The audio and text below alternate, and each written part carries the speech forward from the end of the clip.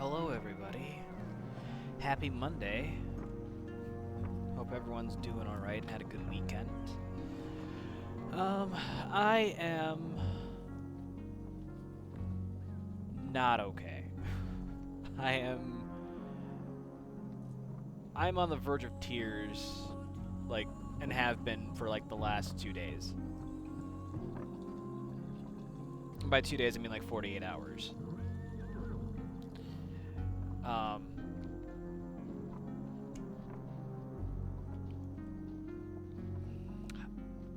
Recently went through a breakup. And it's messing with my head. And I'm trying not to let it do that, but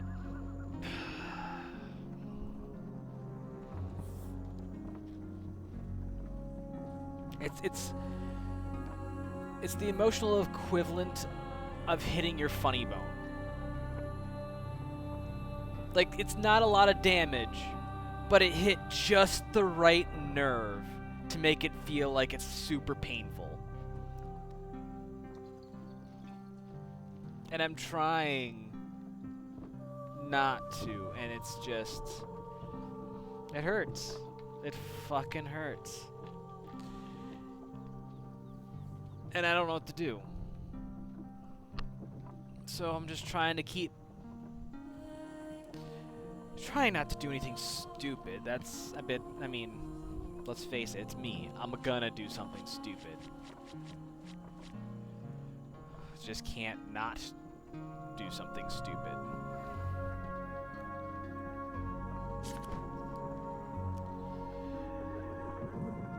So, I'm gonna try and have some fun here, and hopefully entertain all of you who are watching this at home. We're just gonna do Temperance today. If you didn't get the pun in my title, it's Temper Ants. There you go. Hopefully that gives you a chuckle, or at least a groan and eye roll. I already went ahead and picked all my cards for this. Basically, it's food shortage. During the worst famine in the history of the Empire, and unnatural powers causing the dead to rise and stalk the land. So, we'll see how this goes. The Empire works against its own people, yet none of it matters. There will be no uprising as long as they are fed. Yet, take away their bread, and even the most peaceful begin to consider the songs of revolt. The innkeeper joins you at your table. I have found some information. The Reaper was paid up front by a halfling known as Garrick Draukin. The price was apparently the entire cartload of gold. He made the contract and then left the city. Alright. A mercenary. He was employed by the Imperial Army for several years until they wiped out the halfling kingdoms. Since then, he worked for the highest bidder. The innkeeper pauses as a group of Imperial soldiers enters. He relaxes when they sit at a table and order drinks. He was last seen at the road up to Bridgemore Village, a farming village in the outer provinces. The whole area is up in arms with this famine going on. If you want my advice, the innkeeper offers, you should leave the city. Forget the life of death and glory. Find peace in whatever far-off land you can before your enemies catch up with you. Who knows what calamity will befall when they find out you're still alive.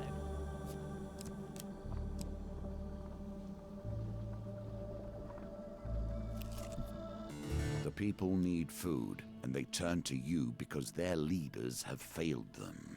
The land itself has failed them. You're surrounded by hungry, armed villagers. A few push forward to confront you while many look more hang back out of harm's way. Please, my children are starving. Each food you donate will feed one angry villager.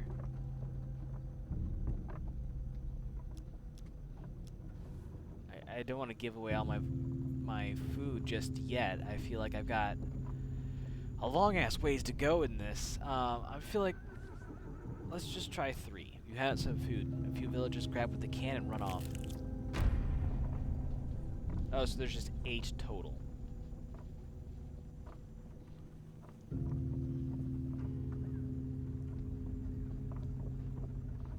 I have a feeling if I claim I have no food, I'm gonna get attacked. They're lying! A woman calls out from the back of the crowd. Your companion backs away, saying, "There's no glory in fighting starved peasants."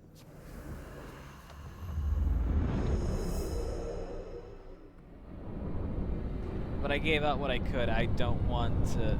Oh, this is gonna suck.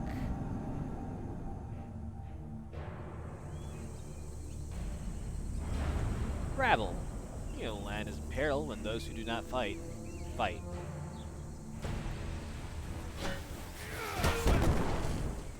Oh, I gotta remember how to play this game.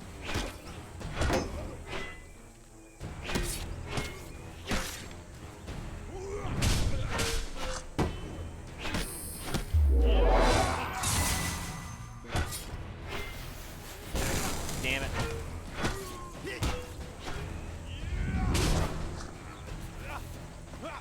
Oh, there you are. Bye, buddy. Yeah, that felt a little, even with my rustiness, that felt a little lopsided, so... The last person throws up his hand. "Keep your food then, mercenary, but know this, that your greed has cost these men their lives." Oh. Okay, so I literally just cannot kill. Alright, well then let's just, restart, because we didn't exactly get very far.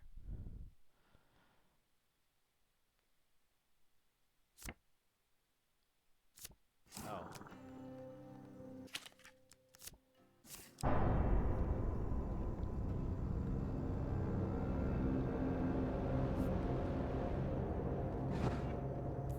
There are still many who can be saved.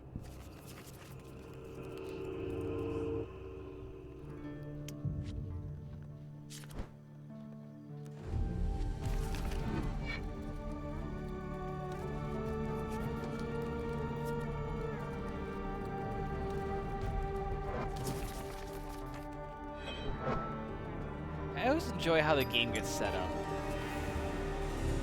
The kingdoms of death were once pledged to my throne. The usurper cares not for our old General suits, store. however. He has driven the deathless from his lands. Whoa. Food costs 8 a pop? And I don't exactly... Well, that was a waste. The well-fed are unpredictable. The hungry always seek a meal, through force if necessary. I'm gonna try and then try to push my way through.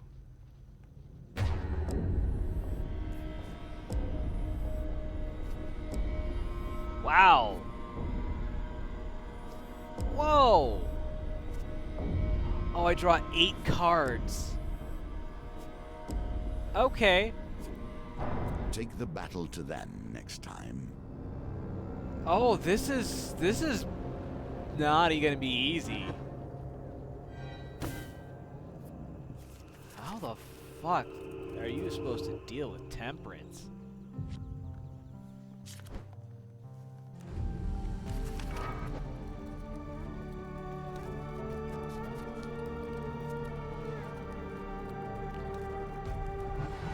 That's rough. 8 cards? Oh boy. In this land, each faction tears itself apart against the other, and all go hungry and wanting. That is because the game is no longer ruled by a mind as vigilant as mine. So then I'll give 5 food. And then I'll take 3 cards of pain. Oh, that's just ass.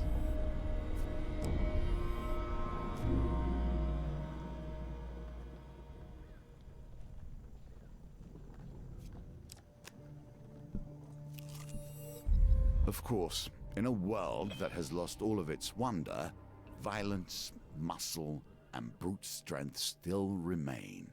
So like the usurper in all its ways. You are cautiously approached by the trail of a group of farmers. Greetings, friend, one of them begins. Are you in need of supplies? The group explains that an evil ogre has stockpiled rations in his cave not far away. They intend to fight the creature and retrieve the goods to feed their families. Would you be willing to tag along for an equal share of the food? Heck yeah.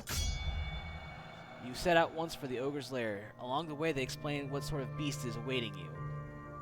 Cassius the baker told me that it broke into his shop last month looking for good food. It set the whole place on fire while raiding the oven. It knocked poor Chester's pie wagon right over with a single swipe of its mighty paw. He lost his entire day's supply in an instant.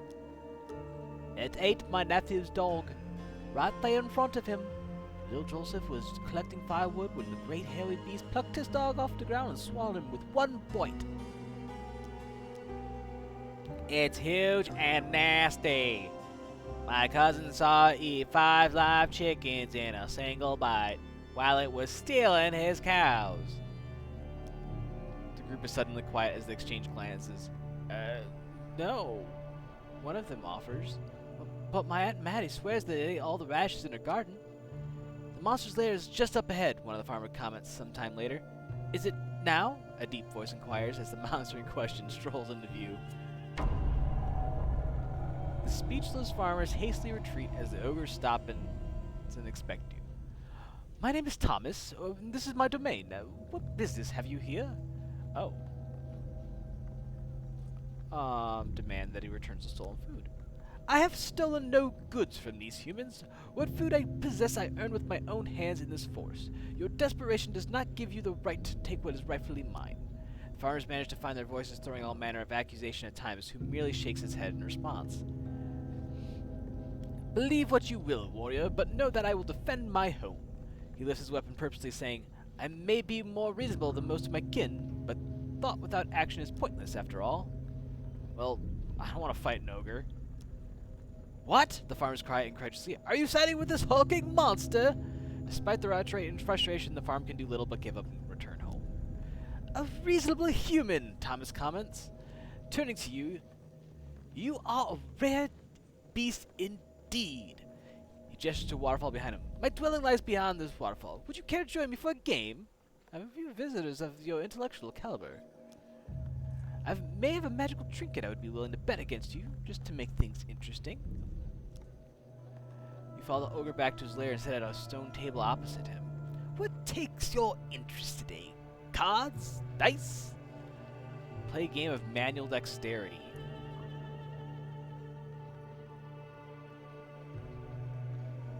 I feel like I have the most agency in pendulum swing. Oh, the pendulum no. is ever changing, and the challenges it presents change too.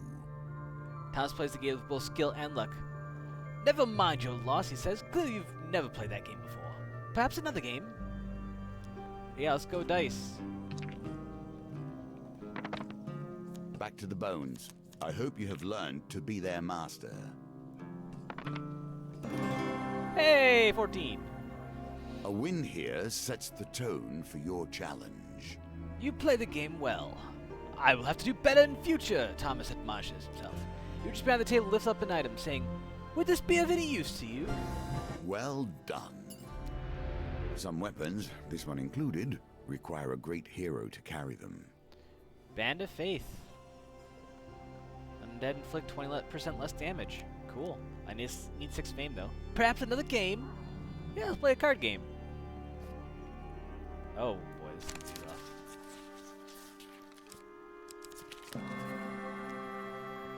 rough. Perhaps I've gone lax from sitting in front of the forest by myself for too long. Here, do any of these interest you? Ooh.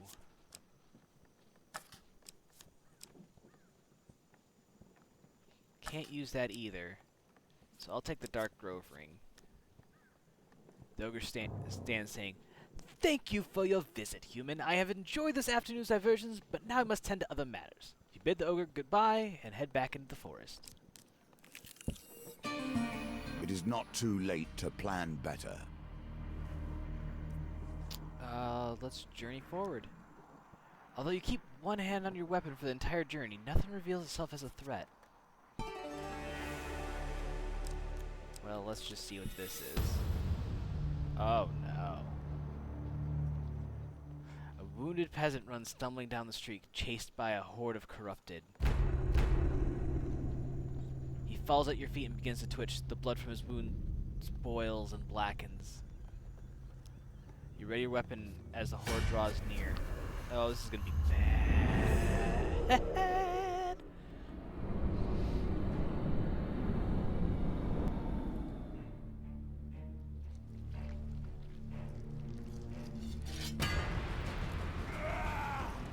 Your cities are tainted. I have told you this.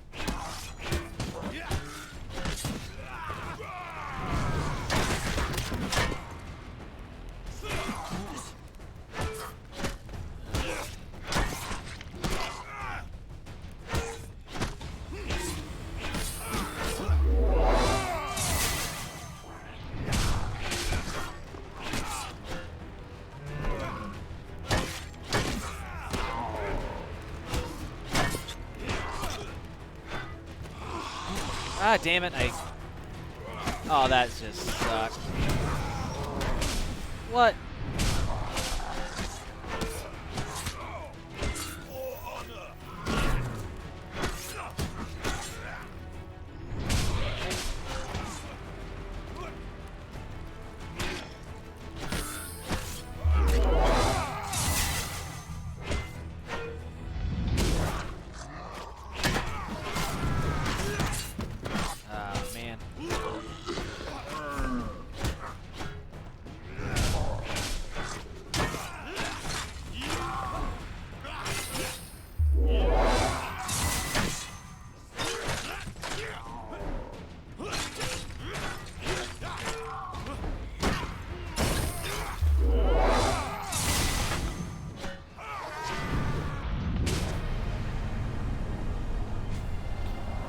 Didn't go terribly, but it could have gone better.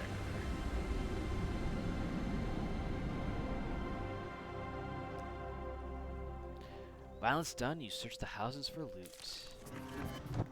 Here we see yet another wheel, Ah, each different, yet each bearing their own similarities. all right. Worth it. That should help. You find delicious preserves in a storehouse.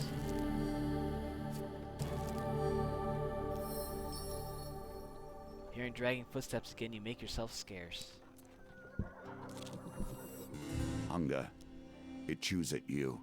This whole land is starving, and you are left with only hard choices. Yep. You wake one night to the sound of rustling. With a start, you realize there are thieving hands pilfering your supplies. You lunge for the closest thief, who is 2 food.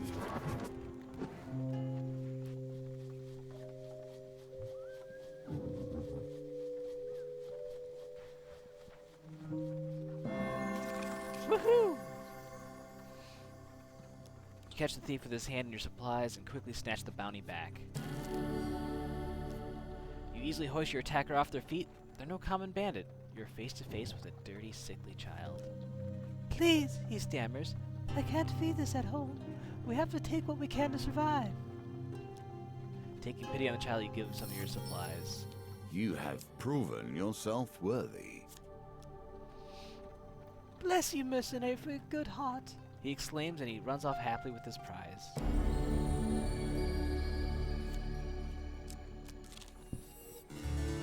Oh cool, duel. While enjoying a pint of imperial ale, you smirk derisively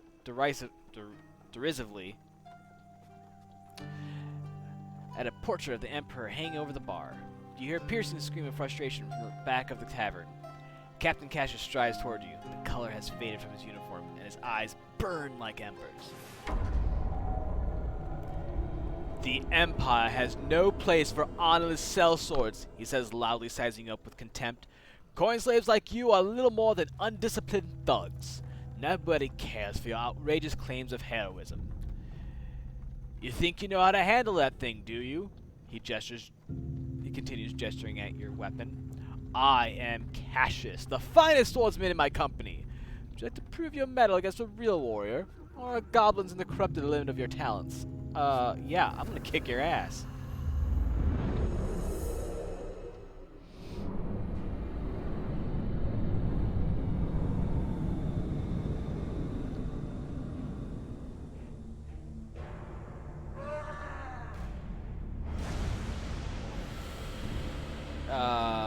yeah, I think he's,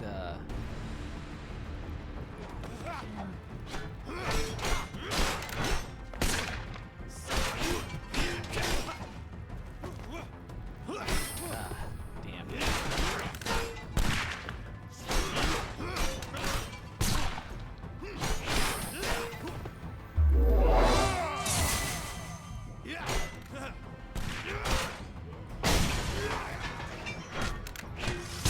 Ah, dang it, I didn't hit A fast enough.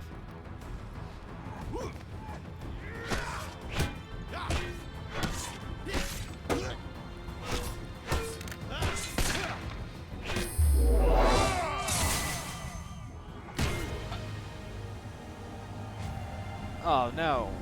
Did I lose a duel?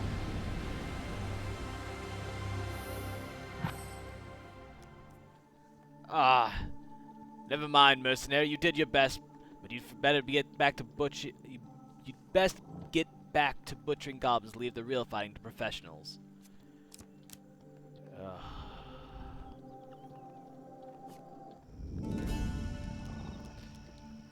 Can I trade? I can buy and equip. No, I can't.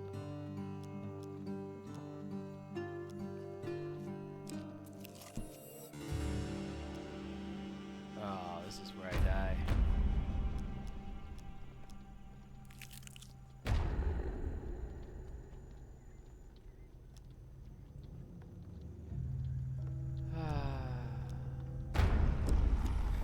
Oh. Oh. Oh. Yeah, that does it for me. Slain. Man, Temperance is In time, hard. you will gain the skills you need.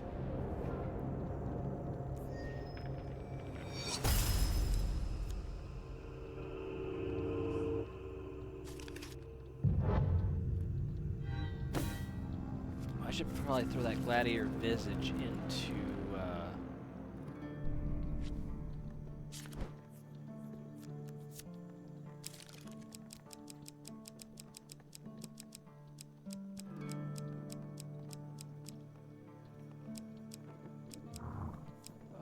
what does this do again? Excludes undead.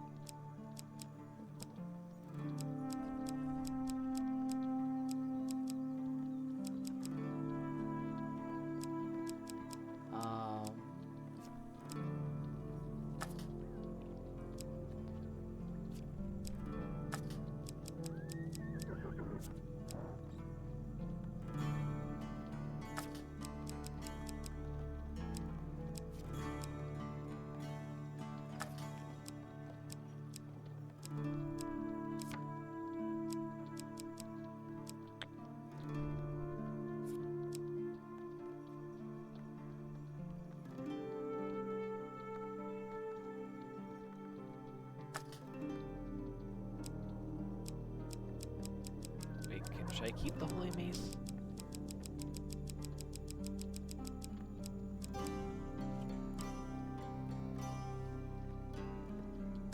Yeah, I should.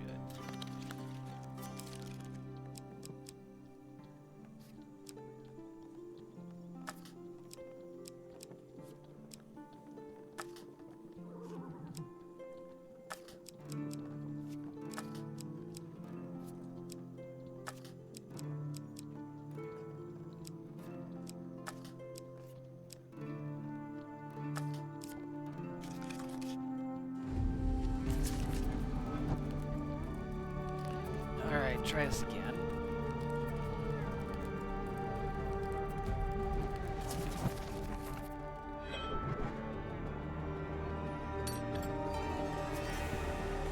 At least some are keeping the old magic alive, for better or worse.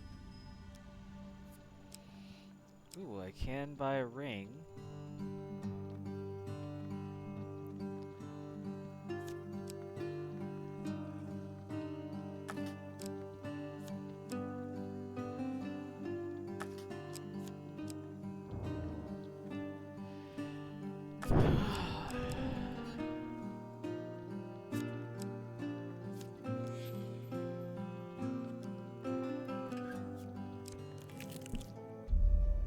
Oh, it's Thomas again.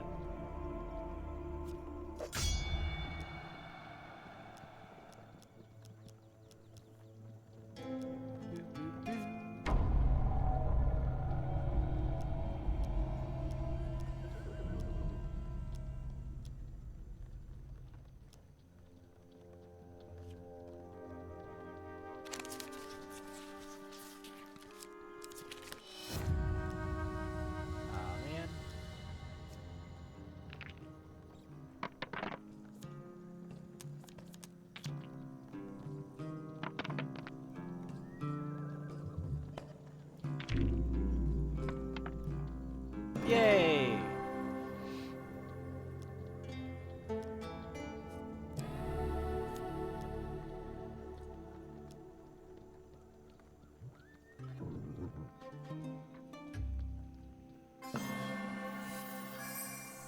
Awesome. That will set you in good stead from here.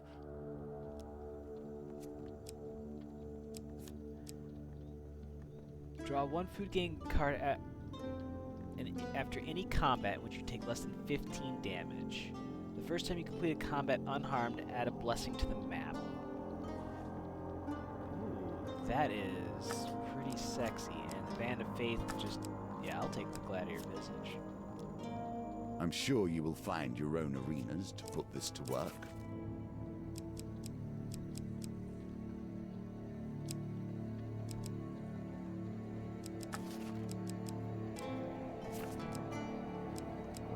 I'm gonna go up.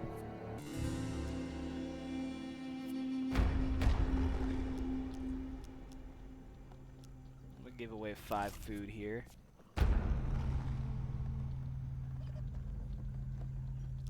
And I will try to push my way through and see how much damage I take.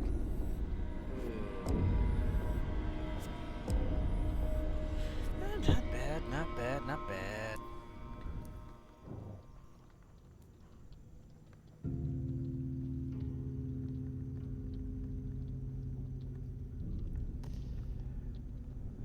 I lose Colbjorn for 3 turns, but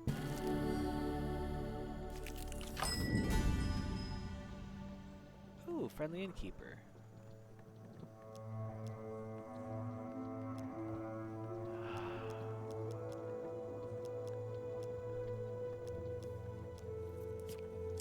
Sadness.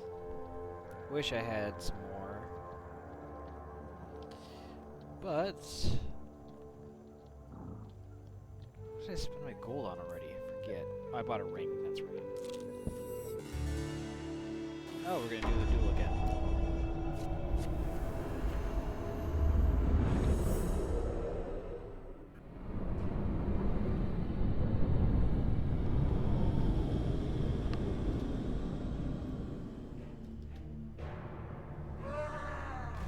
We just put that aside.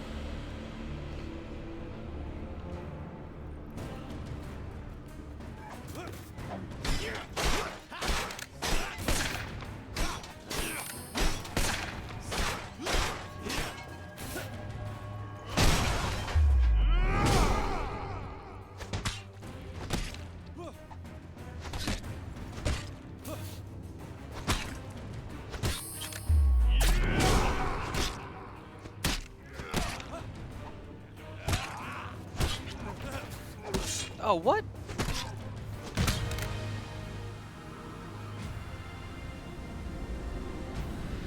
Hi, Akka.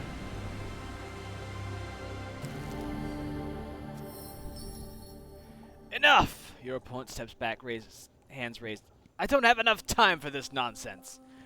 The tavern crowd cheers your victory, and the tales of your battle are told and retold. Your prowess growing rich with each telling. Apparently I haven't.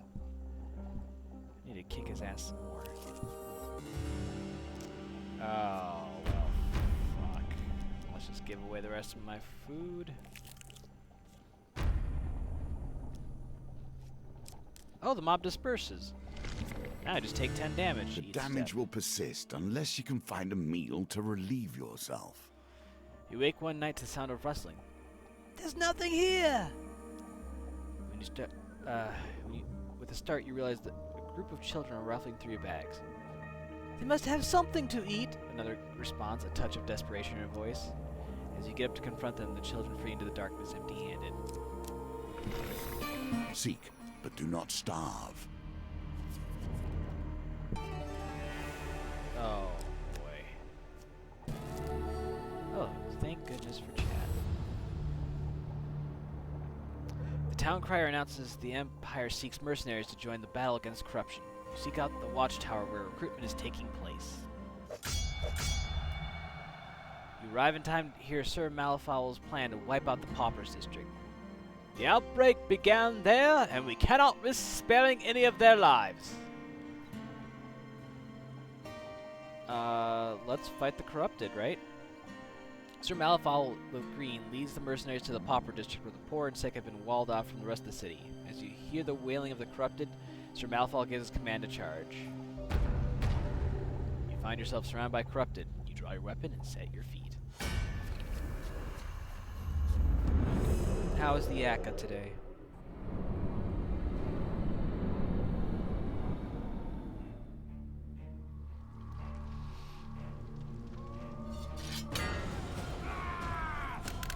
I wish you an honorable death. For the bear!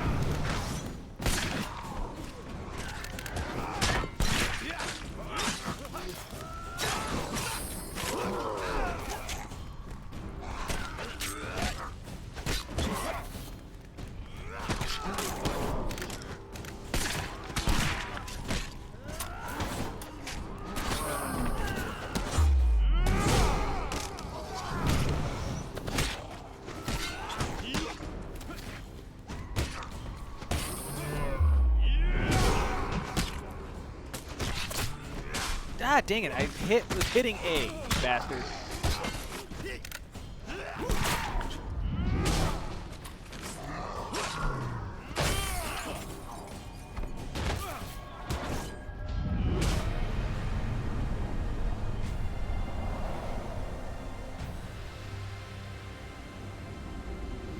Are you heading back to work? Okay. Well, thanks for dropping by, Akka.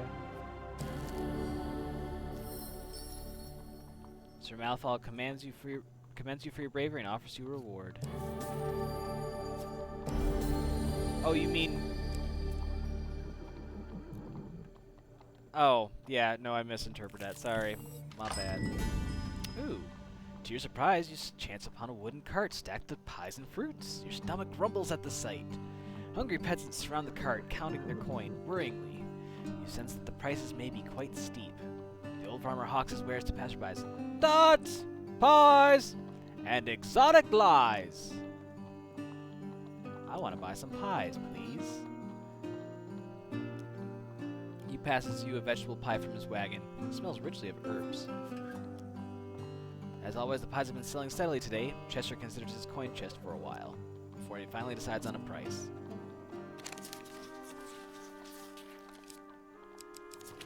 Damn.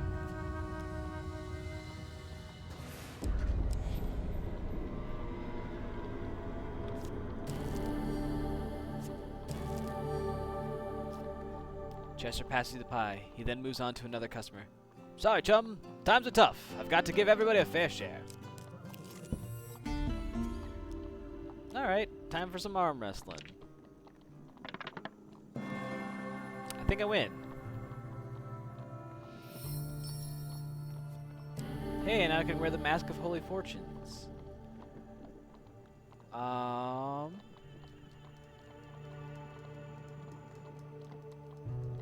As much as I want to wear it, though,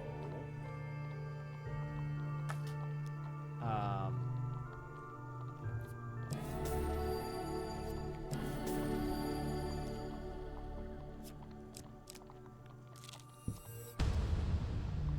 wounded peasant runs stumbling down the street, chased by a horde of corrupted.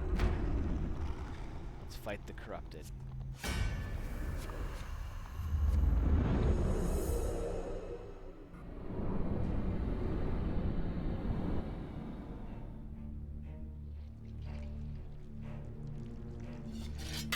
Two armor corrupts. I don't like that. Your cities are tainted. I have told you this.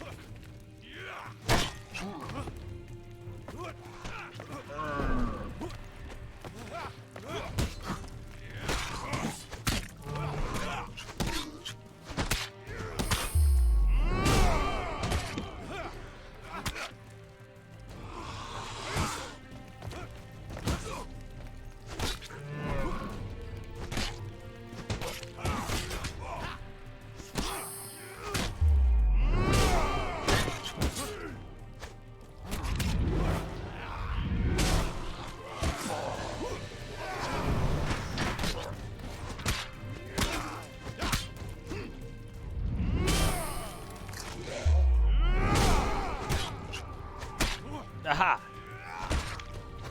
Colbjorn, get your ass over here.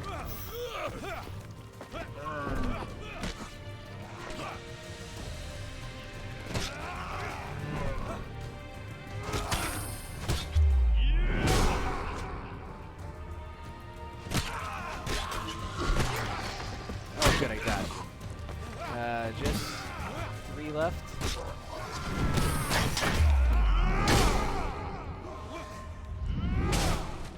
Alright. Now to deal with these guys.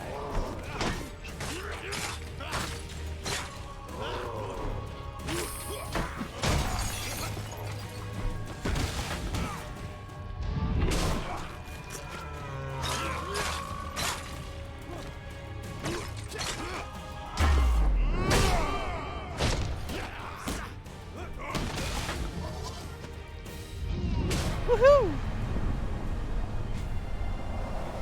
That was a decent combat.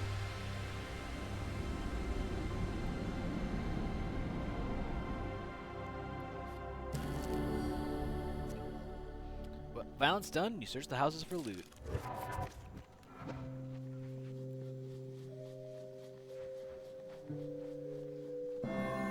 Nice. Find some delicious preserves.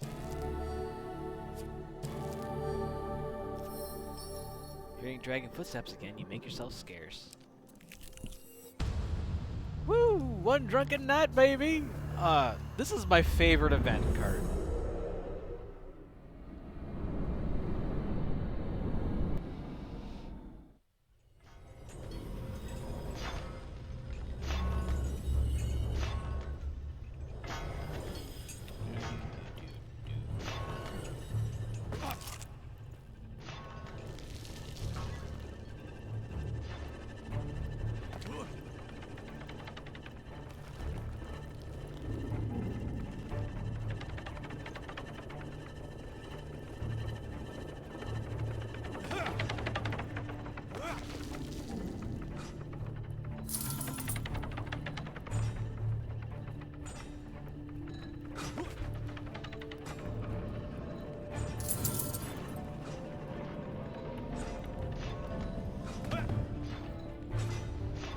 Should I go back up for that goal? Oh yeah, I'm gonna go.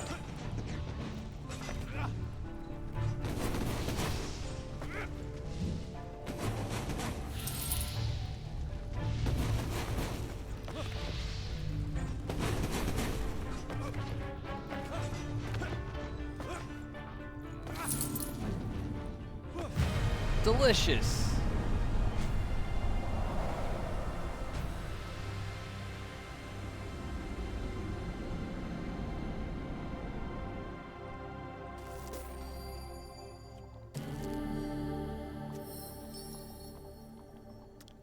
I think that that worked out pretty well, don't you?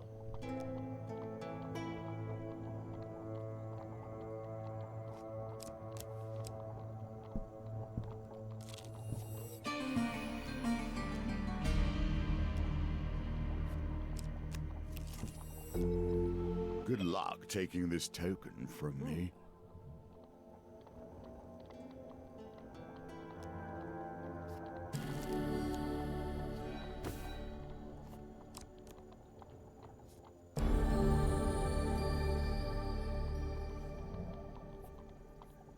Ooh. I've been ambushed.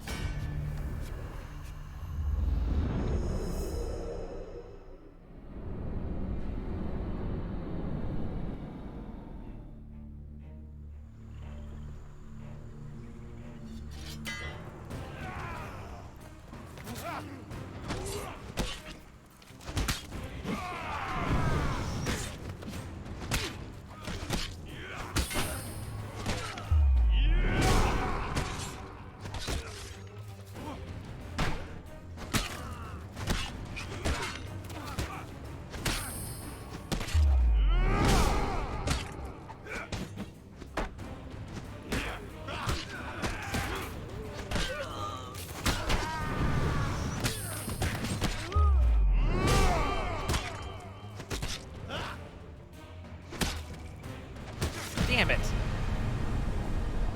managed to get that last hit in.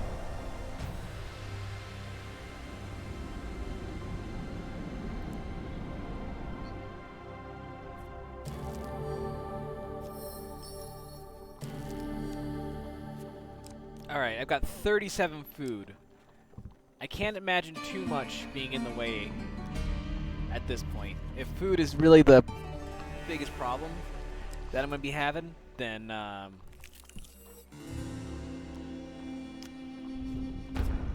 oh look, it's 8 hungry peasants. I have food to give out to everyone! Ooh, in a general store.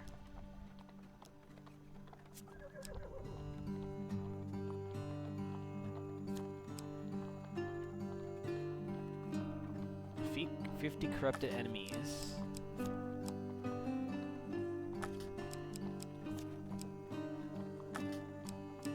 I'm gonna take Dark Thirst, I think. How much does it cost me? 31 gold? Sure.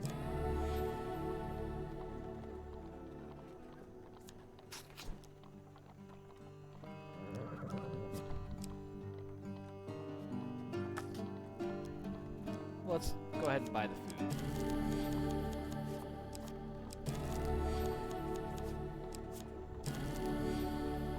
And then let's sell equipment, because I'm not going to use the Mask of Holy Fortunes.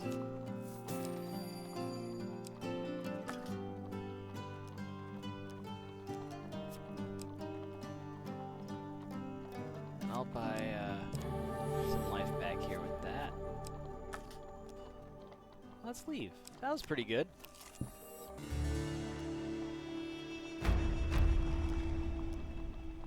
More food to give away.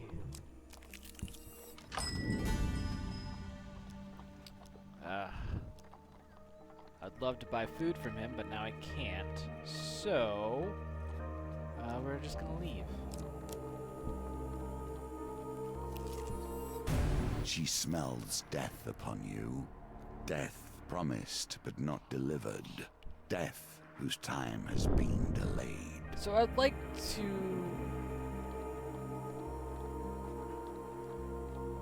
we'll just see how this goes. The sky is unnaturally dark as you approach the ruined graveyard. A cloaked figure stands amid the crumbling tombstones. Despite your stealthy approach, it turns to watch your arrival. The living have no place here, she rasps, the breath leaving her body with some effort. Though you will make fine source material for another minion. She raises her staff and undead rise from the ground.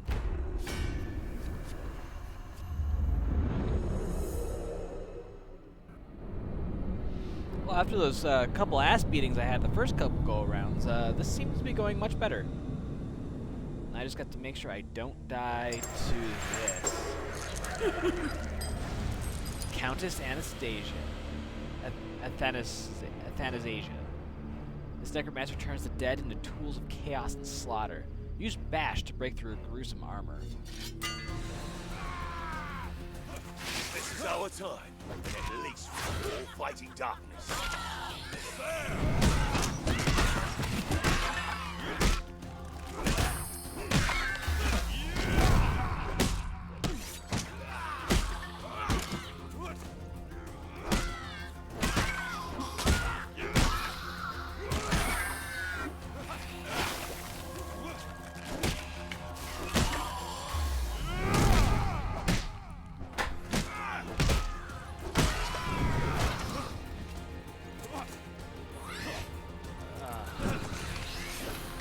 Oh, she's just gonna keep reanimating right there.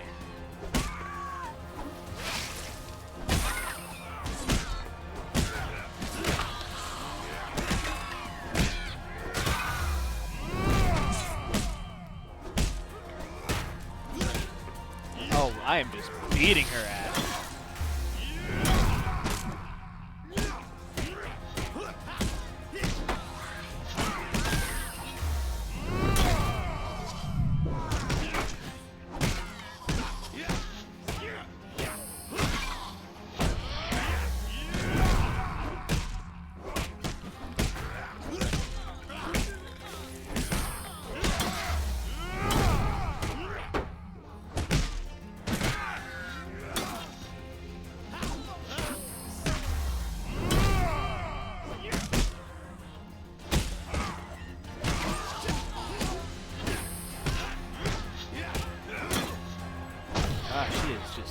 bad to the bone.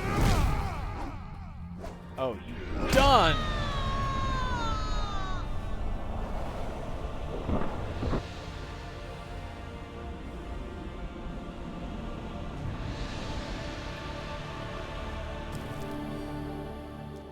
Smoking ash is all that remains of the necromancer as you inspect the contents of the crypt. There, you find letters written and signed with the Emperor's seal, each one calling for your death. What have you done to earn the Emperor's wrath? As if in answer, the voice of the hermit rings in your ears. It is not what you have done, but what you are yet to do. A powerful force presses against you, and every move takes you closer to the end of the game. You have few friends now. Woo!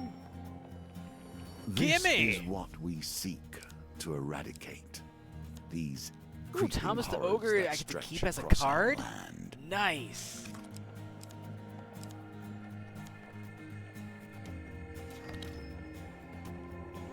Give me that gold, baby!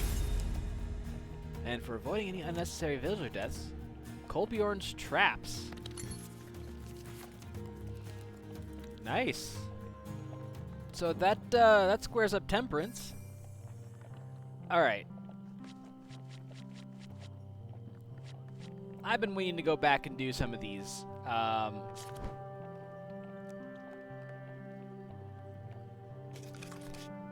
Because I want the gold. So I actually went ahead and redid both the decks for these two missions here. So we're gonna redo these and get our gold here. I'm not gonna give too many attempts at this. I'm gonna give each one a couple goes and see how it plays out.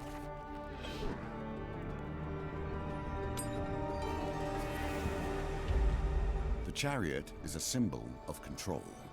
Taking control of the horses of your emotions and binding them to the chariot of your will. If you can do that, perhaps we can navigate these roads together.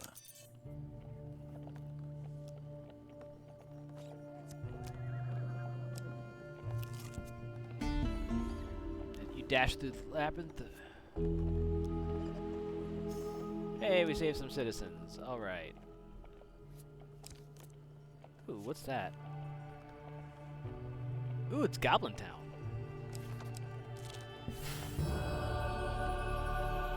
Yeah, rid of his the Gold Mountain.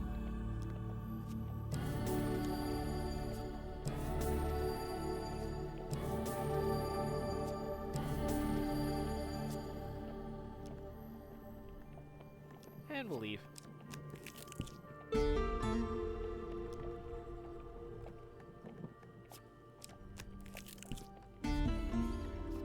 Ooh, arm wrestling. Uh-oh. I need some good numbers. Oh!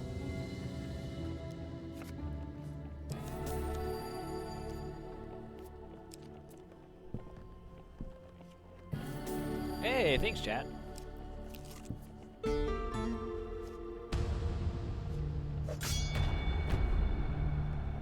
Let us see what the smith can achieve.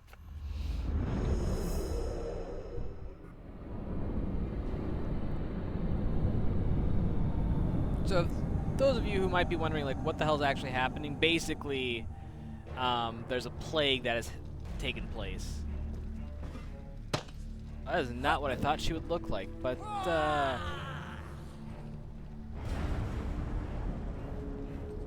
you know what? I'd do that. Ariadne, steel and flesh both subscribe to the same rules. If you hit them hard enough, they do what you want. When activated, Ariadne performs powerful attacks that causes high armor damage. Stay close to her for her ability to charge faster. Time to wreck this joint!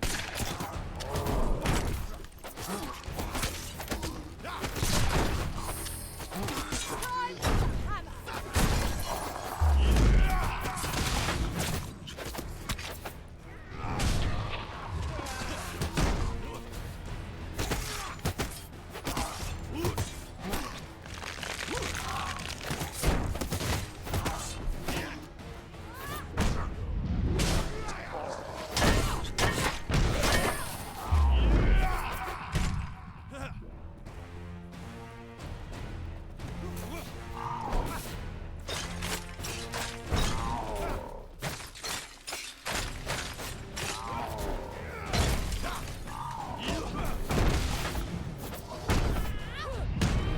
Oh, jeez. I think I just saw her take out a chunk of that dude's health.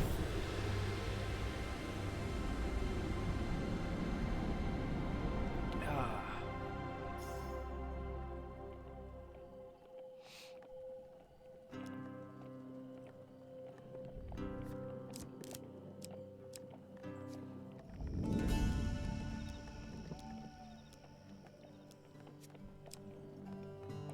What is this?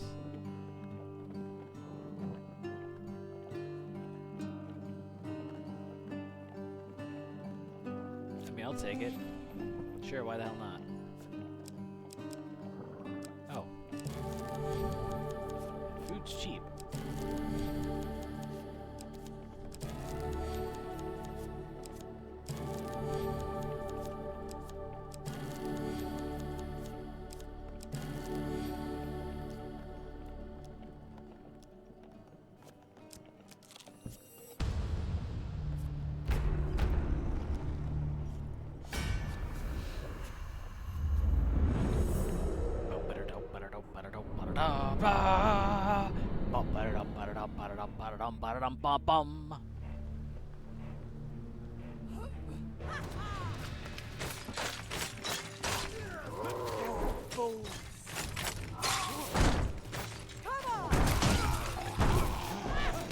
I dodged right into that. But, come on, let me get him.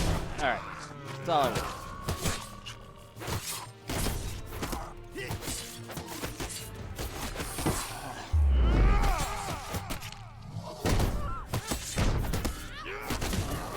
Oh god.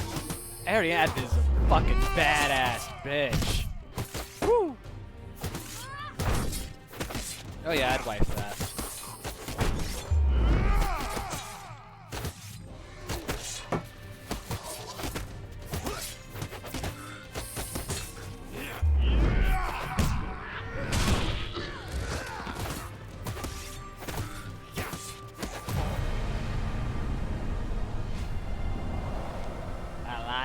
Sturdy.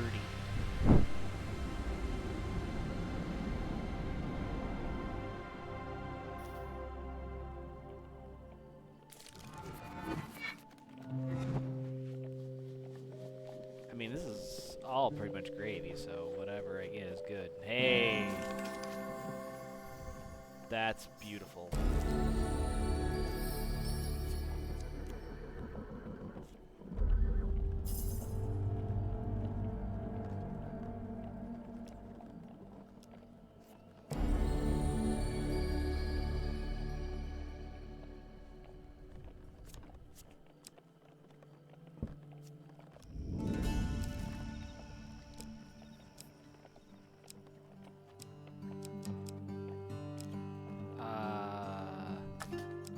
I'll take the villager next, thank you.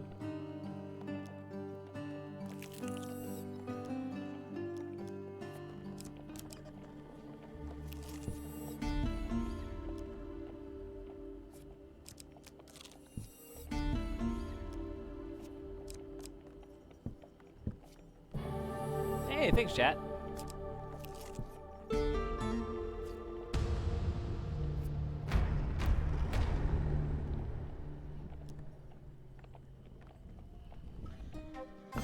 Oh ho ho! Oh ho ho ho!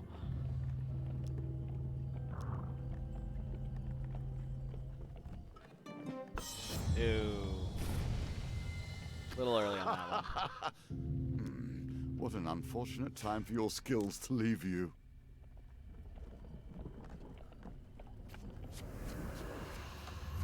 That's okay. We got, we burned through half of them. 5 more ain't no thing but a chicken wing. Do-wop-a-do-wop, do-wop-a-do-wop. Time for the hammer!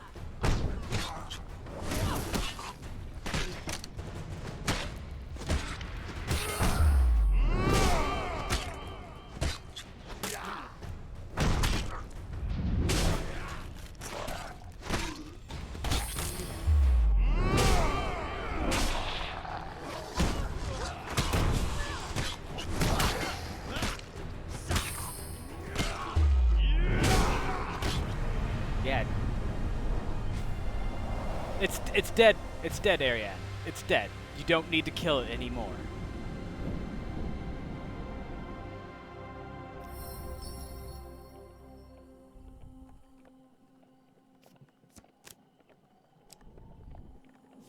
What card is that down below me? Oh, that's Ariadne's card.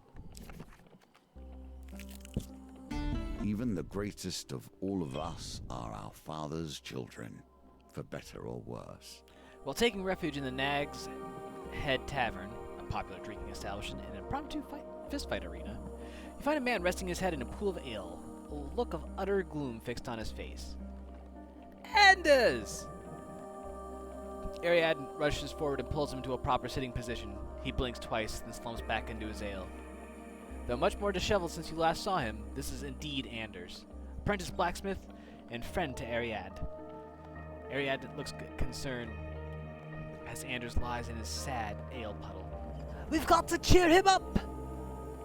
Let's offer him some cake. Ariadne offers to help. Yes.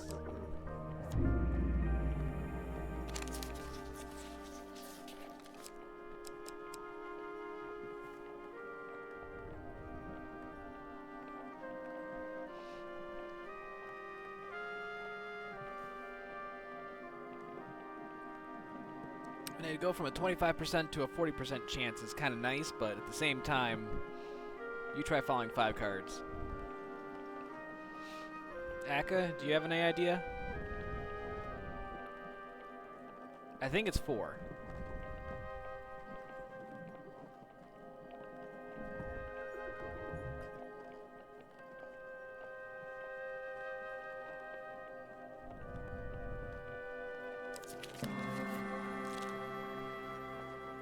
Anders raises his head from the puddle, grabs the preferred cherry cake and shoves it in his mouth. Ravenously. Ale drips from the side of his face. Anders still looks glum, but at least he isn't lying in a pool of ale anymore. I am a man without purpose, a man without money, and a man without friends. An awkward silence stretches between you. Anders still looks glum, but at least he isn't lying in a pool of ale anymore. He promptly bursts into tears. My forge was shattered by that blasted ogre! I hope you killed it! His eyes suddenly turned red with anger. Cheer up, Anders! Adrienne returns from the bar with a basket of fried almond bread. Whatever it is that you need help with, I'm sure me and old hero here can help you. Can you repair my forge? The apprentice blacksmith looks doubtful.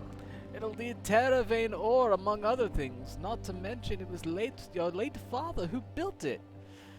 So I have no idea how to even begin rebuilding.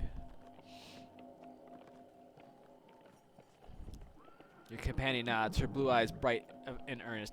Of course! Easy as pie! Anders looks a little bit more hopeful. You really are nothing like your father. Ariane follows and then shakes her head and grins. Thank the gods for that! So, twisting your path to this table. Now I begin to understand First why up, you cannot help but says Ariane, aid the propping her friend hapless. back up in his chair, is to find a mechanical oddity.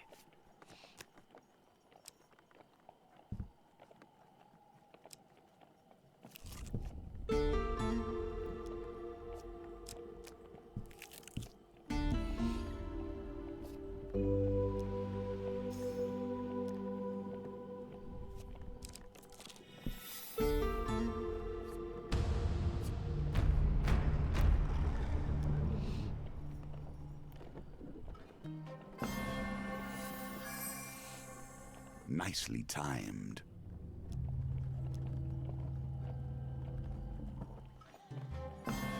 Yeah, baby!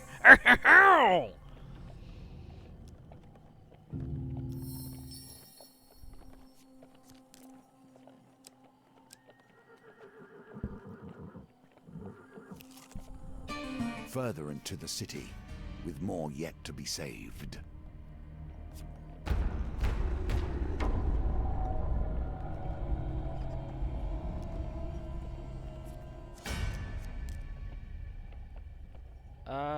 Yeah. This is a good fight to ask for some help.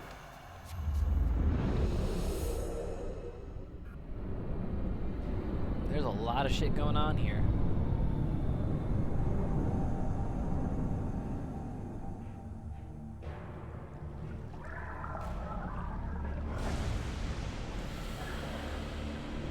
We are gonna beat the shit out of that.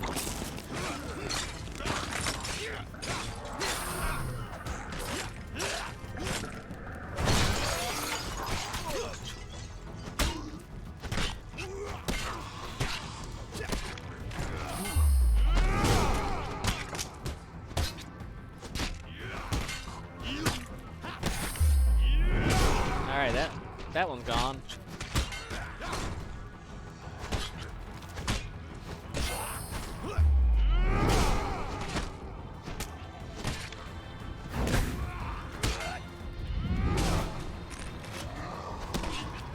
Oh shit, I thought that was Ariad.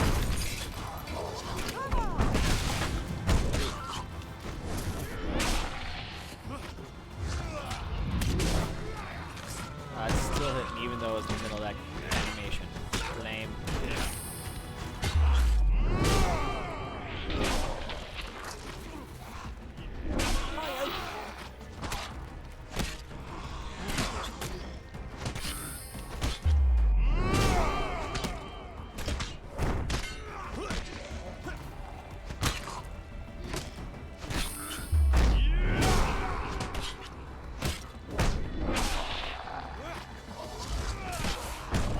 She's gonna fuck that guy up. Yep, she did.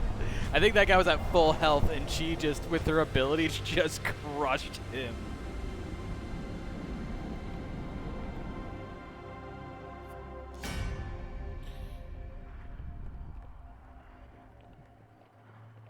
Alright, we're gonna keep moving forward.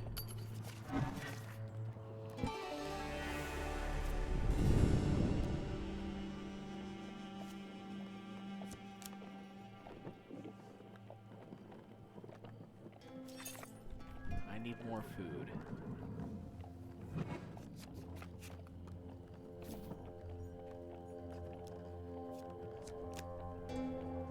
Akka mini sneeze, no! Akka no sneeze.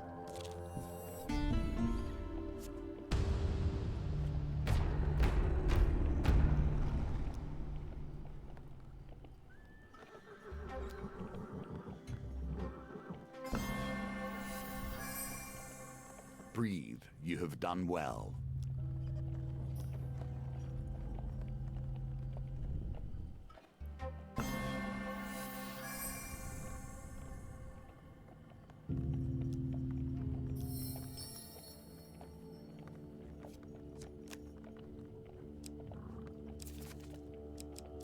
What does this do again? Oh, it's the map reveal.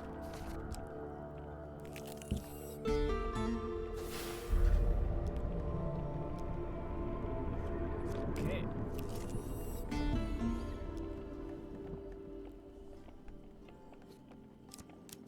I need food. Oh, thank you, chat.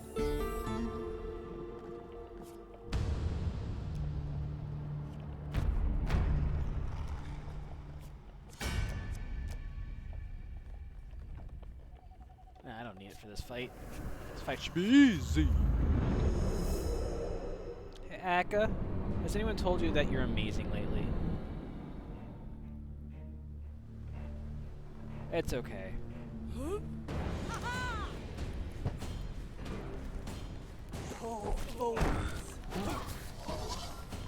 Time for the hammer.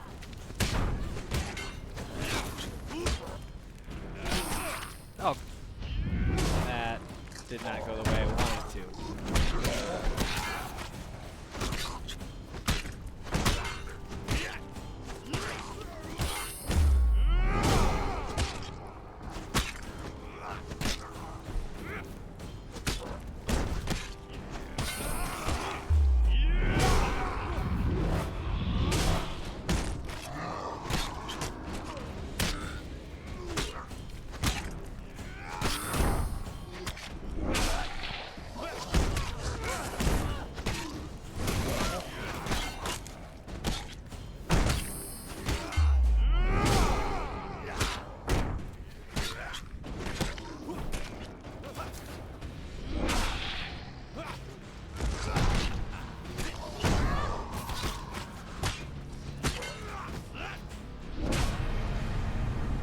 That's okay, Akka.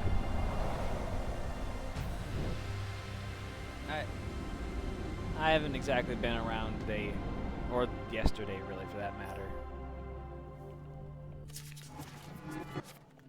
Ooh, I want food. I can't read these cards.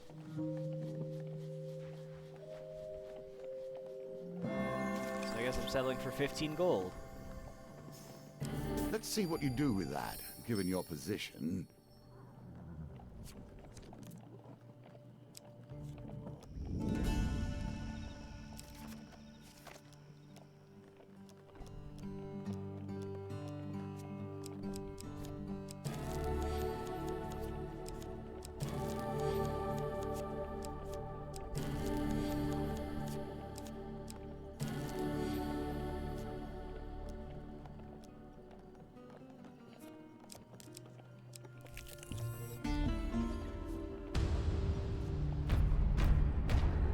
Ambush! Patience. Do not move too quickly, for haste breeds only failure.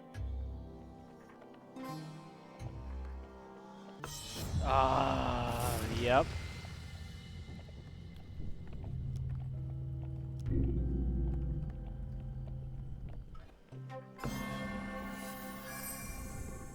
That will set you in good stead from here.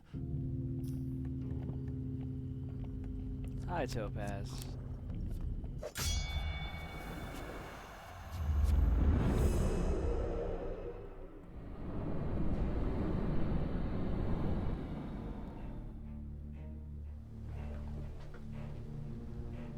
Look at all of them.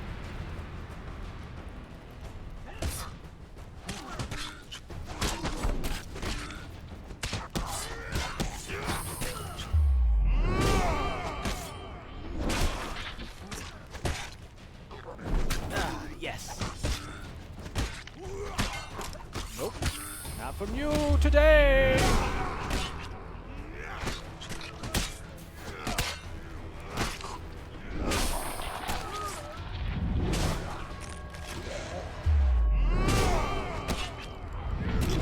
Oh, that still hit me. Okay. Lame.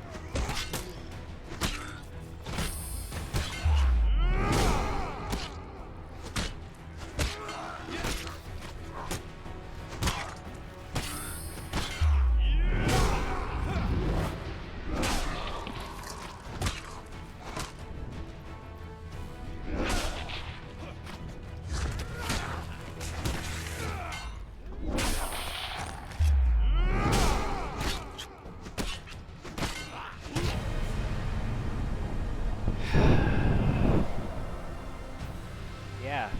Now, if only I could smack some ass, that would be great.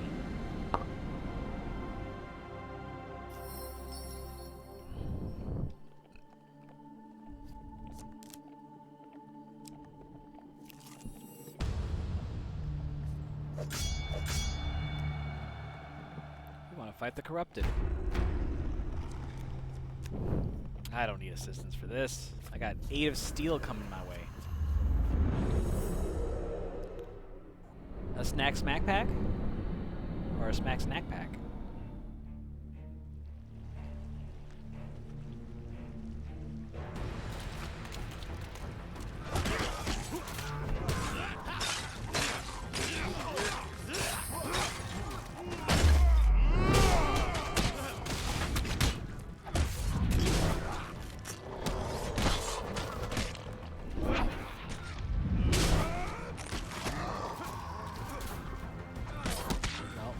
I'll just smack.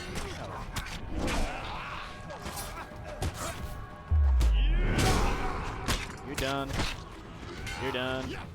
You're all motherfucking done, sons.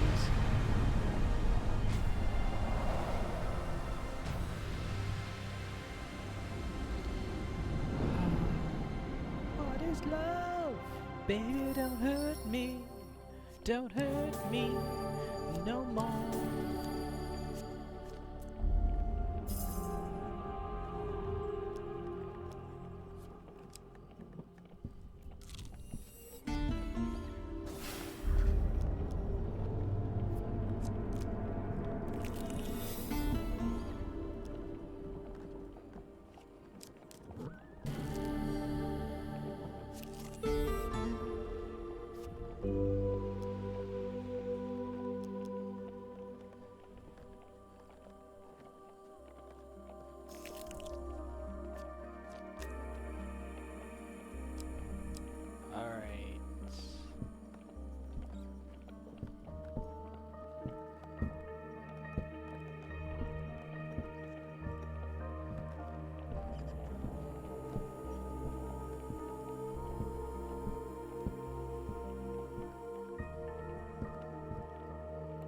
I get some FUD, please?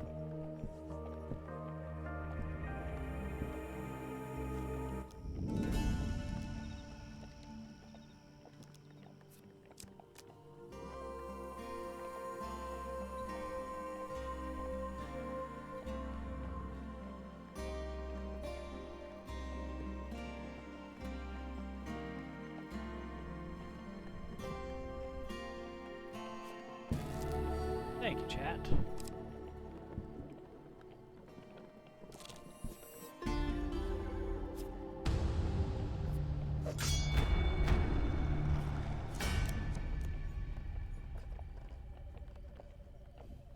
Yeah, we're good to go. Let's keep going.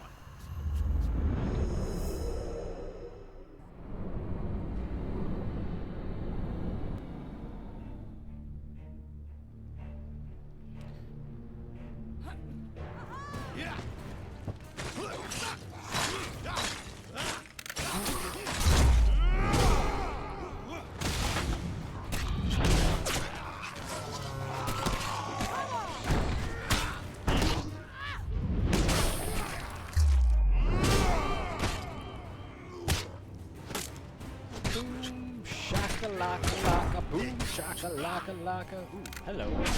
Goodbye.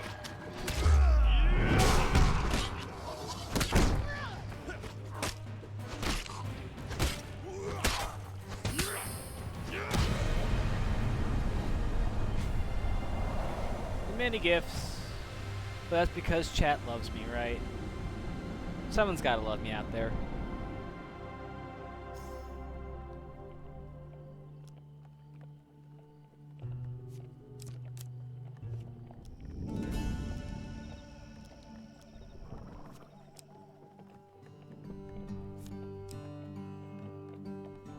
I mean, sure.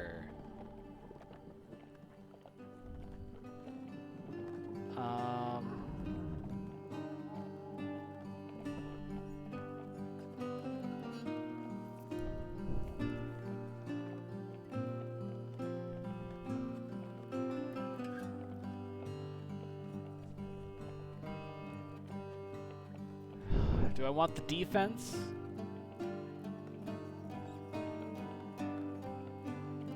What can I do?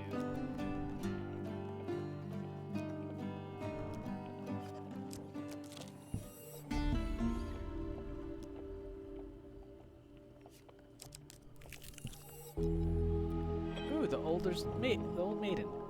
I would like supplies, please.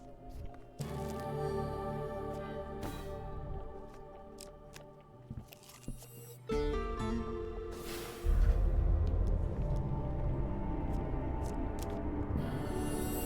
thank you, chat.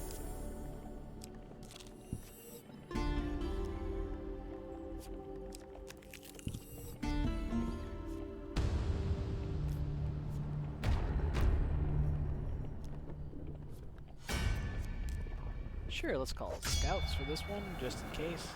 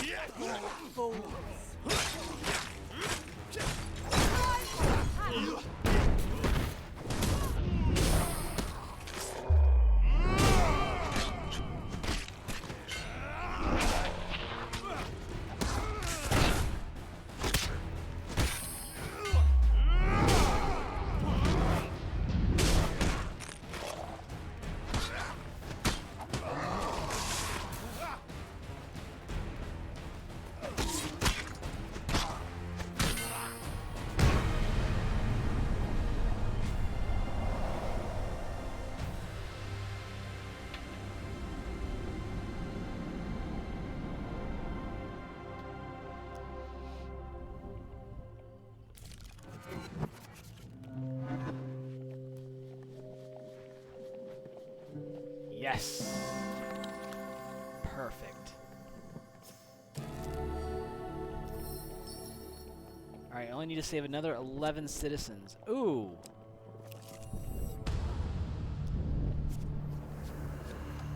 Oh, what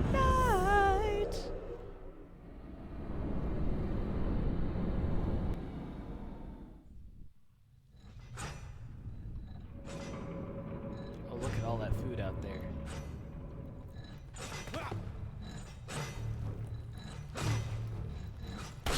Ow.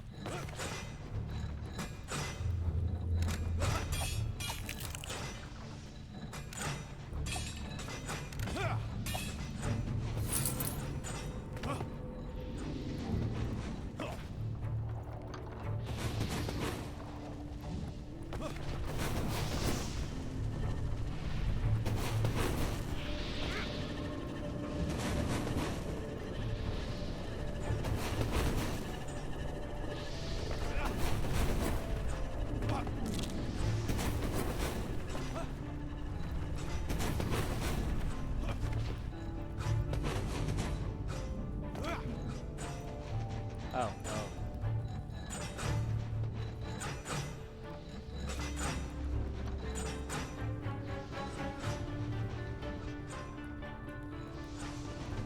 So that's that. We're on the right path now.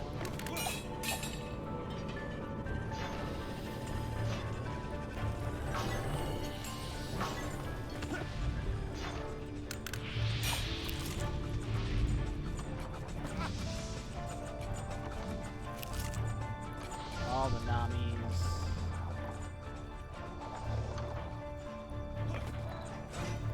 And we're back again.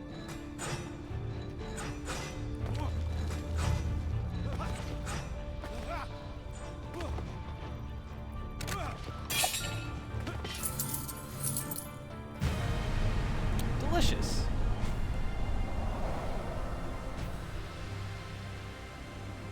Those of you watching Big Brother US, nominations on the show took place yesterday, so 15 gold, 8 food, 2 fame.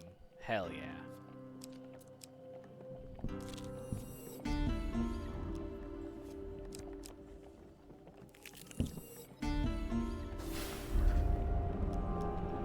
I gotta go back around.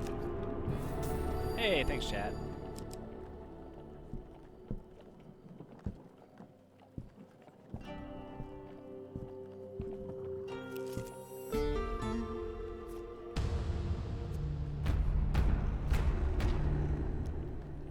Alright, come on, baby. Come on, baby. Come on, baby.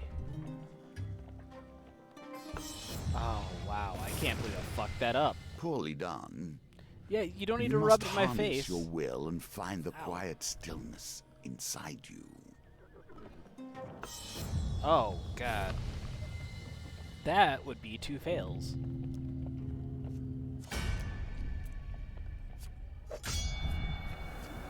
So I gotta deal with all that shit.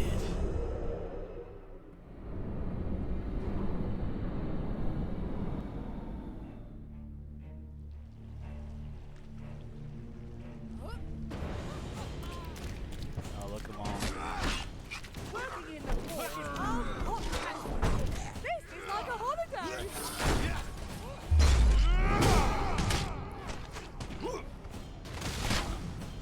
Hey, there's one. Yeah, that's good bastard. Get out of the way.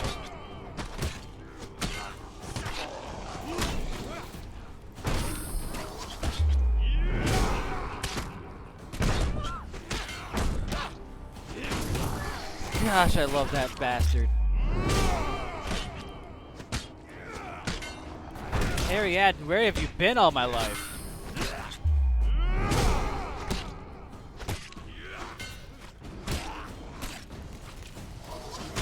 Ariadne, true white one.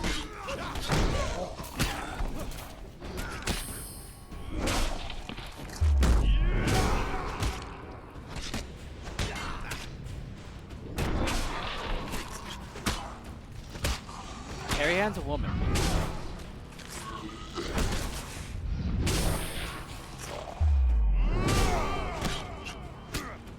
Back to the fray.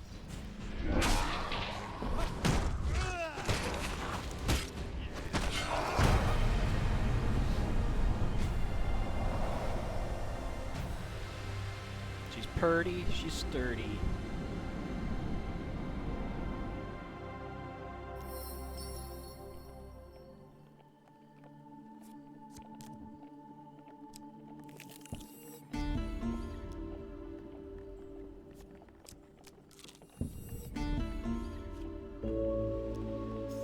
Alright, I need 3 more citizens.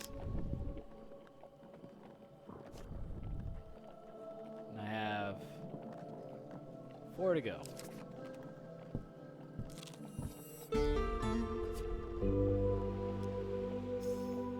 Yes! We got... Oh, thank you, Chad.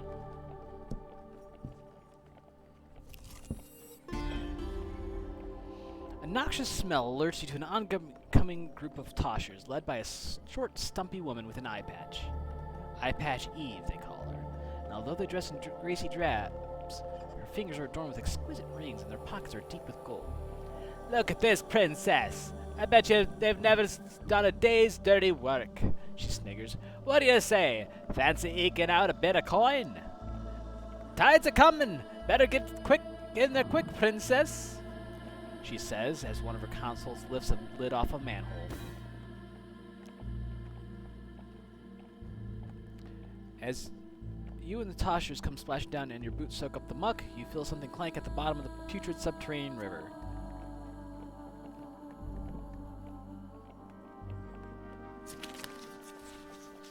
Oh, wow, I lost that pretty quick. Yeah. You plunge your hands in the rancid water to pull out. Man, I wish my pull-out game was a little stronger. Hey, 13. Fish out the trinket. Sewers, walls tremble. Time to resurface! She shouts as the Toshers lift themselves out of the gutter. They pull out just as the tunnel floods. I feel like I'm missing a part of that story. I don't quite know what it is. Oh, gotta go around. Bringing it around town. Hey, thanks for the gold that I don't need.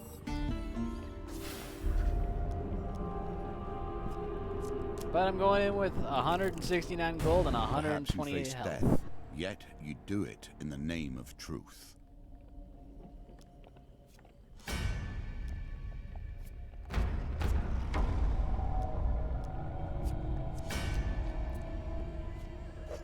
Oh, perfect. Only had 1 assist remaining, and it's the final battle.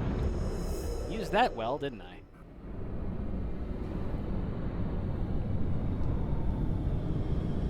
I got 120 health. This should go well, right?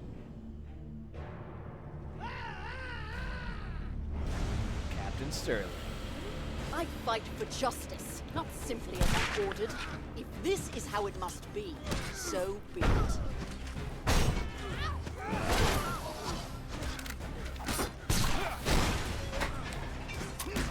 On my mark. Ooh, yeah, he toast.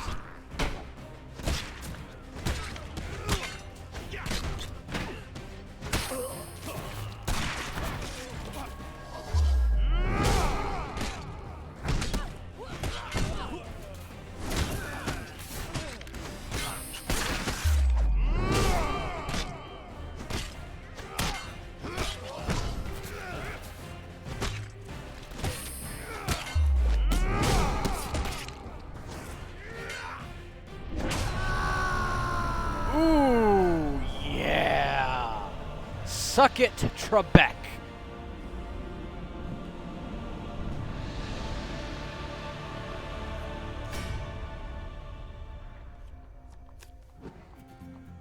Hey. Now you begin to climb Boom. every barrier I put before you.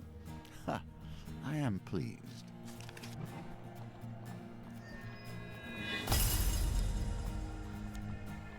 Mechanical oddity.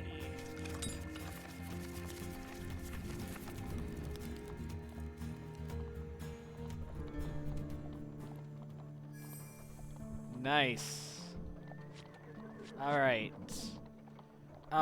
Let's take a stab at the Hierophant and see if we can't make this one happen. This one just sucks, though. You know what? Fuck it. We'll come back to this one a little bit later. Let's do a new mission. Devil. 4 lives hang in the balance as a mysterious stranger offers help for a price. So I get no companions for this one, which makes me think that my companions are the 4 lives that hang in the balance. So I want something.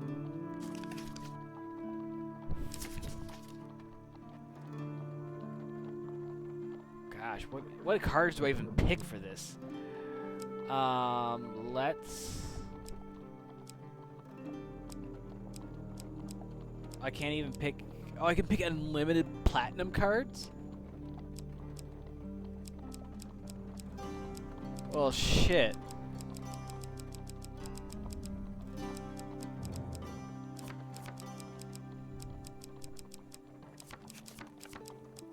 Why not just pick 6 platinum cards then? Because I think I have exactly 6. Yeah, so let's do that then. We'll just take a deck full of platinum cards. Woohoo! Let's see if we got anything for Empire.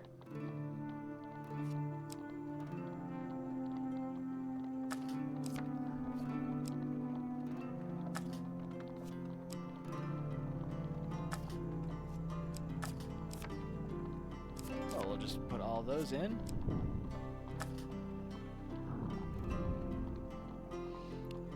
What weapon? What do I not have? I don't have any armor. Is this? What is this? It's an artifact. So I don't have I need an armor and shield.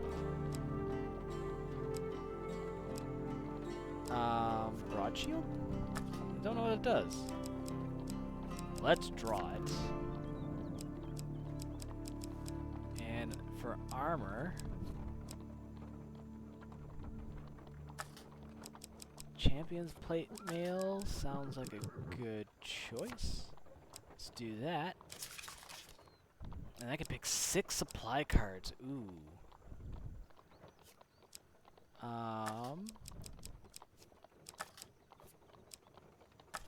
Not shadows. Don't know what that does. I want to take that. Take the Merchant's Ring. Sure, let's take the Worker's Hammer. And then we'll just take those 3. Alright, let's find out what this entails. Those who travel with you are more than mere pawns in this story. They have their own goals and their own needs. Yet their stories have ended, or they would be here by your side, would they not?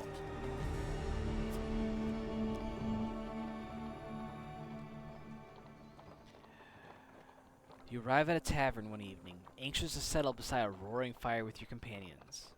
As you enter, however, you're surprised to find no familiar faces. After a meal and several hours of waiting alone, a priest rushed in. Your friend Ariane lies sickened in a temple. You arrive at a temple to find Ariane lying on a simple bed, attended to by a church official. He explains that she has been stricken with dark magic that is slowly draining her life. Somehow this malady resists our attempts at curing, The official says sadly, it's as if her very soul were poisoned. I'm sorry, her time is limited. The official leaves shaking his head. It is not my place to say, the young cleric whispers, but perhaps there are other places you may seek help. In my work helping northern refugees, I've heard tales of their high priestess, a mystic of sorts who moves freely between the realm of men and the world beyond. If anyone could help your friend, it would be her. Topaz, what's your terrible idea for a weapon name? You know that the northern priestess will not see you unless you possess enough blessings, but you have few options. With the young cleric's help, you ready Ariadne for transport and leave the temple.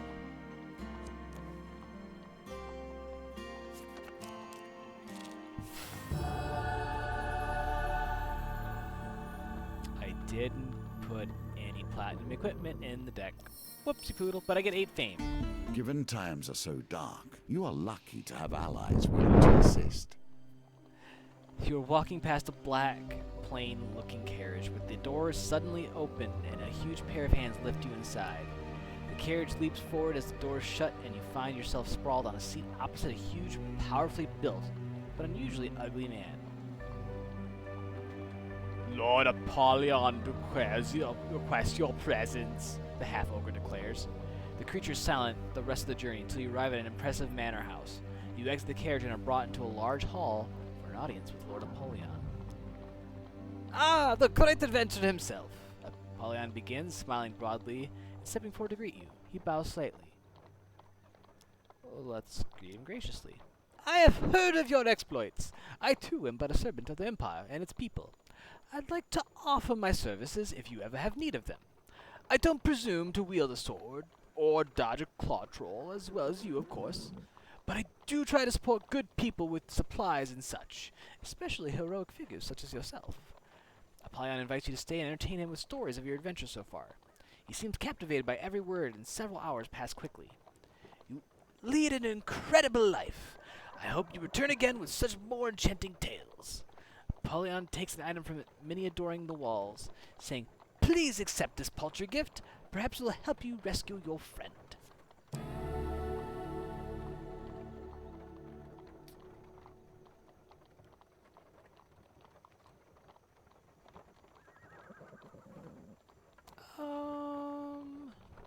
I mean, I'll take it.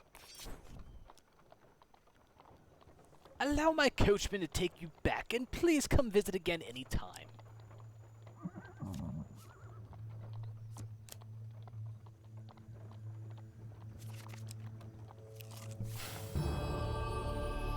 Well, let's visit Gold Mountain.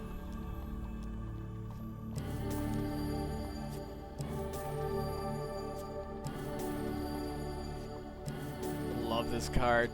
So good.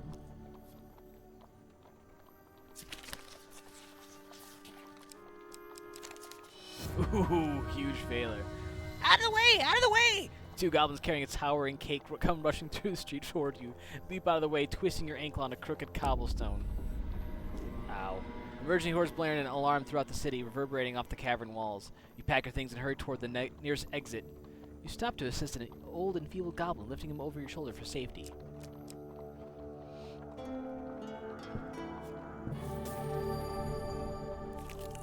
You have to wonder why anyone would help you.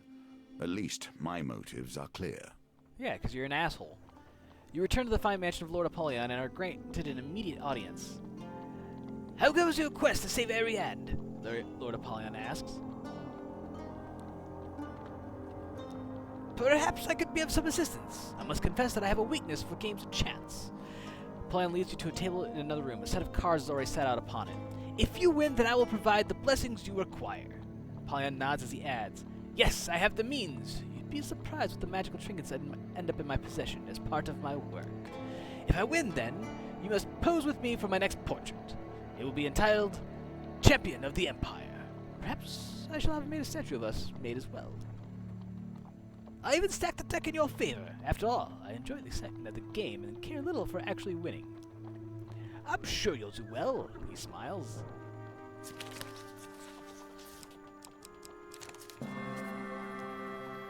Well done! He claps in appreciation. I think you've played this game before. He gestures to a darkly robed man who fails to notice standing in a shadowed corner.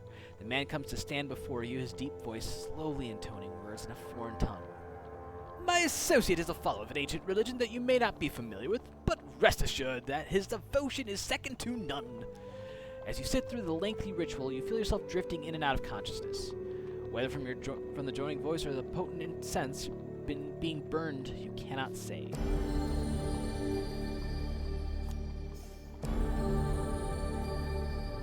The first hit in combat against Empire deals 50 bonus damage. Oh!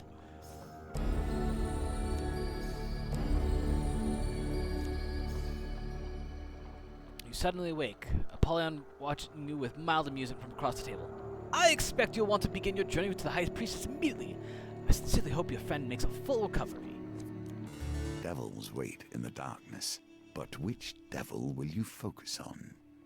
As you pass near a darkened alley one evening, a blackened and misshapen hand grasps you, pulling you close to the darkness. You stand at the precipice of ruin. The Dark Lord has taken an interest in your destiny, and even now is engineering your downfall. The hunched creature pulls you with surprising strength further into the shadows.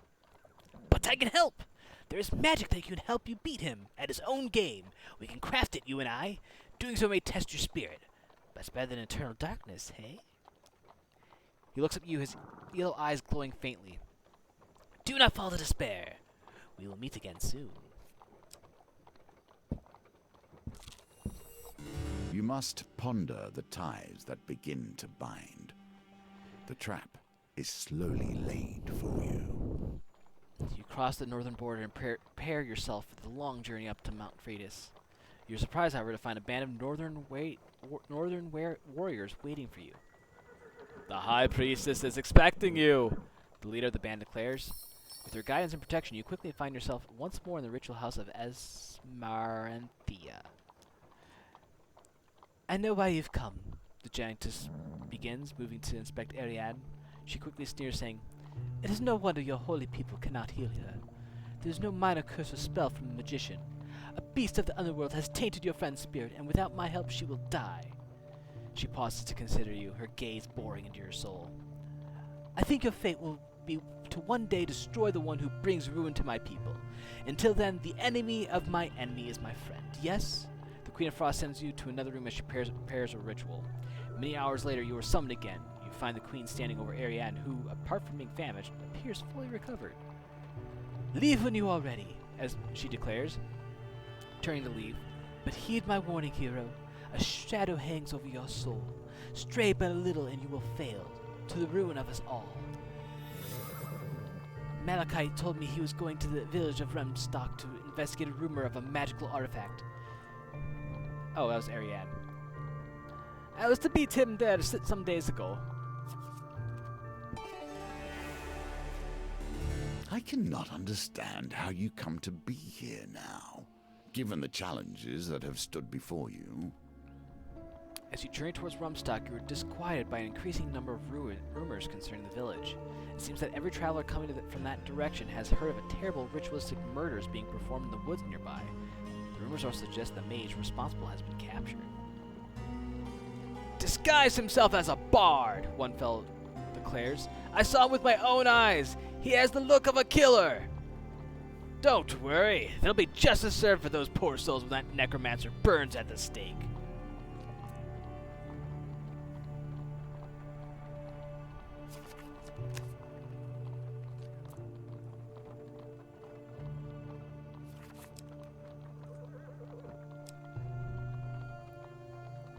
Just says go to Rumstock. Hey, a man of the world.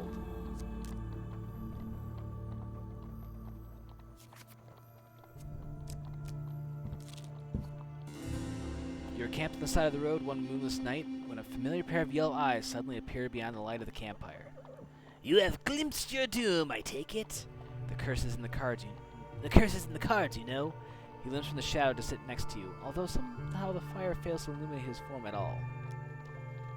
The spell that will be your salvation requires several unique ingredients, the cloaked figure explains. The first task will be to harvest the horn of a diabolical creature. I know of one that will be easy to overcome, he says, producing a silver whistle from his cloak. Strike quickly, though, he pauses at, or it may escape and you will spend countless lifetimes regretting it. The whistle releases a sharp note and a fiery portal appears between the two of you. A short, horned creature steps out of the portal as it closes again. Hey, Pavilius, you called? The devil asks, looking up at him. The child-sized creature seems oblivious to your presence for the moment. Do I take...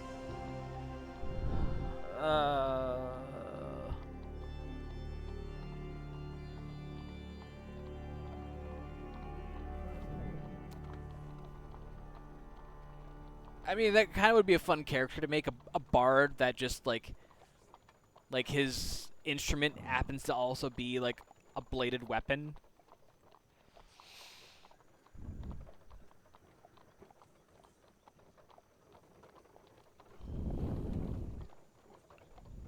Hey, how's it going? You missed it. I've already, so far I've golded, Temperance, and I went back and did... which one was it? The Chariot? Welcome back to the game of life and death.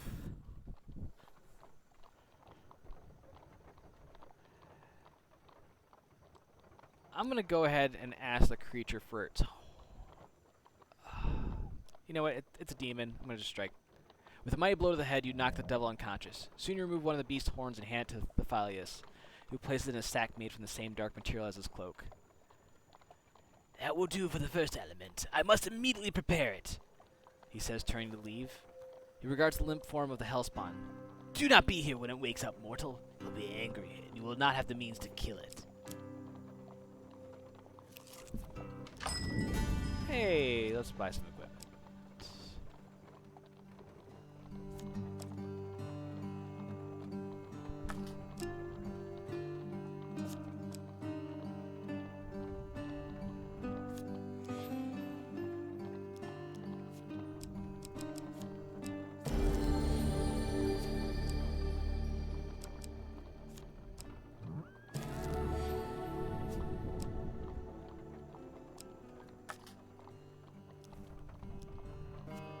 This is my first run of the devil, yep.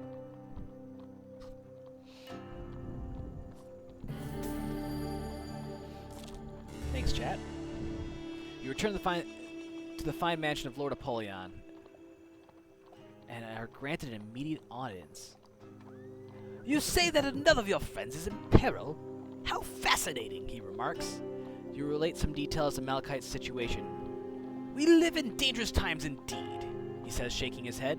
Do you have a plan to save him? He asks. You explain that you have not yet visited the village of Rumstock to assess the situation. I expect you'll want to travel there immediately in order to save your friend. Would you like transport there? My butler will show you to the stables. Take Bluetail. She's the fastest. Lord Apollion's stables turn out to house an extensive array of animals. You are helped onto Bluetail's back, and the griffin rises into the air. Ooh, griffin. So the noose begins to tighten, and we question the very stakes. You arrive on the outskirts of the village of Rumstock, where Malachite is being held captive. I suppose approach the village. There's not much else I can do. A wooden stake with brushwood piled around it stands in this village center. A few peasants stand around, talking eagerly about the impending doom of the so-called necromancer. You track down this town mayor who, despite your pleas, refuses to consider sparing the mage's life.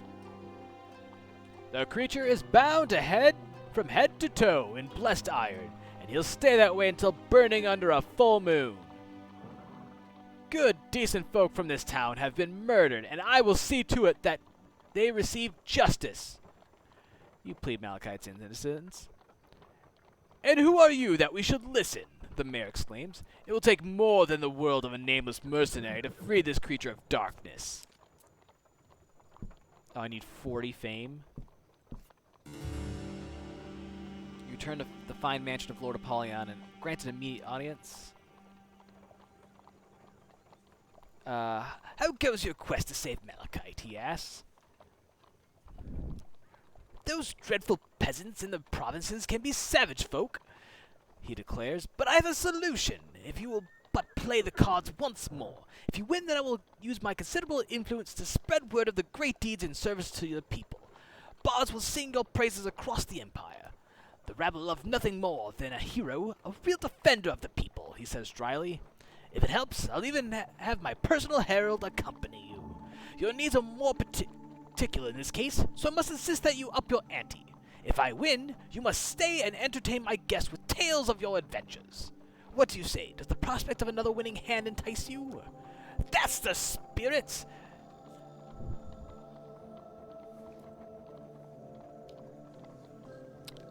50% or 60% chance? I'm gonna say no.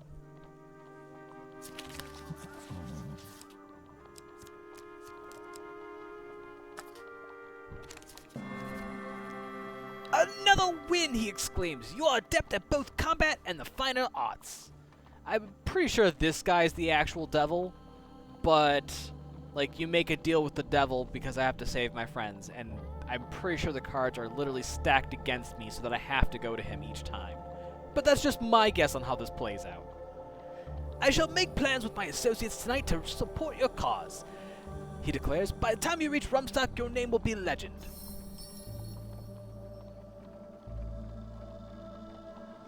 fame in the region grows.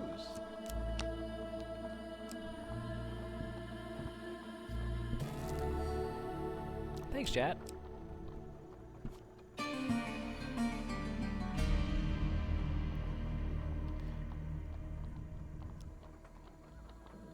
As you approach, a woman tending her garden spots you. She sends her child to fetch the mayor, and minutes later, a throng of other villagers approach, led by a balding man. Look! Someone calls out. The hero of the empire is in our village! You're here for the demon, of course! You must have heard that we captured ourselves. The peasants all cheer. Don't worry. We intend to burn it during the full moon. You ask the mayor to take you to Malachite, who you find sitting in the small cell, bound in silver chains set with glowing runes. With some effort, you manage to convince the mayor to release him into the custody of your proper disposal. I'm sure you know what's best when it comes to the creatures of the underworld, the mayor says, but we have the fire planned and everybody's coming. Perhaps you could stay just until the full moon, he asks hopefully as you lead Malachite away. At the edge of the village, the mayor reluctantly removes Malachite's chains and stands well back as you leave. Thanks! Those country folks weren't kidding around. He goes on to relate how he was set upon as he entered the village, being accused for some local murders involving magic. It just seems that they knew I was coming, and where did they get those anti-magic chains from? You fill Malachite in what happened to Ariane. What about Estrella and Colbjorn? He asks as you begin your journey back toward the capital. So many enemies await you, and so many would stop you moving forward. So I need gold now. The next day you stop to rest at a small inn. There are a few other patrons as you consume a sparse meal before retiring to your room. Moments later you hear a noise at the window. It suddenly opens, allowing a hooded stranger to slip inside. Relax your sword arm, mercenaries, the woman exclaims, warding you away with an open hand. I seek only to deliver a message that your colleague Colbjorn has been acquired by the guild. You see, with recent setback to our income potential, we've had to expand our enterprise with kidnapping and so on, and a rival tribe has an impressive bounty on your friend's head. It's all just business. For only 150 gold, you can buy your friend's life back. Bring the gold to the East Market Square and someone will contact you. Otherwise, well, I can't say how you'll be treated by those barbarians. The cloakwoman says as she ducks back out of the window, vanishing to the darkness once more.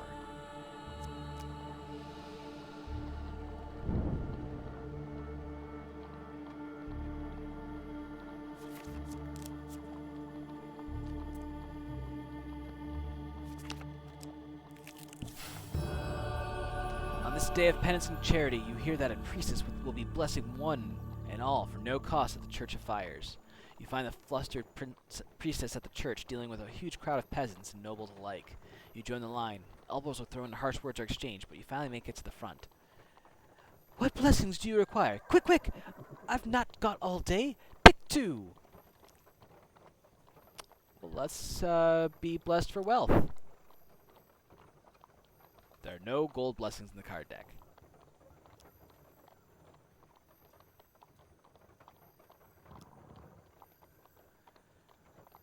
I'll just request any blessing.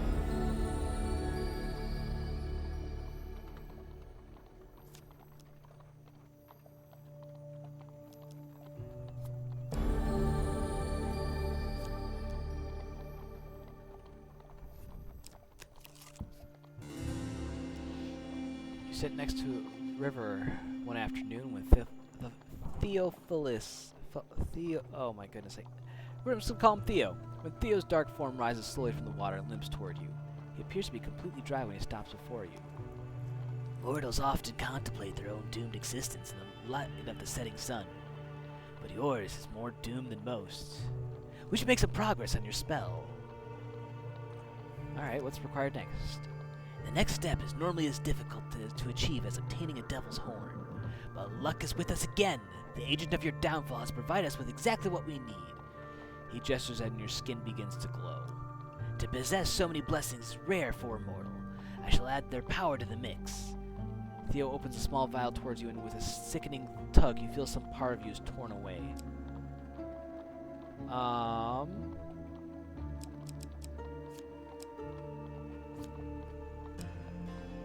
gonna have to give them all up.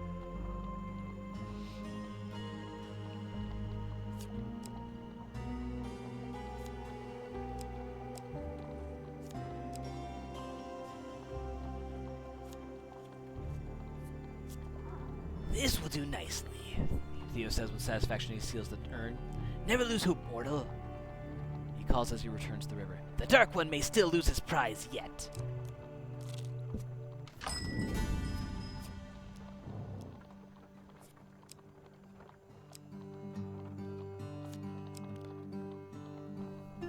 Defend 30 attacks from enemies to lock this token. Interesting. Alright. Let's sell some equipment. Because I'm clearly not... Oh, what does Healing Spirits do?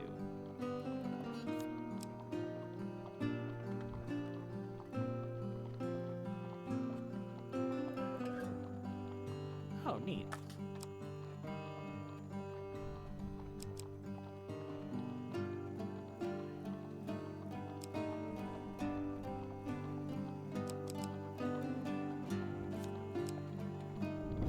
So it does reveal shops. That's kind of neat. Kind of useless in this circumstance. But I don't think I'm gonna be able to get. I'm gonna have to go back to the devil and.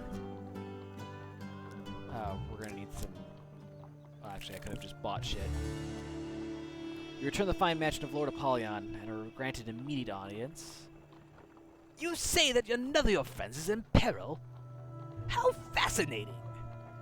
He relates some detail to Kolbjorn's situation. We live in dangerous times indeed, he says, shaking his head.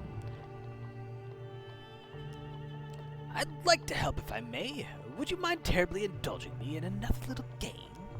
If you win, then I'll give you the required gold to pay the ransom of your friend.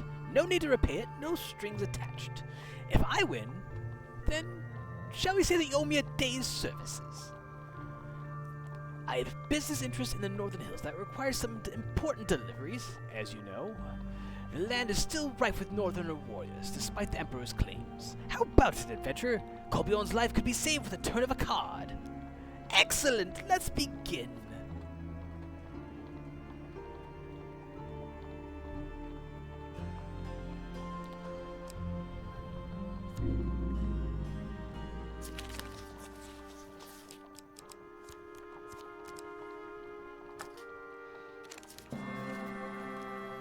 You win again! I think perhaps you are working a con on me, With a gesture from Apollyon, the small humanoid creature brings over a chest of gold.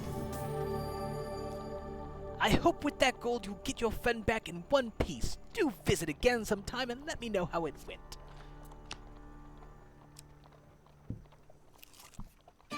Your allies, of course, help in times of trouble, but when the tables are turned... Oh, you find yourself in the eastern district of the capital, approaching the markets. The Thieves' Guild would undoubtedly find you there and demand the ransom gold. You enter the wide courtyard filled with stalls and milling citizens. Within moments, you are roughly drawn into a shady corner, protecting from prying eyes by a variety of hanging carpets. Hello again! The cloaked woman begins brightly, her two beefy companions silently taking positions on either side of you. How did we go? Are we saving any lives today? You hand over a sack of coins, which is promptly seized by one of the large men. Hope that wasn't too much trouble to get your hands on. The woman comments as the coins are counted. Eventually the man nods to the woman, and the two men leave, taking the gold. No hard feelings, eh? It's just business.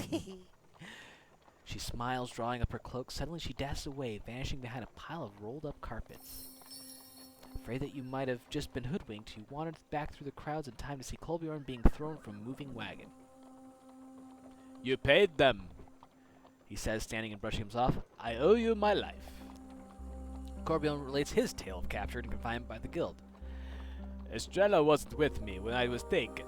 I don't know what fate has befallen her. One has to wonder why a sudden wave of carelessness has overtaken your allies. I don't think that's quite the case here. I believe I'm being set up. But hopefully with the gray hooded figure, it gives me the ability to deal with whatever the devil has planned at the end. A herald enters the marketplace and announces that Captain Estrella Fior, traitor to the Empire, has been captured. She has been sentenced to death by the Emperor himself. The herald continues, "Let her fate be an example to all who would consider defying his will." "It won't work," interrupts the commoner. "The more executions he hands out, the more the free people will rebel." "The Emperor is cracking down on the lawlessness running rampant in the city, and you sound like a rebel yourself." Discreet inquiries lead you to learn that Estrella is being held in a remote Empire stronghold, but nobody claims knowledge of where it is.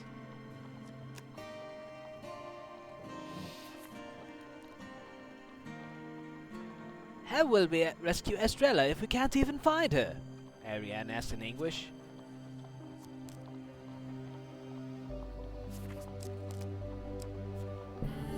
Hey, thanks, chat. Old spirits dwell in these waters, and old power they offer. Still, I would not trust their terms if I were you. Well, you're not me, so fuck off. The Lady of the Lake calls you to her shores.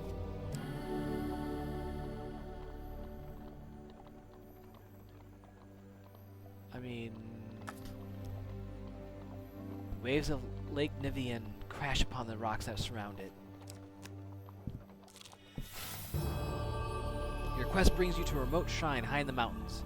It is revered among the few local peasants for its remarkable healing properties. You kneel before the shrine and beseech the gods to take pity on you.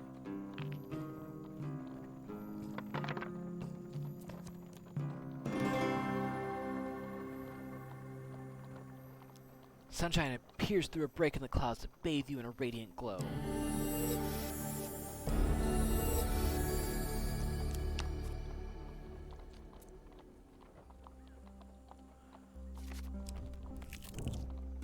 Everything is a wager, but our difference is that we understand the game must have rules and definitions if it is to bind. You enter a tavern one evening just as a gang of soldiers rise angrily from a table, leaving a well-dressed civilian seated. "You cheating son of a hoppy!" one of them yells. "Gentlemen, please. I can't help it if Lady Luck has taken to me this fine evening." "Nobody's that lucky!" The soldier exclaims, drawing his sword. The other soldiers advance around the table. The unarmed man suddenly leaps from his chair and ducks behind you, saying, "Mercenary, I implore you, I'm a humble and honest merchant in need of aid."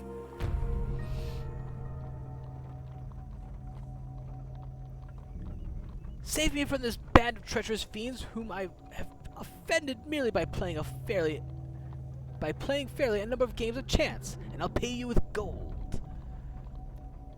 "Hey, that's our gold, Hansel!" the soldiers cry. "We warned you, stranger!" Hansel runs and hides behind the bench, his money bag clinking loudly as the battle begins. "Yes, but I have an Ariadne."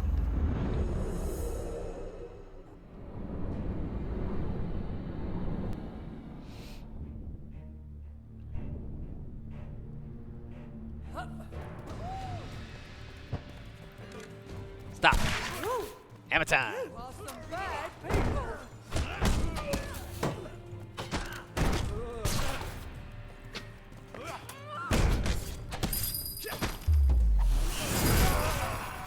Ooh,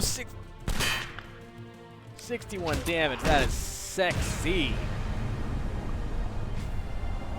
Man, I just trashed them. Maybe I am getting better at this game.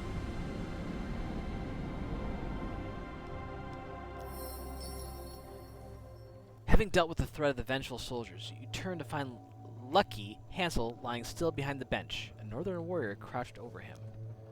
"A man who cheats has no honor," the northerner says matter-of-factly, sheathing his knife and hefting the merchant's money bags. "He will not cheat me again." The northerner moves to exit the tavern, gold in hand.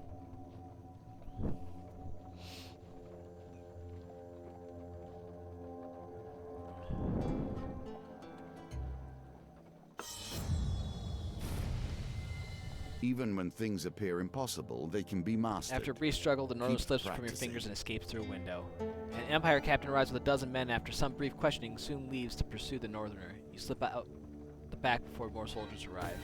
Damn it.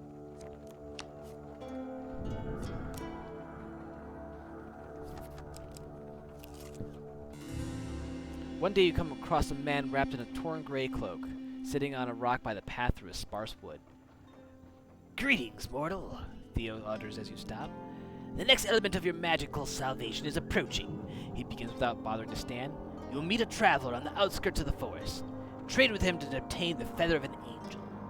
Do not reveal what what use you would have for it. I wish you luck." Theo sits quietly as you continue on. Not long later, you meet a dwarf, bristling with bags, sacks, and other knickknacks. "Hey, let's trade! I'm sure we can come to a mutually beneficial transaction." "As it happens, I do have an angel feather that I traded from a kobold mystic in the western province. Do you need it for anything in particular?" The dwarf asks shrewdly. You begin the negotiation. No, I think I got this, Ariane.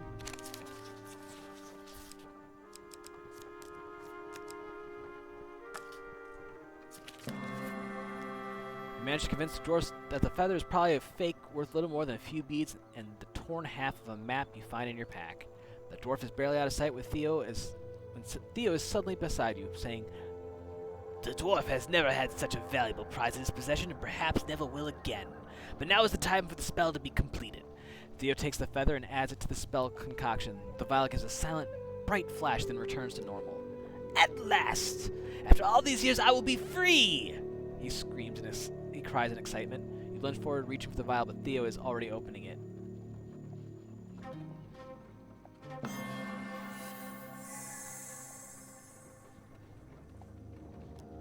"No!" Theo cries as you wrestle the vial from his grasp. "Please, mortal, you don't understand! This is my only chance for freedom! I was like you once, full of purpose and an inflated sense of destiny. I dared to stake my soul on a card game. I've been enslaved since before the Empire formed. Before even the Dragon Slayers waged the war. I have seen and done things that would have driven you to madness. Without the vial, I shall suffer countless lifetimes more."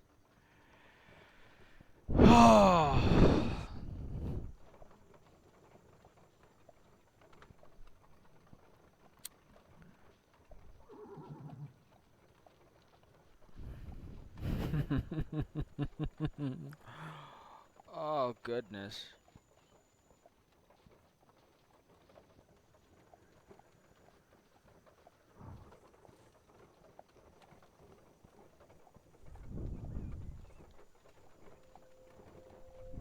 This is a hard one. I think Aka's right, but I just kind of want to get the audience's ideas here. While I take a drink. My throat's getting a little raspy here.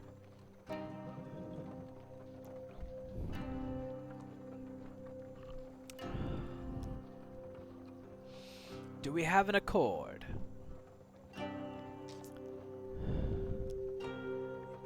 You give it to me willingly? I do not know your every deed and exploit, hero, but I do know that this is the greatest mercy you will ever perform. Theo drinks the contents of the vial. I now have one last game to play that I may win my freedom, he says as he fades away.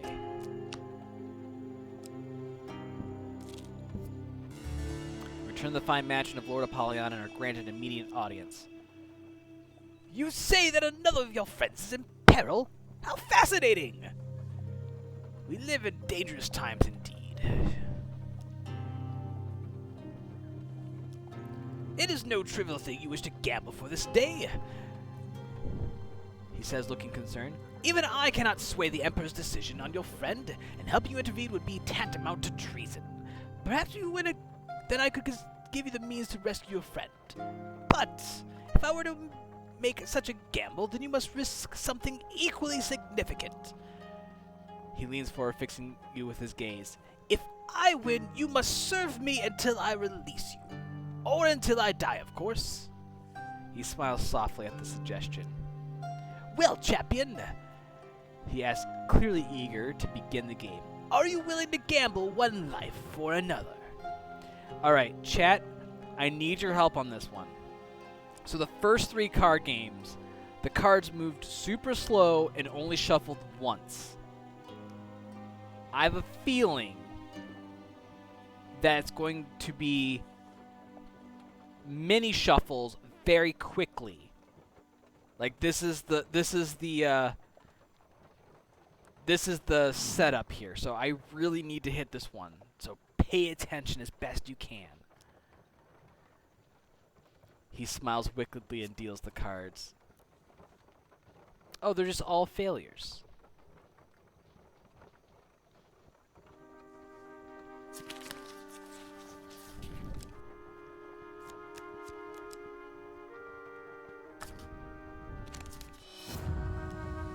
And now you all mind. He says, standing as he gestures for you to rise, and you feel unnaturally compelled to do so. Follow me, hero, and we shall see what mischief we can put your talents to now.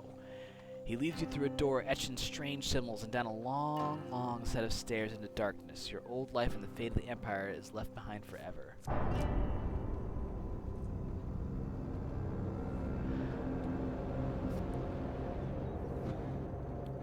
The impossible seems out of your grasp, at least for now.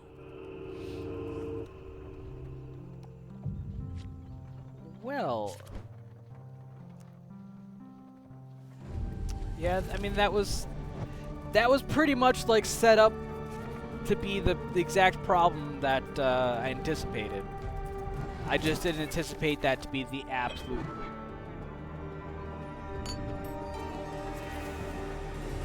I didn't think it was going to be an impossible challenge. It has been an eternity since I traveled with like-minded associates. Yeah.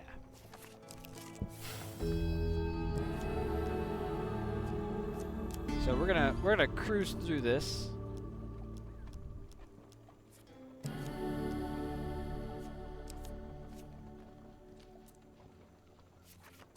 And try to get back to where we were here.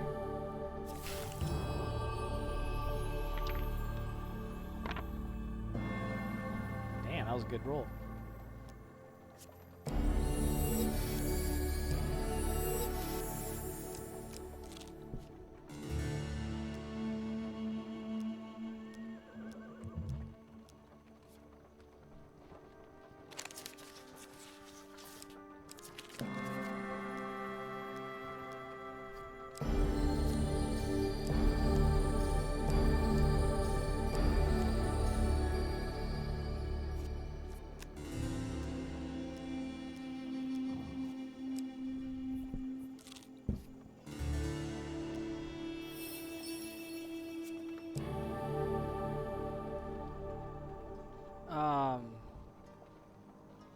Equipment really doesn't matter, I don't think.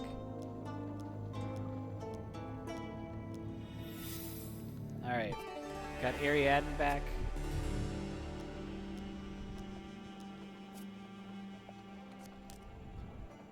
So we need to find out.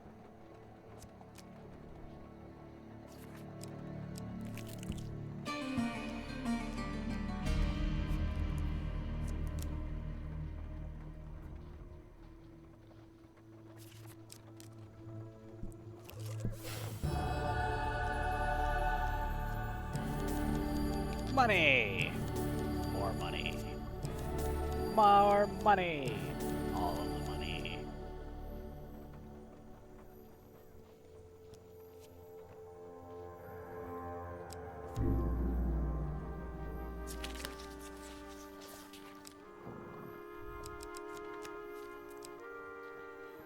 Let's redraw.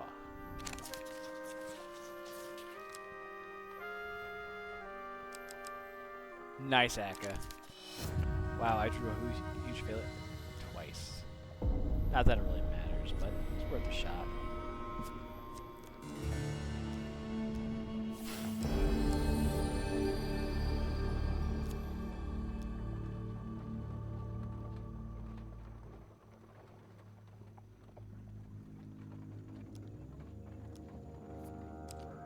I'll come back to him in just a second. I'm gonna go. God damn it, that's not what I wanted.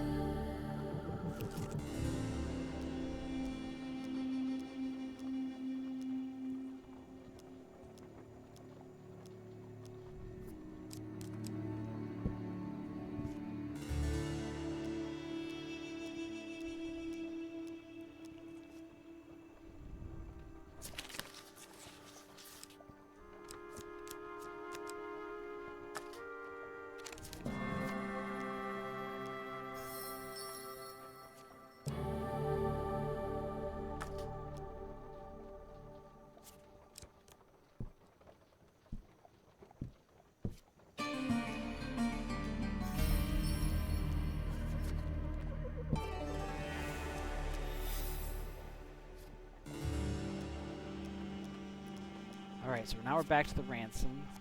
I'm hoping I can get 70 gold without the devil's help, but I don't know if I will be able to.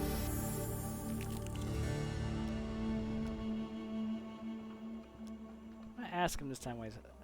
Ha! I have offered to help you with no mention of reward for myself. Of course you were suspicious of my intent. I have my own reasons for seeing a poor, helpless soul escape the clutches of Lord of Evil. The next step is normally as difficult to achieve as obtaining a devil's horn. So which do I want to keep Guardian Angel.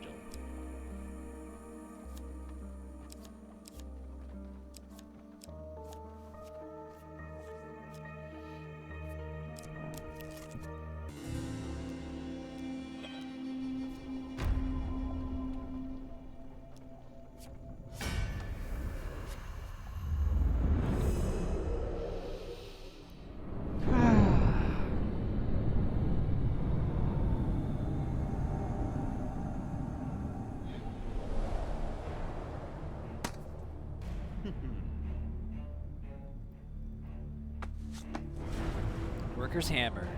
There are subtle weapons. There are weapons for delicate and skilled hands. And then there's this.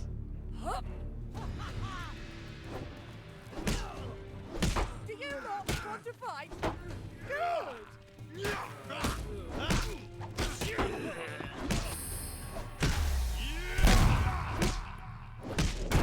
Come on!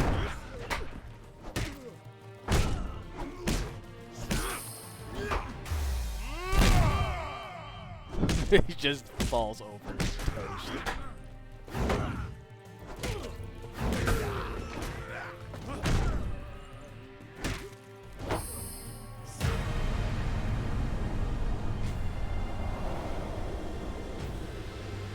Man, did you see that hand twitching?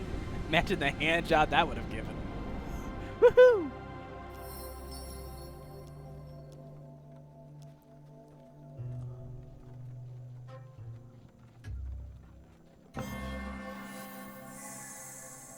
Nicely timed. With the northerner weighed down with the gold, you manage to drag him to the ground. An Empire captain arrives with a dozen men and separates you both, as well as taking the bag of the gold. Looks like the Hansel's swindling days are over, but at least we've caught his two accomplices fighting over the spoils. One of the soldiers interrupts the captain, saying, "Wait, don't you know who this is?" He tells of some of your adventures. "My apologies," the captain smiles. "I didn't realize you were traveling in these parts. Good work on capturing the Northerner. Too bad we didn't get Hansel alive." So Hansel is the one I have to go after. Got it. Well, looks like we're doing this.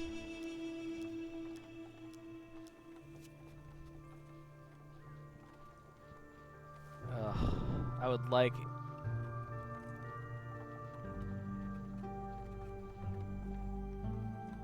I'm gonna assume I could do this.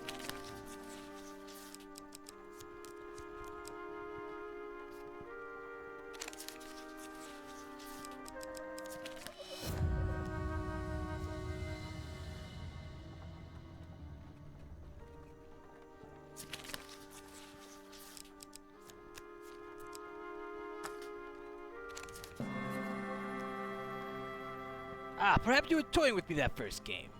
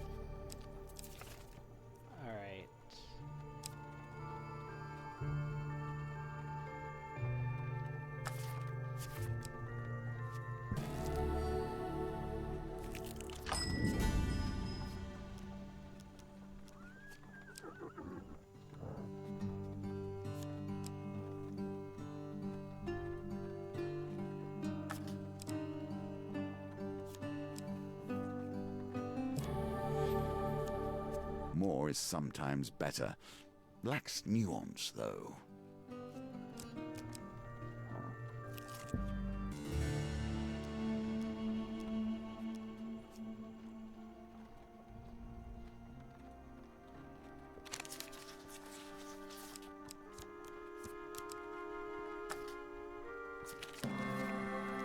Alright.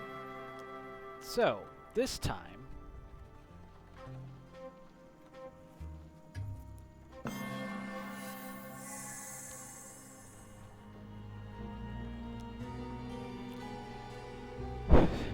do we drink the vial this time?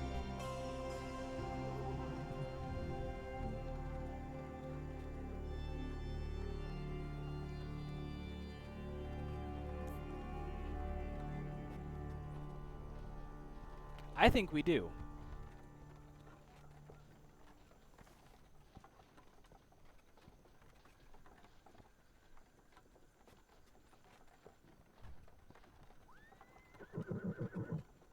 Because I think that's how we get past the failures. Because I think giving him the vial didn't really do us any good in the last circumstance.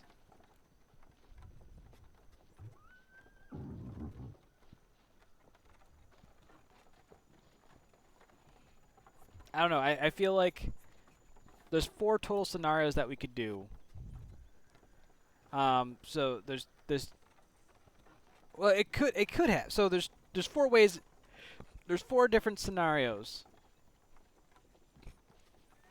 No, either I drink it or he drinks it. So that's the one choice. The other choice is allowing to play the game with the devil. So I let him drink it and play the game with the devil, and so that was a loss. So I can let him drink it and then not play the game with the devil and see what happens there. But I think the next path that I want to take is I want to drink the vial and play the game with the devil.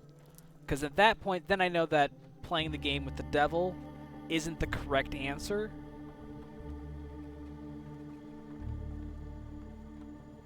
Give and don't play is your next thought. See, I guess story-wise, that's the scenario that I don't know. So, I failed the first... we were just talking about that, Abby. So I just played through and lost. And the way I lost was I gave the contents of the vial to the Great Traveler, let him drink it. I went to the devil and thought I'd play a card game of chance, didn't know that there was going to be 4 failures on the board. Failed, and that's how I failed the challenge. So I just rushed through the entire thing again. We're back to this spot. So, haven't talked to the devil yet. I just completed the potion, and now I have to drink now there's the vial. So now I'm trying to debate with Akka here as to what's the next course of action.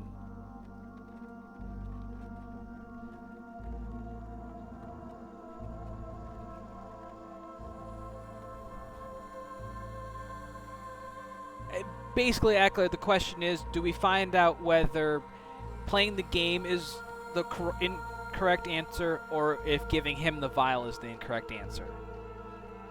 Like, there's a good chance that I did both wrong.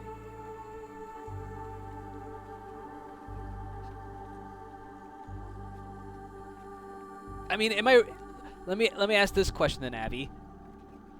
Am I correct in my logic in that there's basically 4 scenarios?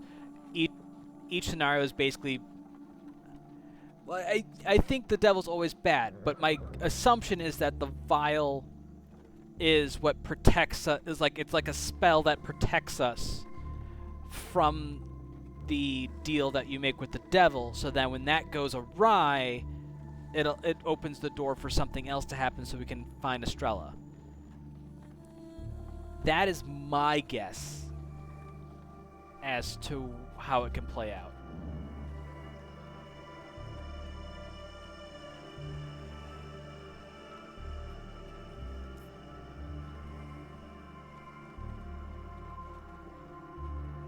Okay, so there's more to it than what I'm thinking. Alright, so then I'm going to go with...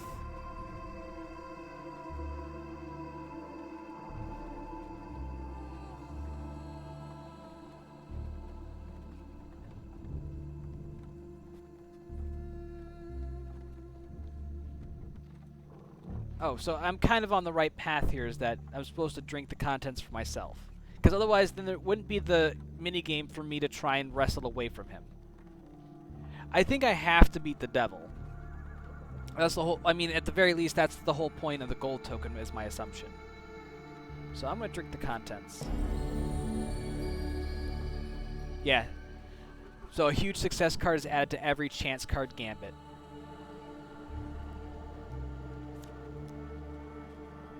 No! Theo exclaims, "You have condemned me to eternal torment!" Oh, so now I get to fight him. Yeah, so... But now with Ariadne, I can double the huge success, plus with the Guardian Blessing Curse, I have a... What is it?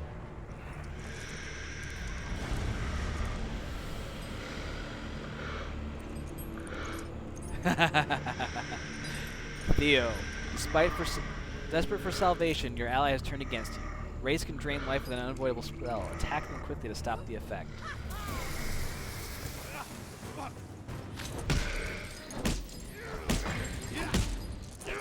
What?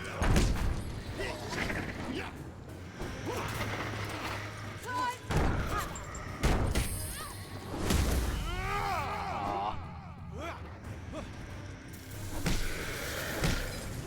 Let's dance together.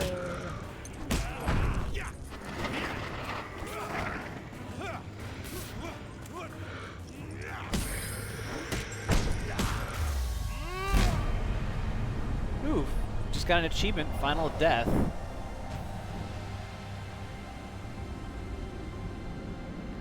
Defeated. Oh, that's just for defeating Theo.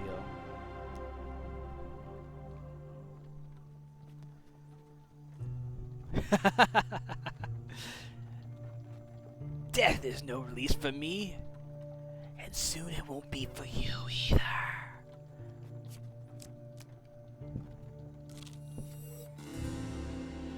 Alright, so we're back here. Ask for help.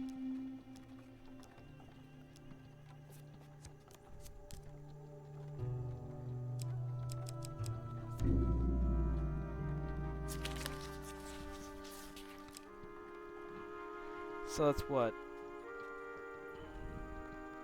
1/3 chance. So I have a 5 and 9 chance of succeeding here. Yeah, chat, give me a hand. Where do you think is the safest place to pick?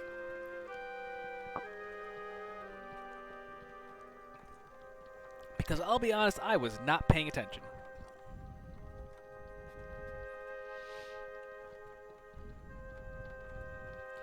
My gut's telling me 3 and 5. That's just my gut.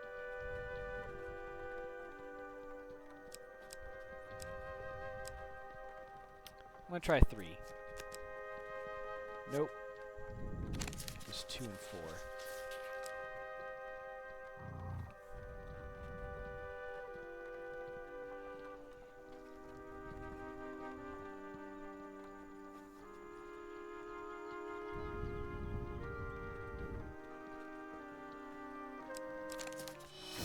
Ah.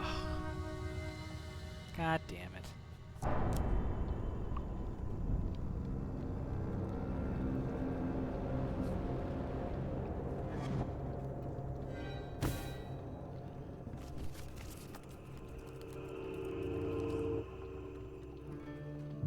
Alright. Well, since I'm running this again, my question for you, Avi, is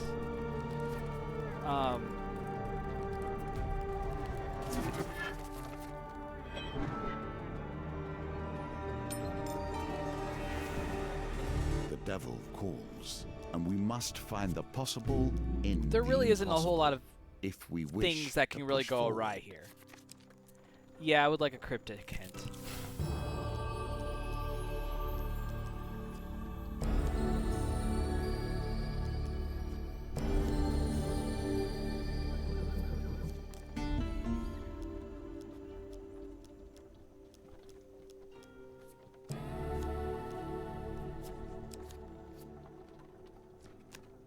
Weird, he's...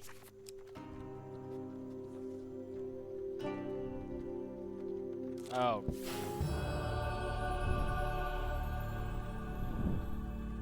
That was from... You need a card that you got from that token.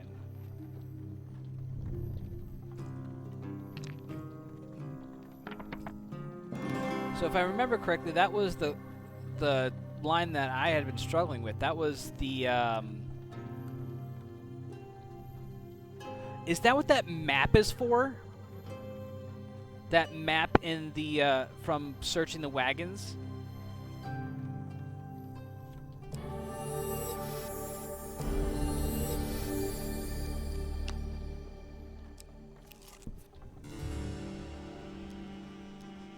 Because if I remember correctly, it was the quest line with the thief, the market thief, that I couldn't capture forever, and finally did.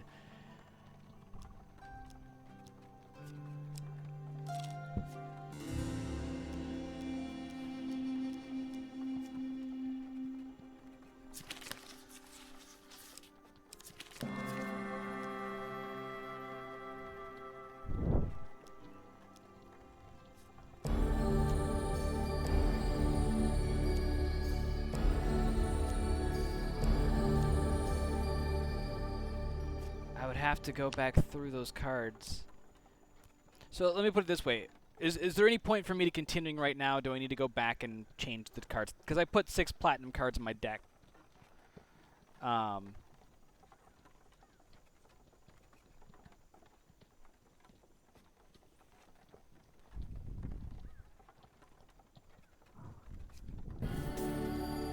Because if it's pointless, then I need to just opt out of here and...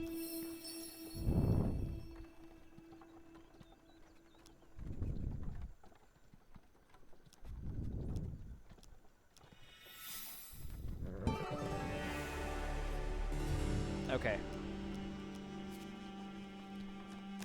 So then let's just get the silver token, and then we can explore the idea of getting the gold token. Okay. I'm gonna get back to where we were.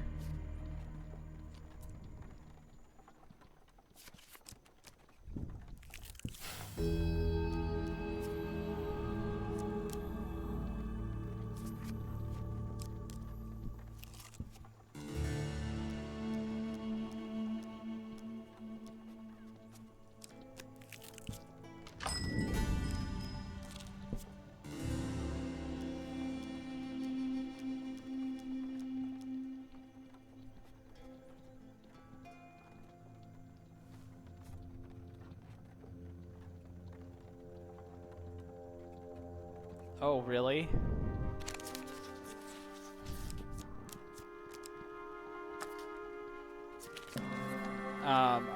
Is it like people are like pissed off, or like give me the vibe of...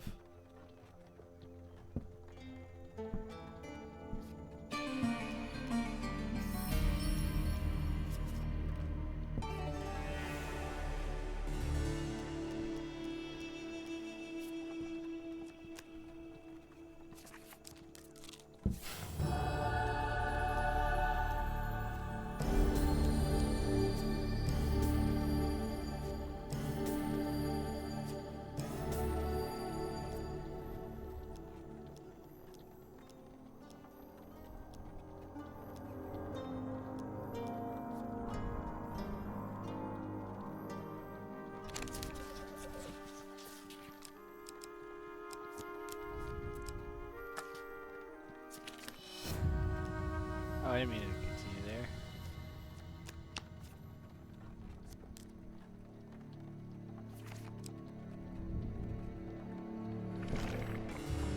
Oh, I'm out of food.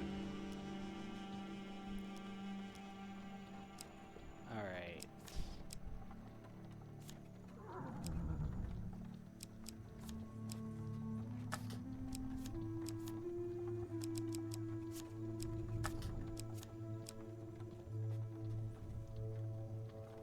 I kind of like this one because you can put all these platinum cards in. So if you really want to work on trying to get... Like, this would have been great had I put...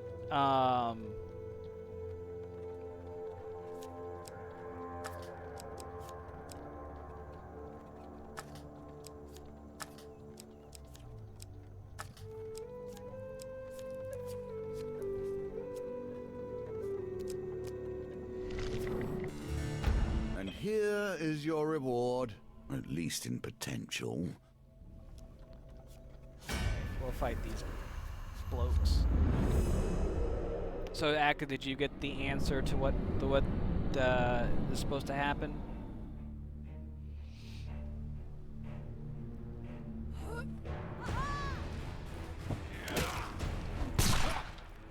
It's Ash O'Clock. Come on. Aww.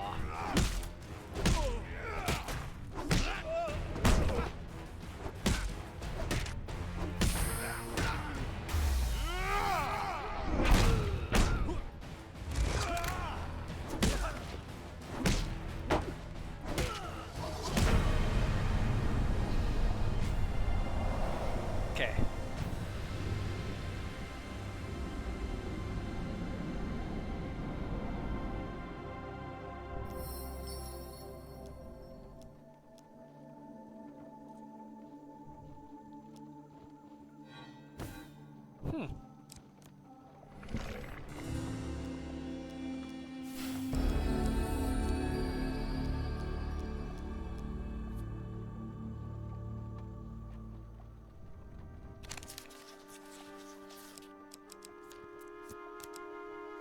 Oh, I didn't want to redraw. I wanted to continue, goddammit.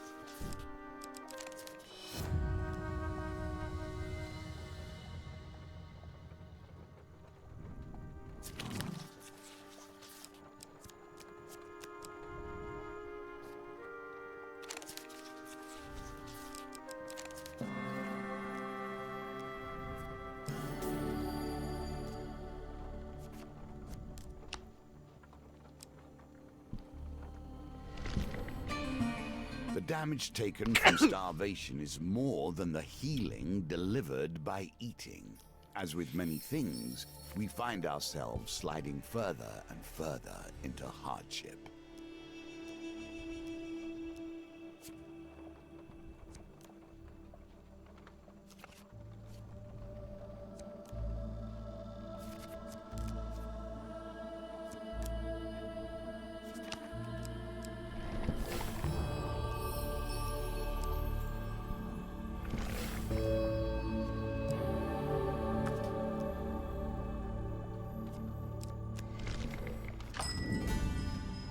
Think about purchasing food here.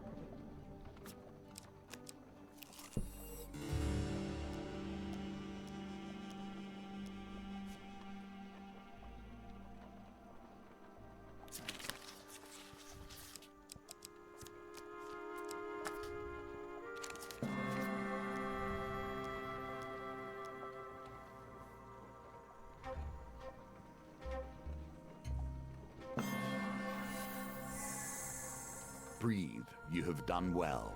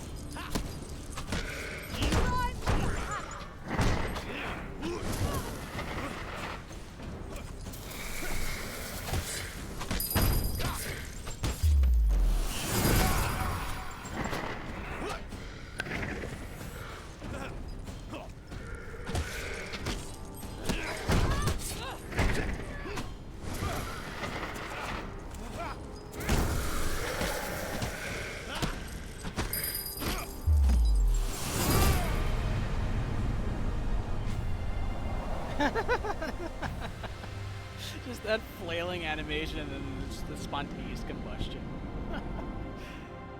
Just. Alright. Try this again.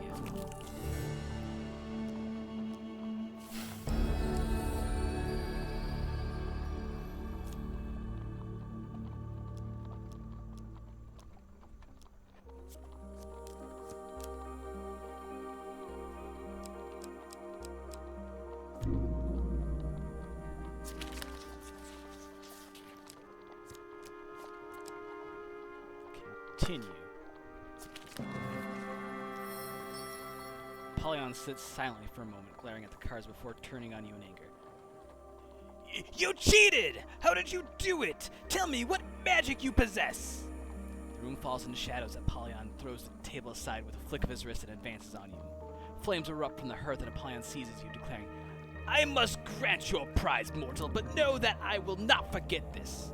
The world fades to darkness. Can you hope to resolve things now?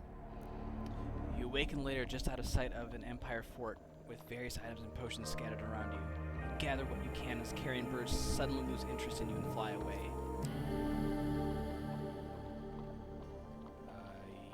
Yes, I would like to equip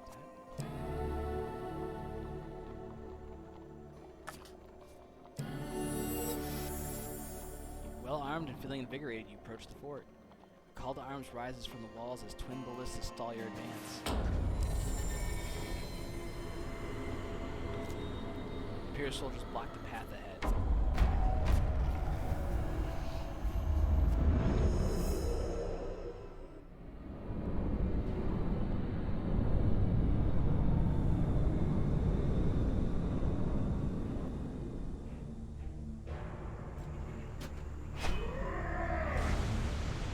Henricus at the war, loyal to the Emperor, unforgiving in battle.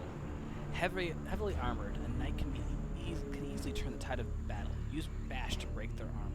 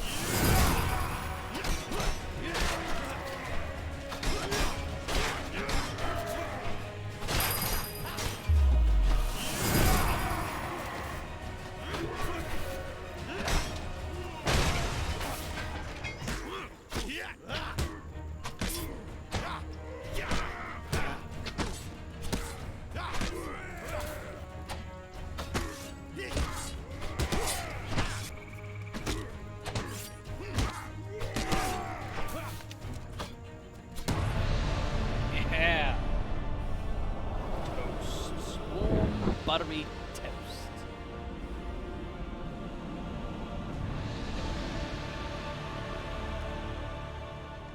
With birds already feasting on the greater part of the fort's garrison, you gain easy access to the fort and locate Estrella in her cell. Took your time, she says with a crooked smile. You briefly relate the difficulties that have beset your other companions as you exit the now deserted fortress. I overheard the warden that someone gave them information. Told them that right where I was going to be the day they ambushed me, she says, pausing to relieve a fallen soldier of his weapon. It sounds like someone with a lot of clout went into a lot of trouble organizing all this. You're making some quite powerful enemies.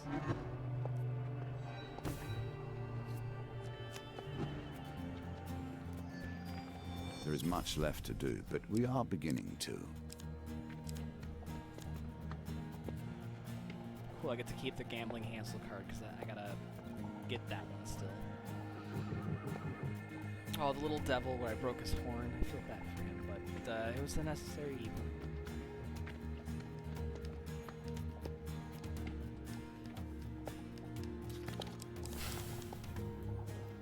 Ooh, shiny.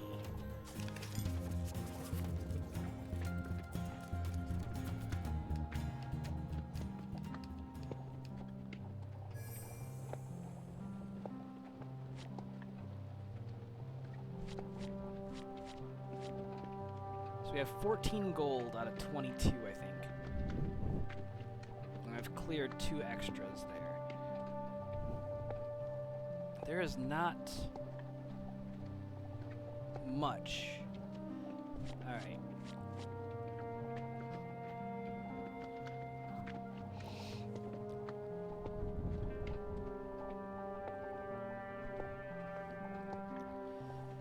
So I think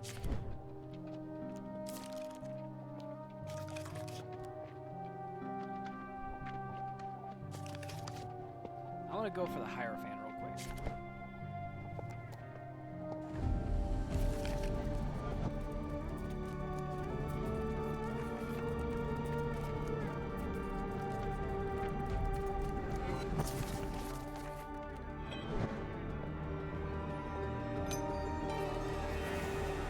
Alright, so to remind you guys how the Hierophant works,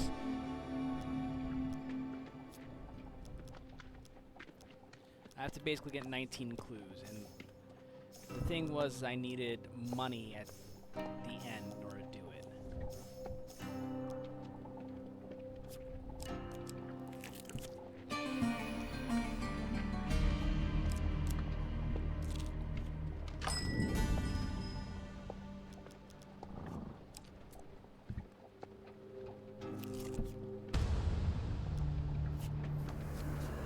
So I put in a bunch of gold gaining cards in here to try and get enough gold. There's an achievement for getting 200 gold, which I think is doable, but it's just...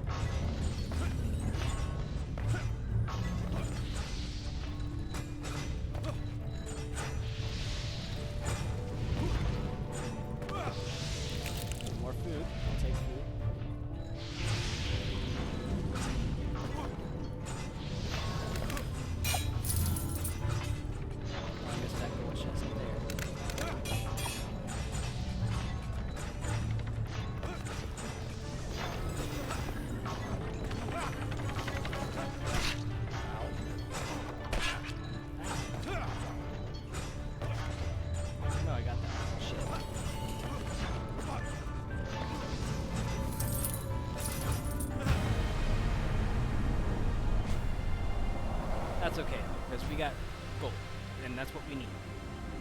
We need a shit ton.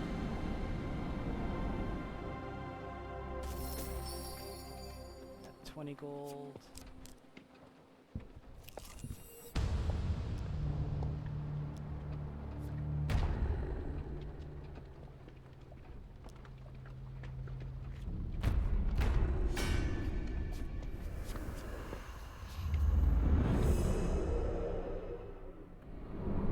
See if I can do this.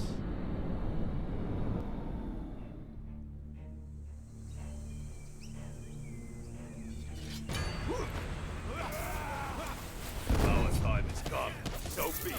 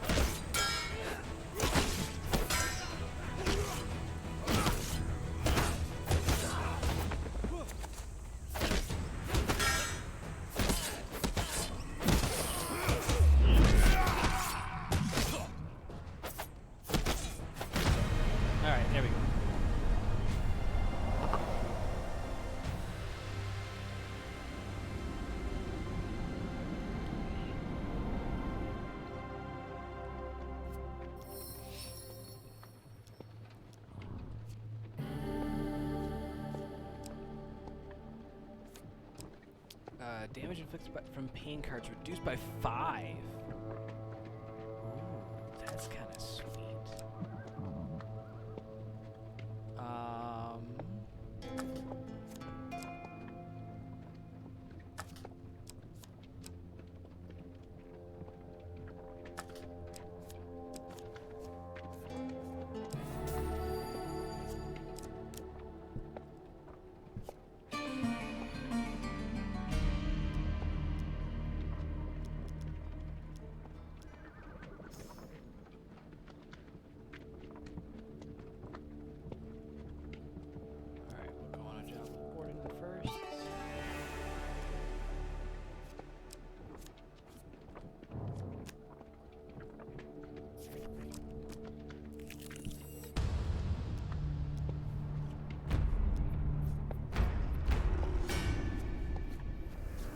I wish I brought Adriana instead of Colbjorn.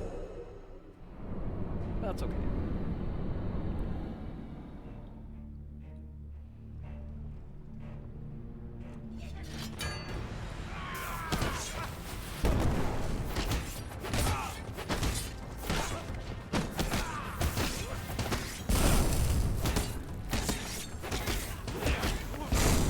Come on. What the fuck? Oh, fuck. No, I just want to attack the goddamn goblin.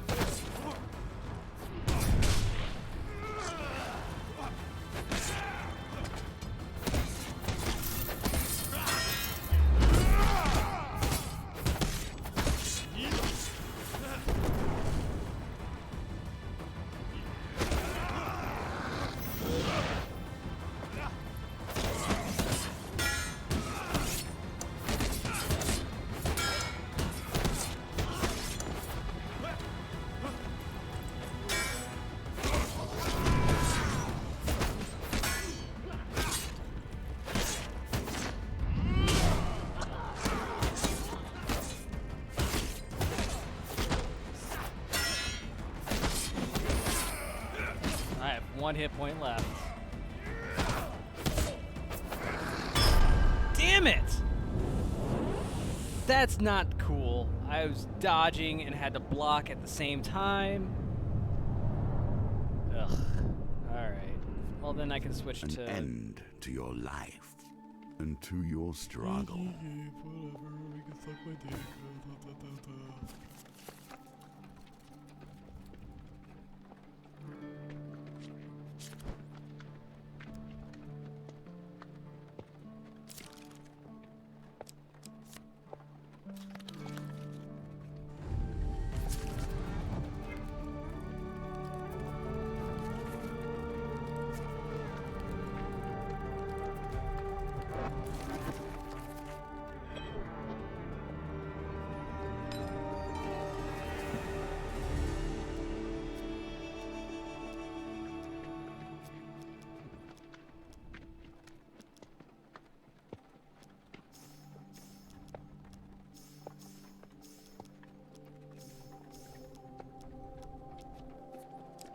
That's all the information I'm getting there.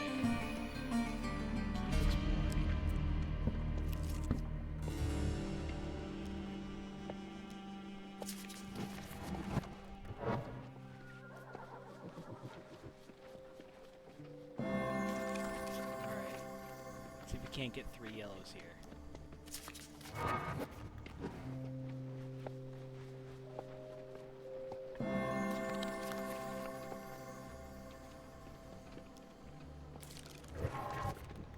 I'm not a vain man. You must appreciate Yes! that the game, this game, has been my focus for more years than I can count. I have a certain pride regarding its twists and turns. As you add the yellow mushrooms, the mixture glows an intense yellow, lighting up the room. You did it! The magnum opus! The alchemist's eyes glow wide with excitement. The alchemist picks up the hot beaker with a pair of metal tongs and carefully pours its contents into a pail of water. The water fizzes for a moment, filling the room with steam. Take it, he says, gesturing toward the bucket. It's quite cool. You reach into the water and discover the formula has transformed into a solid gold nugget. The alchemist thanks you profusely for your assistance before returning to his ledger to make more notes. Thank you, chat.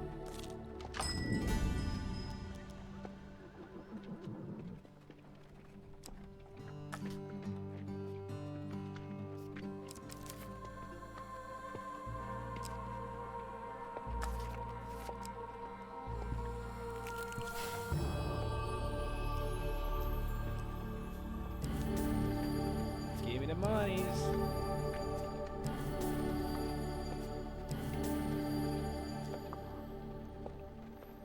Alright, let's explore the Goblin Town.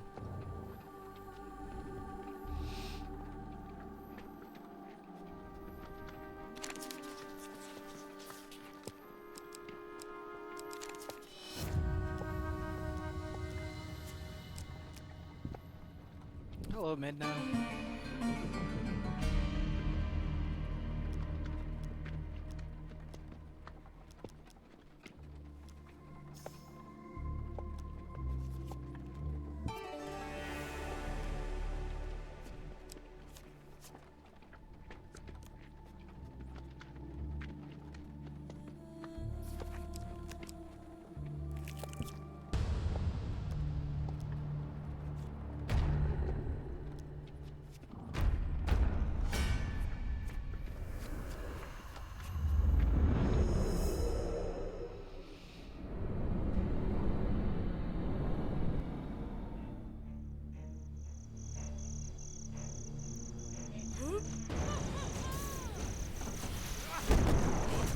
Leave some for me.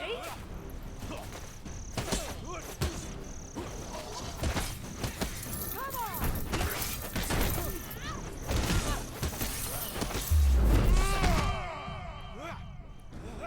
Where's that other goblin at?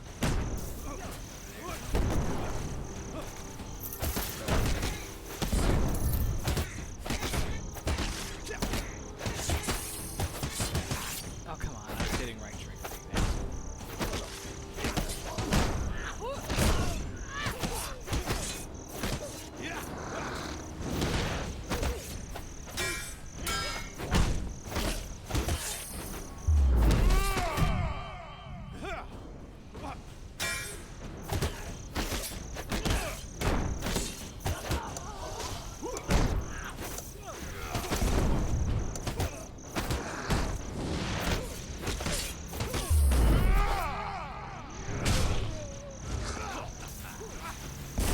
Come on.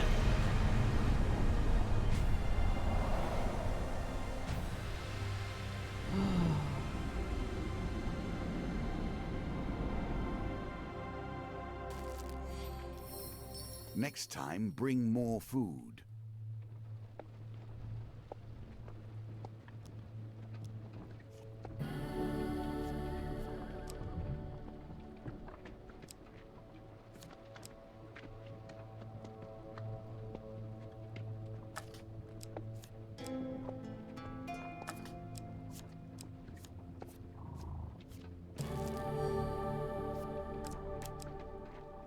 Oh, that sucks. They stole gold from me.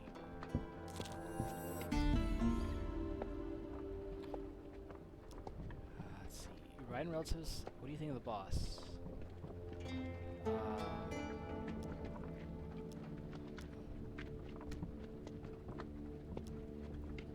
Give blood.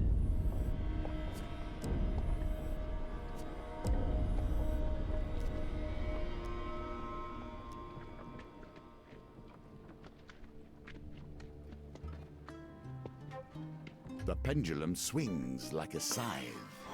Very Oh, I almost or fucked that up. failure.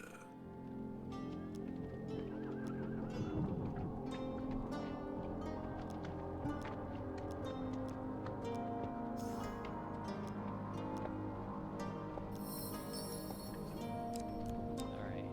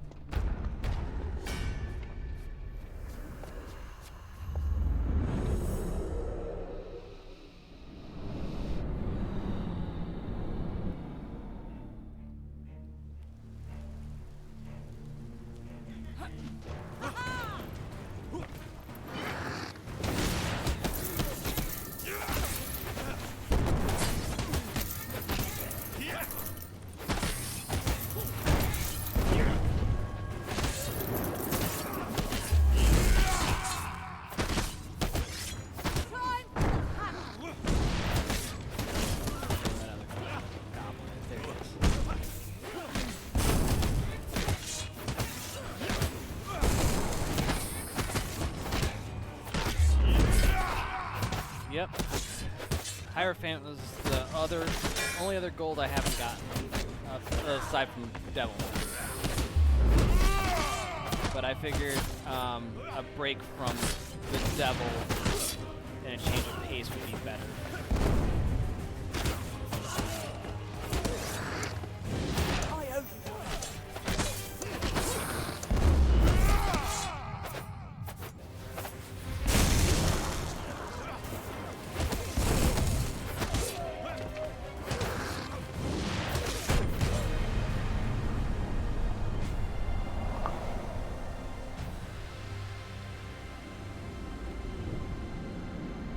I would like... Oh, 7 gold, that's not too bad.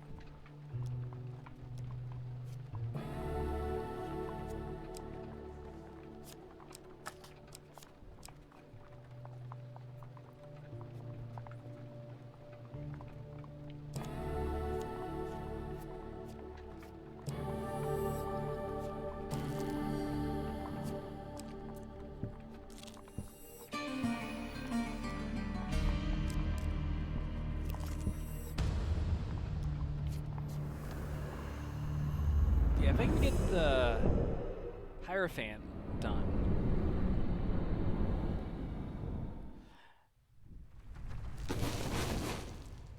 Depending on how much food I get from this challenge.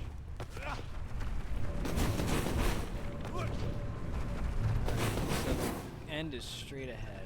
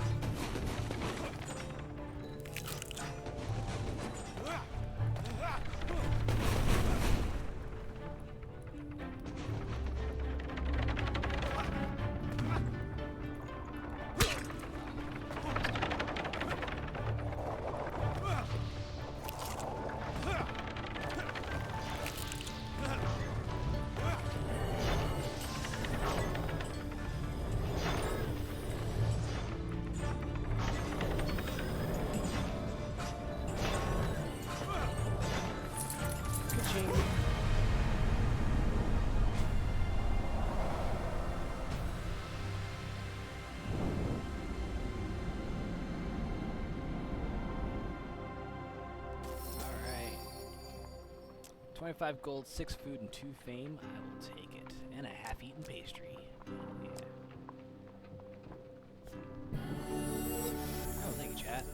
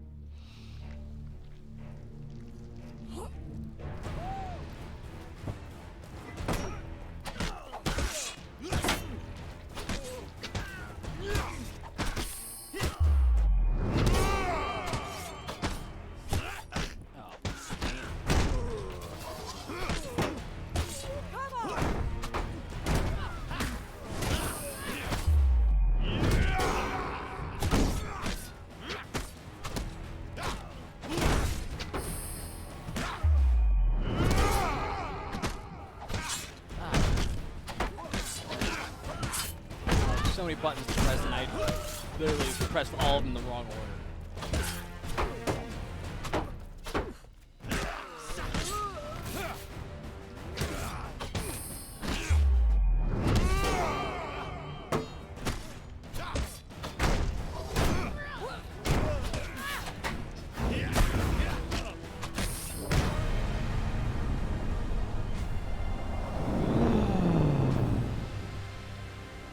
I could use a hug right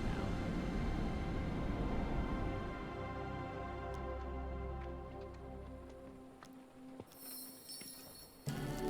Hey, more food. And even more food. Well, shit, at this point.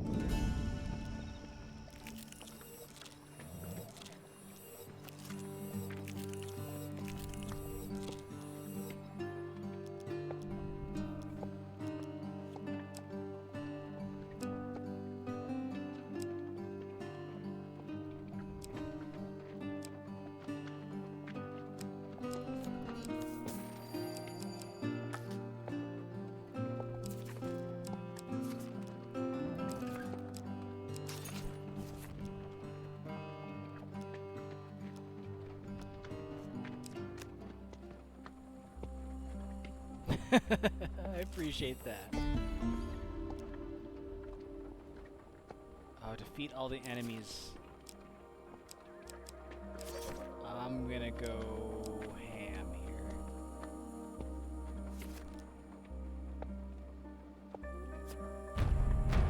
Six enemies total. But I have an Adrienne. And with an Adrienne, things should get good.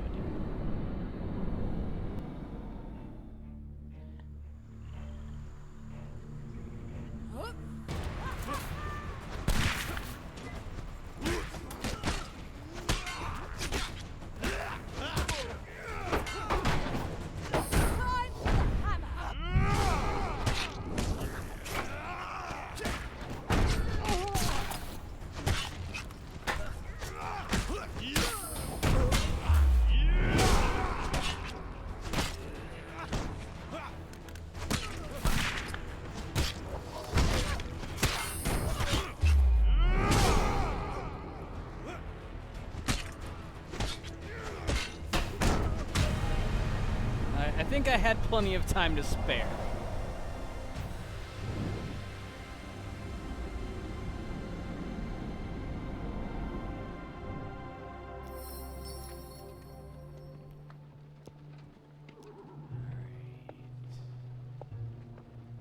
Please take this gold. He's just a child.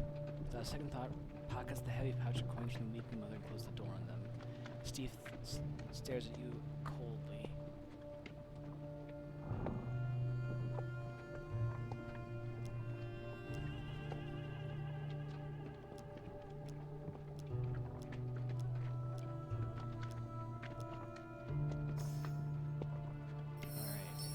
Piece of information there. So now it's just trying to get more gold, which general store. I don't think there's anything for equipment I want. Ooh, sacrificial bond.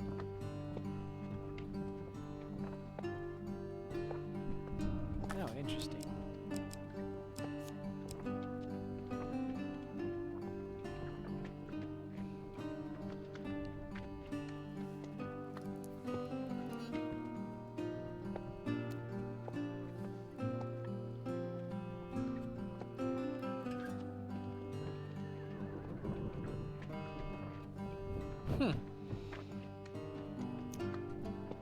I kind of want the billy clubs, but since I need gold for this...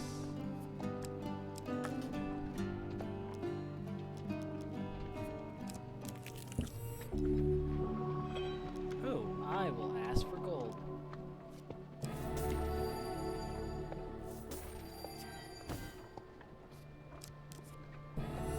Thank you, chat.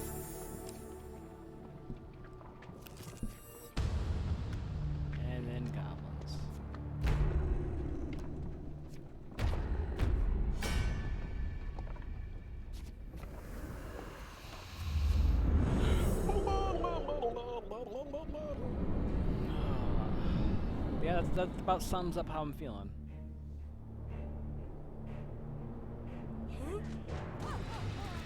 Oh, I forgot to switch weapons. God damn it. Get hit!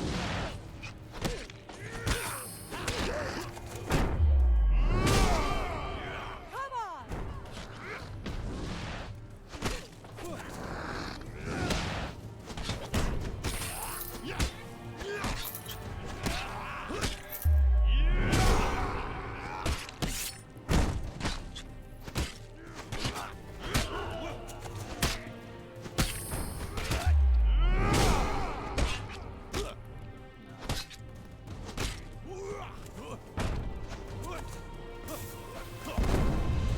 How does he not take damage from his own bomb? Lame, if you ask me.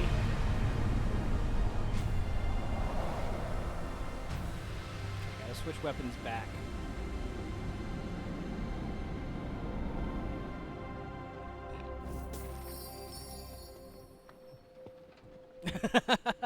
I mean, trust me, I like the axe, but I'm trying to get the token from the swords. Because I need to repost another 11 times.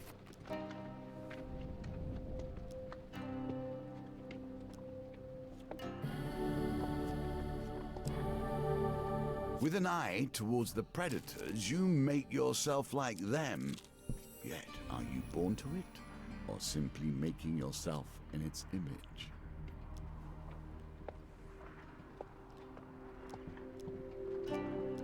Alright, so Avi, curious, if I borrow gold from the guild's coffers to bribe the suspects, does that impact me at all, or is that just like free gold for the end here?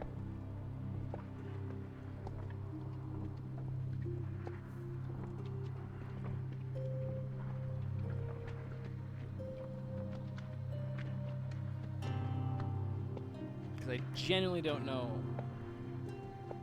Okay.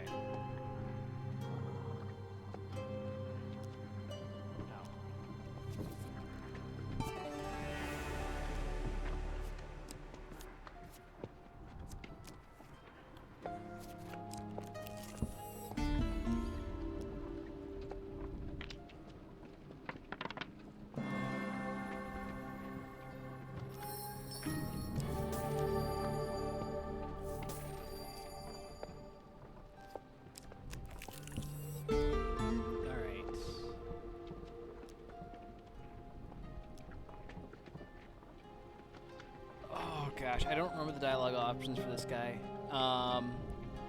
Would you like my autograph?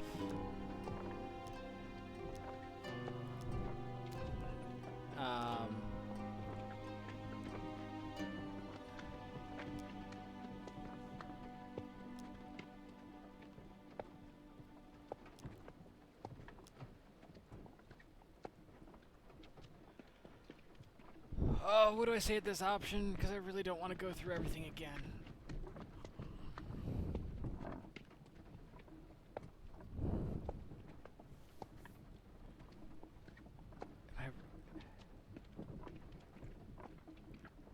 He likes outlandish statements.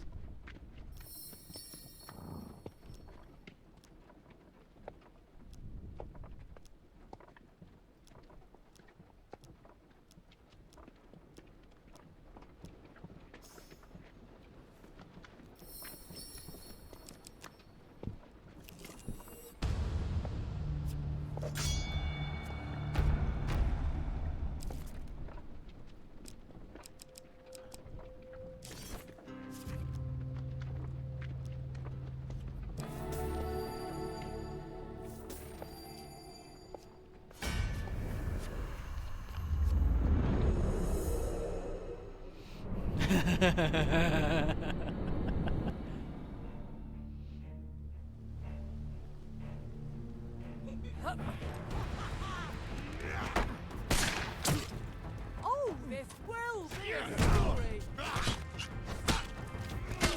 Time for the hammer!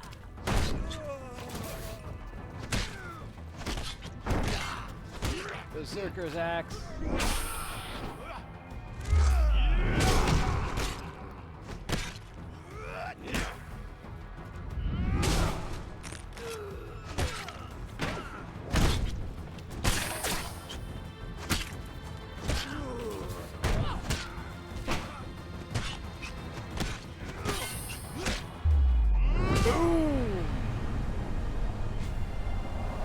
I took some damage there, but that was in going for speed, so I didn't mind taking a few hits. Cause then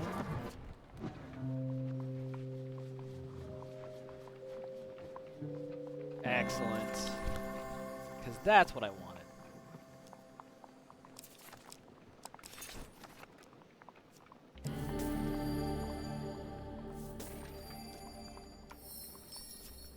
$10 more gold.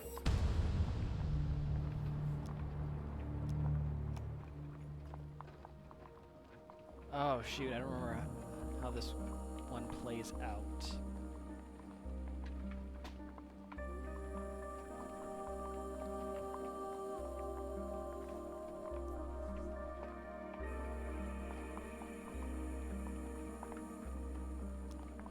I feel like helping the goblin capture the gnomes is the correct answer here.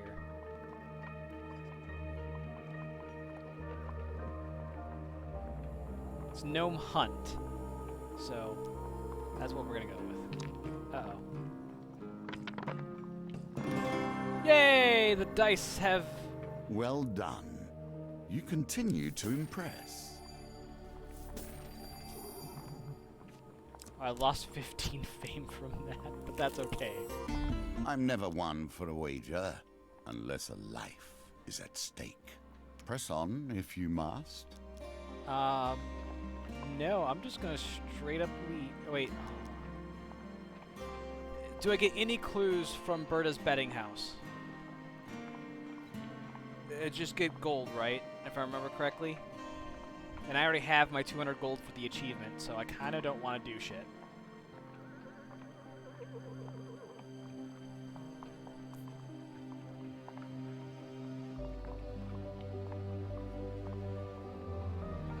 I could play cards because I do have Adrienne, and I...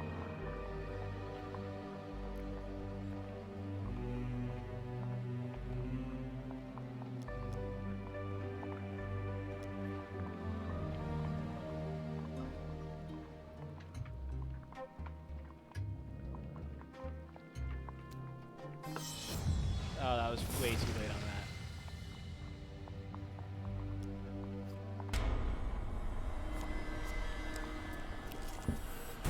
As things so often do, suspicion turns to violence and violence to death. I had hoped you would bring something more to our table than Callus once did.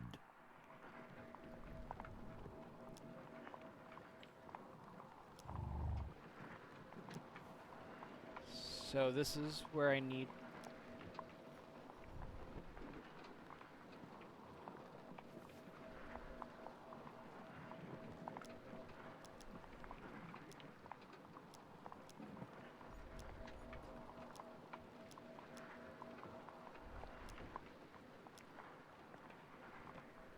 Alright, let's make sure I don't fuck this up. So if I were to fuck this up, I would be super upset.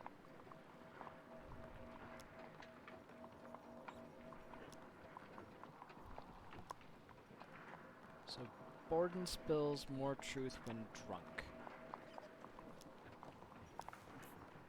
Moana will tell truth for money. Grinny will make wild accusations when drunk. So let's start with Borden.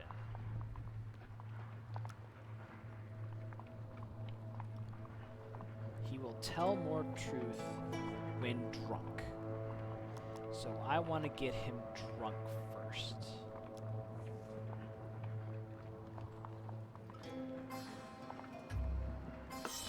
Fuck! What an unfortunate time for your skills to leave you.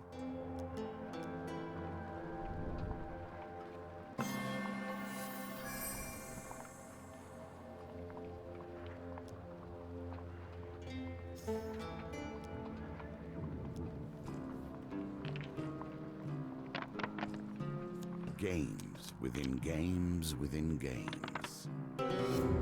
Oh, for fuck's sake.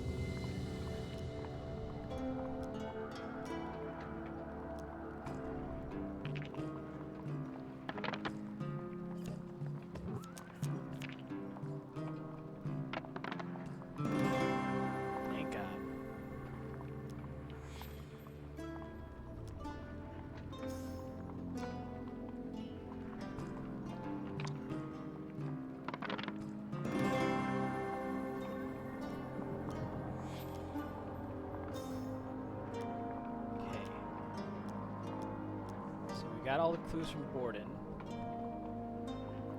So now let's approach Rowana. So Rowana, we want to bribe with gold.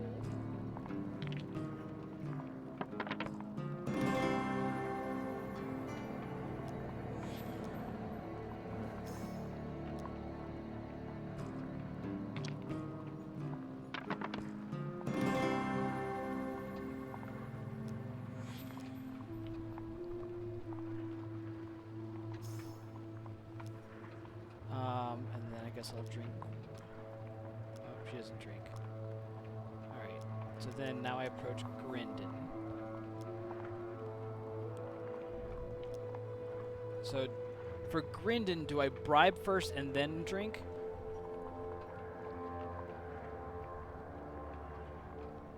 Because I believe that's what I'm supposed to do here, right? And that should get me the last 3 clues I need, and then I can accuse Grindon, I believe. If everyone thinks it's him. The order doesn't matter? Okay.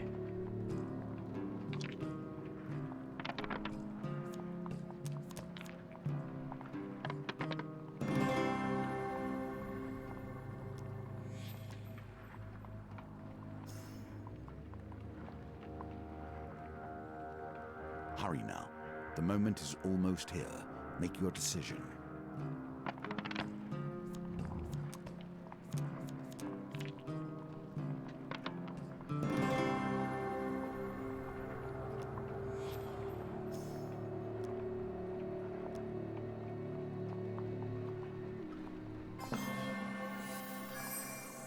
That was a little That too will set easy. you in good stead from here.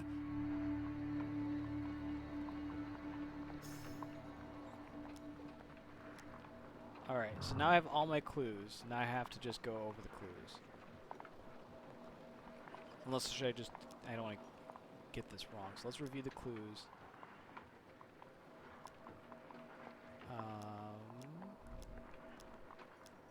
Graydon has worked for him for a long time. Will make wild accusations when drunk.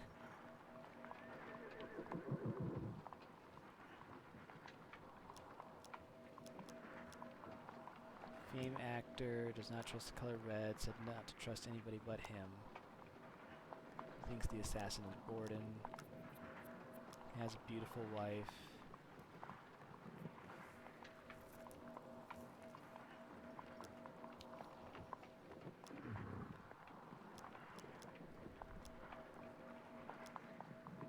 Borden says he's a beautiful wife. Lana.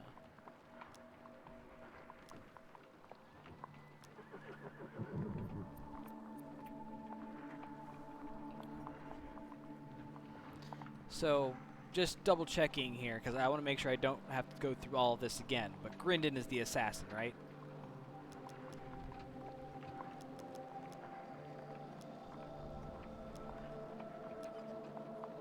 Wait, the 3rd Legion. Godfrey said Rowan was in the 3rd Legion.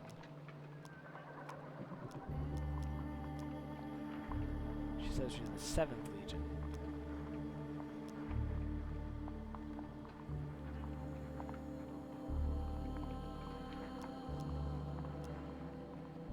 Borden says that 3rd Legion. Shit. This is why I'm asking, because it's just the little shit that gets me mixed up.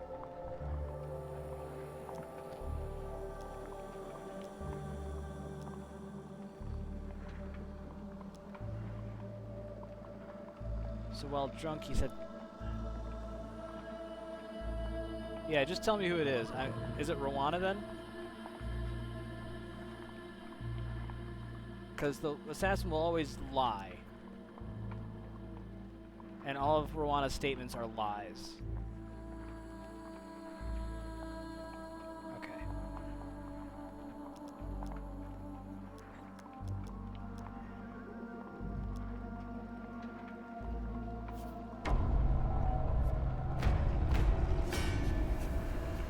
Thank you.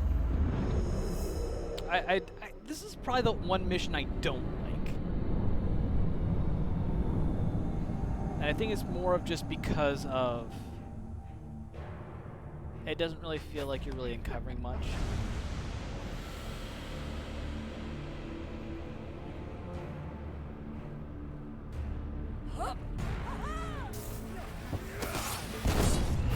I know you're full of sneaking and trouble. Well, time for sneaking is done now.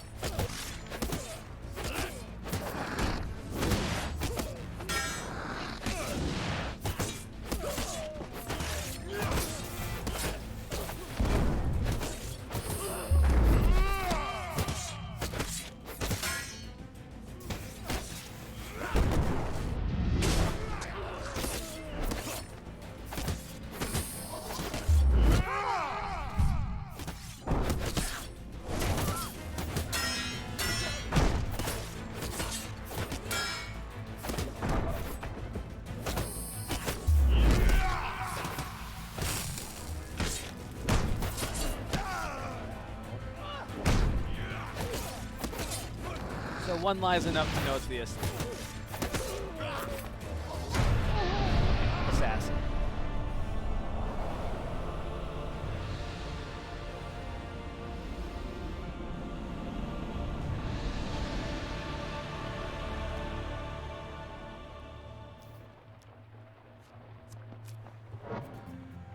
Alright. Well, well. Your skills continue to improve. We'll make a master of you yet.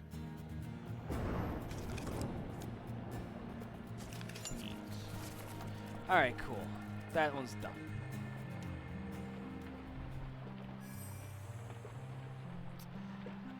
Alright, let's try and figure out, or at least from my perspective, figure out how to do the devils. So, the hint that Abby gave me was I need to go back and take a look at the quest line.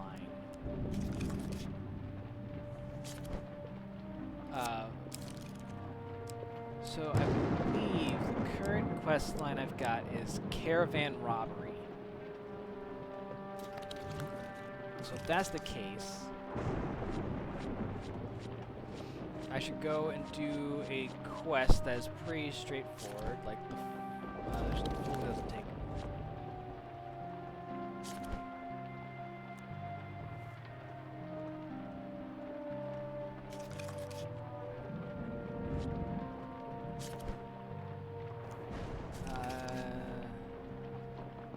Really doesn't matter which one I do, I just need to do it.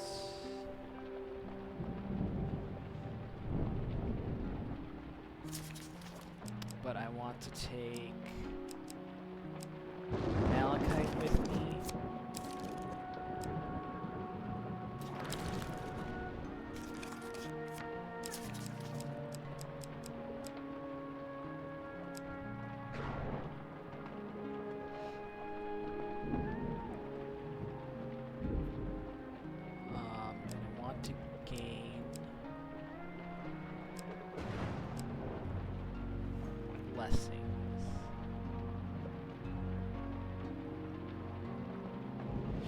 Yeah, I'm trying to remember what Malachite's quest is that I'm stuck.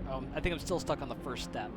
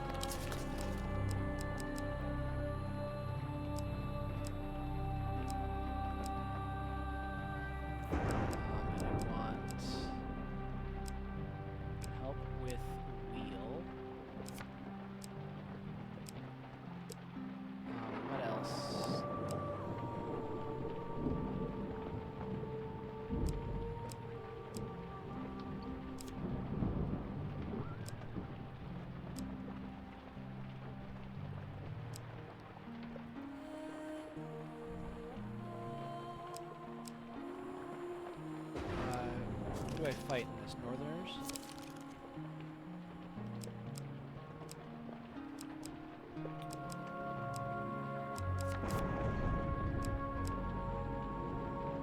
What else do I want to look at?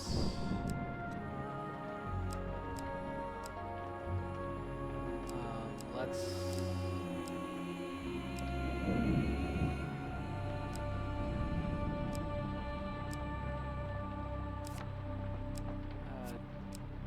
actually, which piece of equipment I don't have?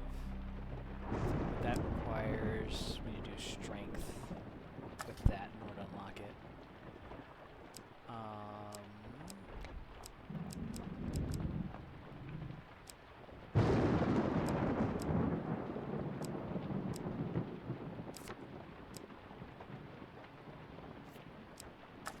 Don't know what that's for.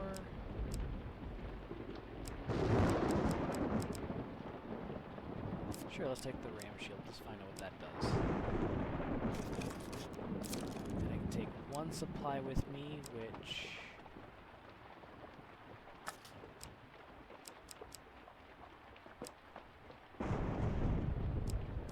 let's take 10 gold, just so I can buy stuff. Alright. Oh, wait, did I even put the right encounter in there? No, I didn't. God damn it.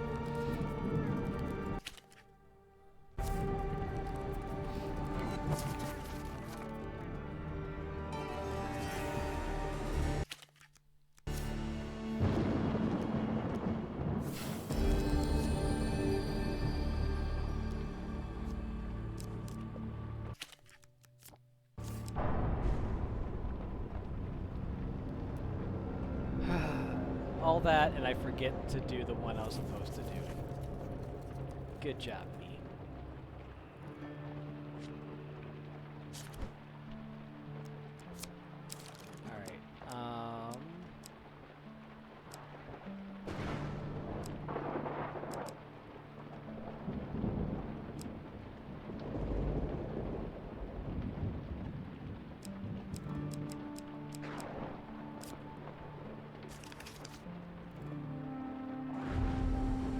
Alright, try this again.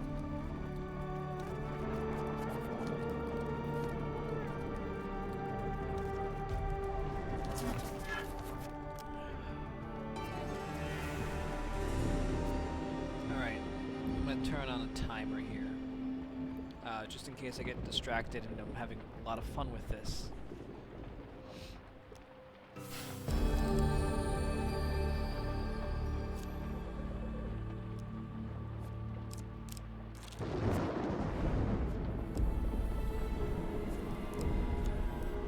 I have to be at work in an hour and change.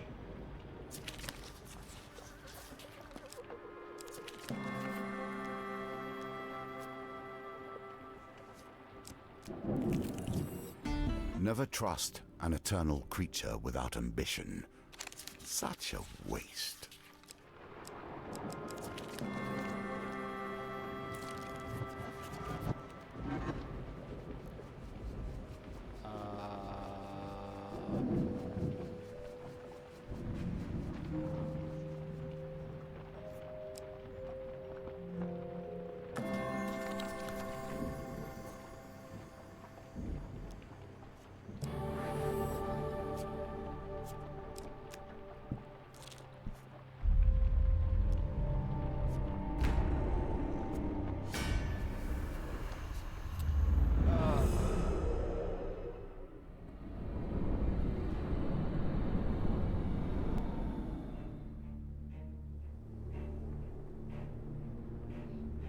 Who dares venture? None less than the amazing Malaclips and assistant.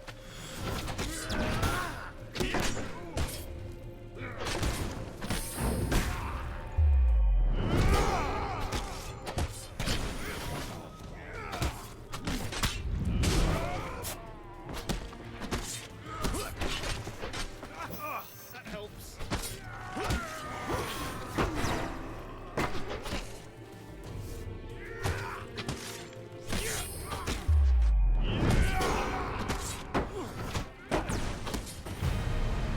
Oh, hey, good job.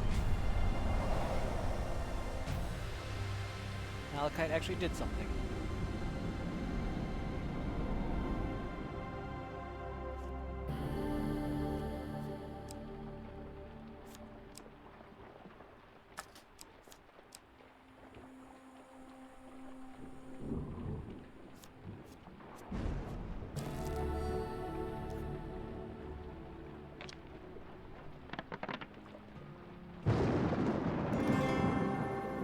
Awesome.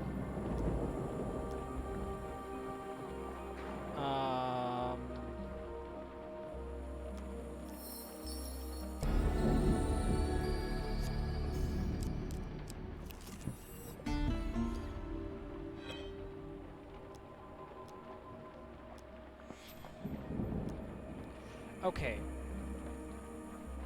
What the hell am I supposed to do with this? I've gotten to this point many times, and I feel like I fuck it up every time because I forget. I think I've done... Because there's a dice roll that's involved after this, isn't there?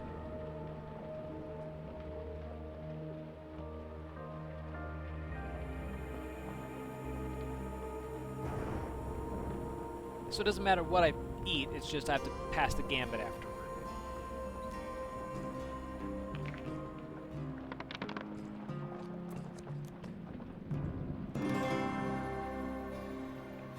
Victory. You are learning.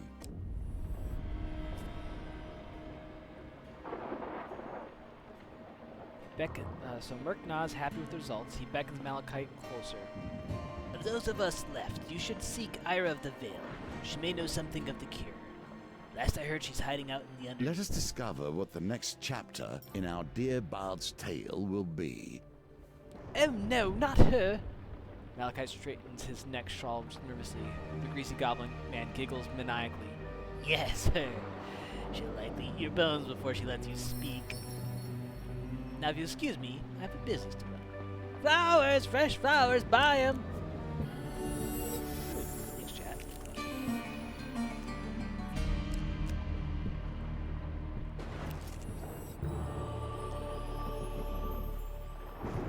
Half my food. Ooh, I want that huge success.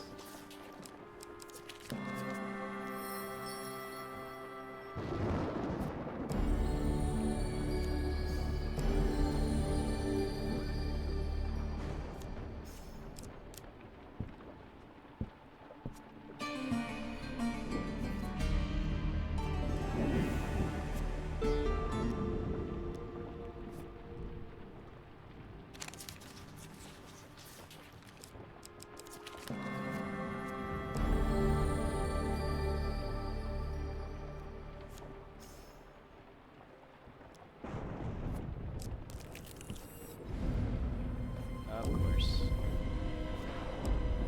Ouch.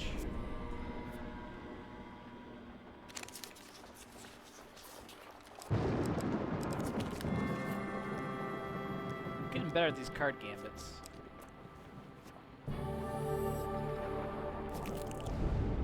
Oh, jeez. Come on, Blizzard.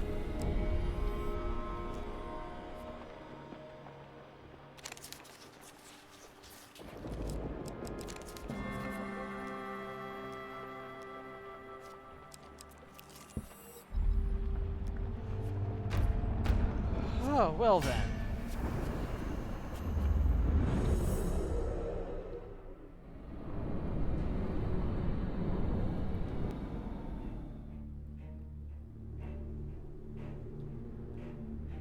Who dares venture?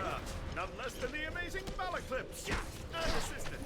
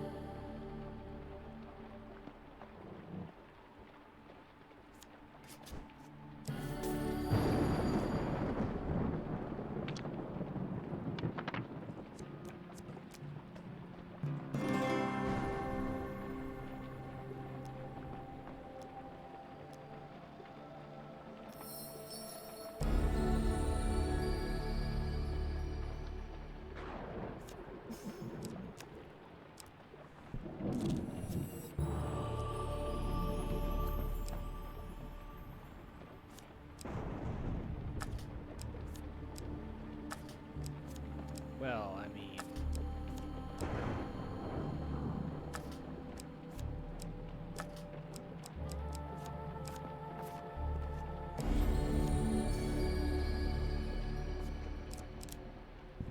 Of course, the card we're looking for we can't seem to find.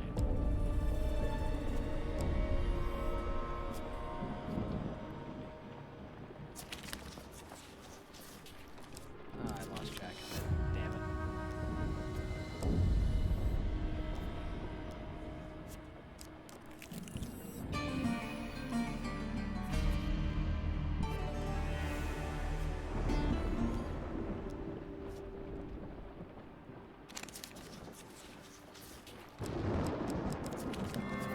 I don't know how I managed to follow that, but I did.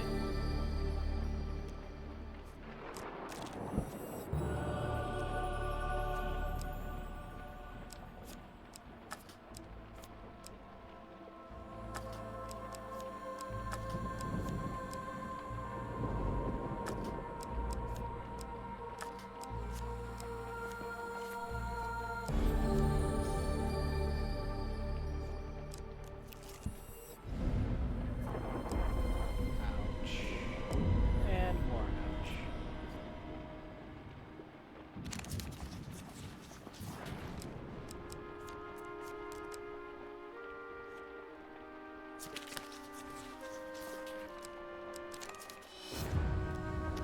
I think I managed to follow the wrong card both times.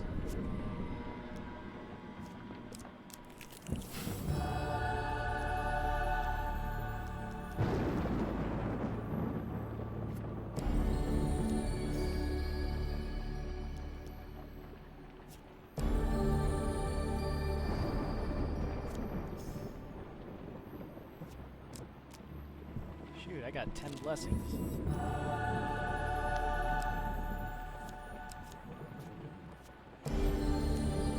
Ain't got 11.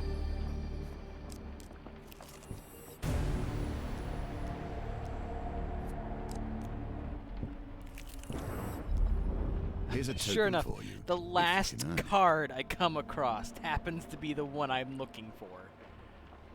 You find Merrick sitting in the shade of a precarious boulder at the edge of the ravine. Just in time, he says, standing up, dusting off his hands. A procession of trade caravans and carriages make its way to the great city, carrying wares from distant lands. We crawl to the edge of the ravine and peer over the crest.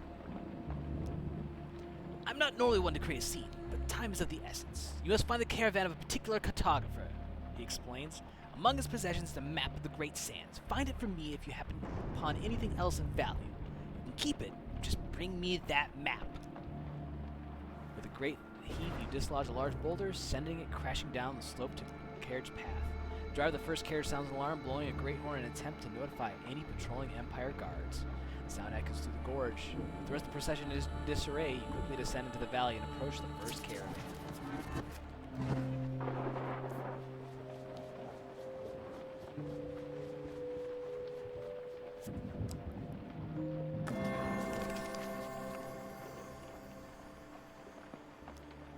Excellent. A wise decision.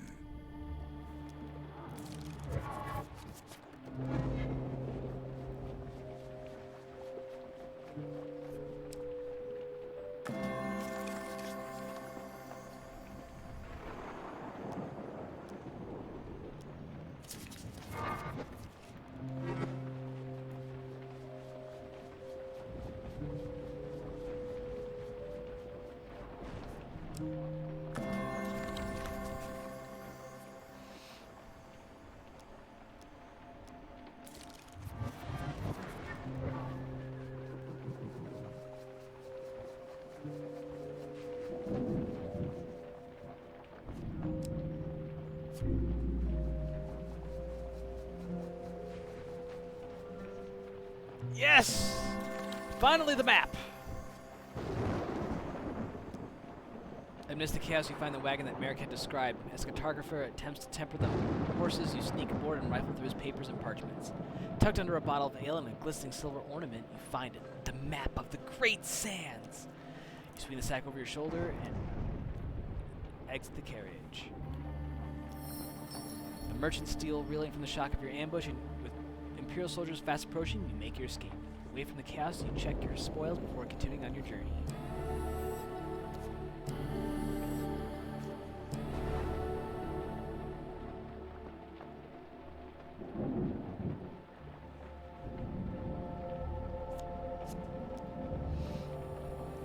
You find Merrick waiting where you left him. His eyes grow wide at the side of the map, and with a flourish it disappears beneath his cloak.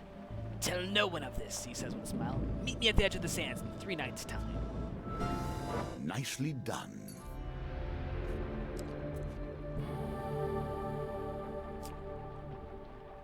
Kind of wish I could get one. I think there's an achievement for having 12 blessings, and I have 11.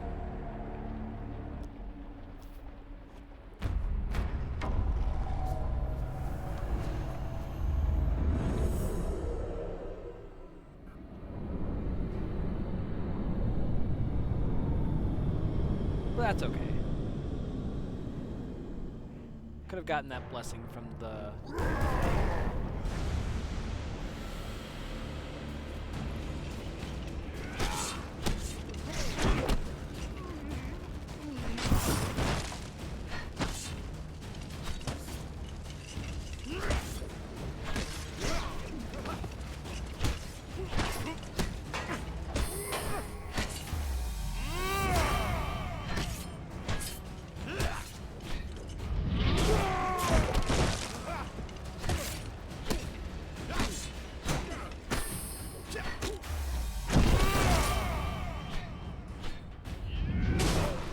Oh, got it.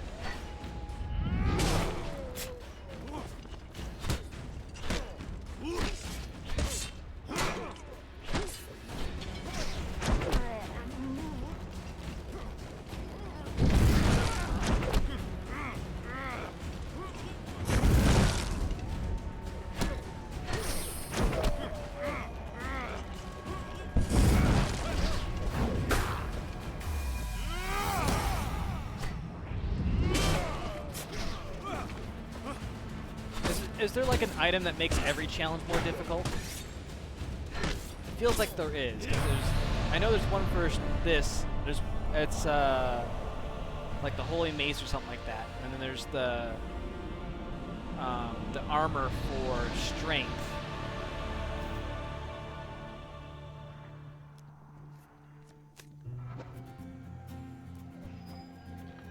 Okay. The underneath. Desert Trek.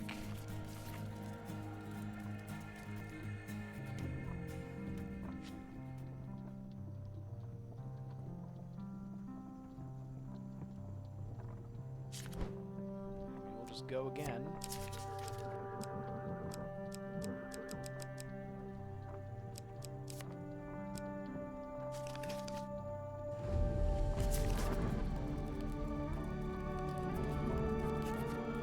Oh, I can do the double now? I didn't acquire anything, did I?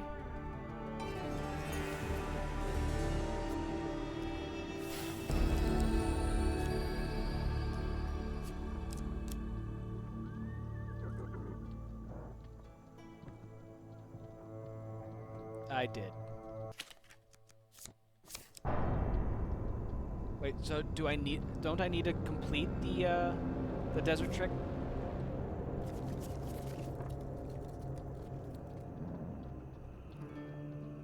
Oh, that's the card I needed? Oh, okay. Well then we'll head back over to the devil and then we'll go to encounters. So there's desert trek. What card doesn't help me? Elder's Gift.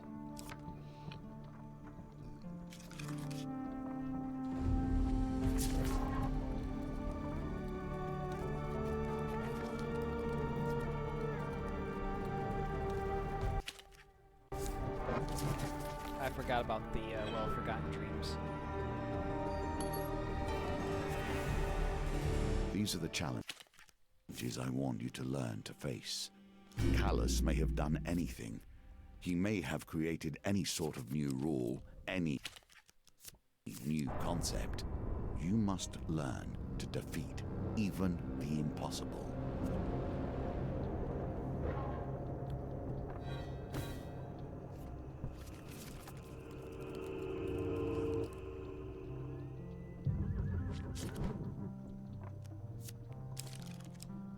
Let's see here.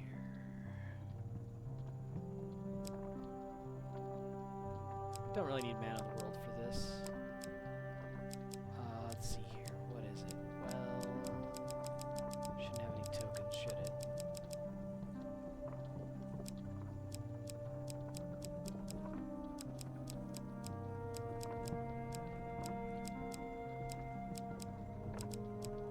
Oh no, it does have a token. Well, maybe for me to just breeze right by it. There it is.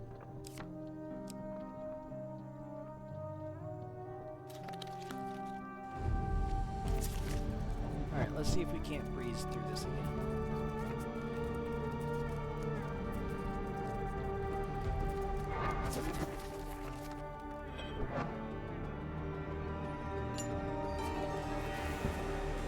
Remember why I set these challenges for you. In order to test you. But more importantly, in order to expand you. To make you better than you are.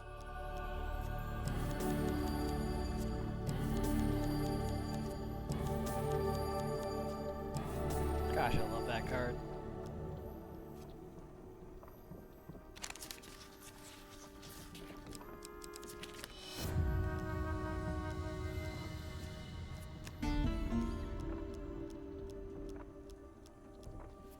And we'll just yada yada.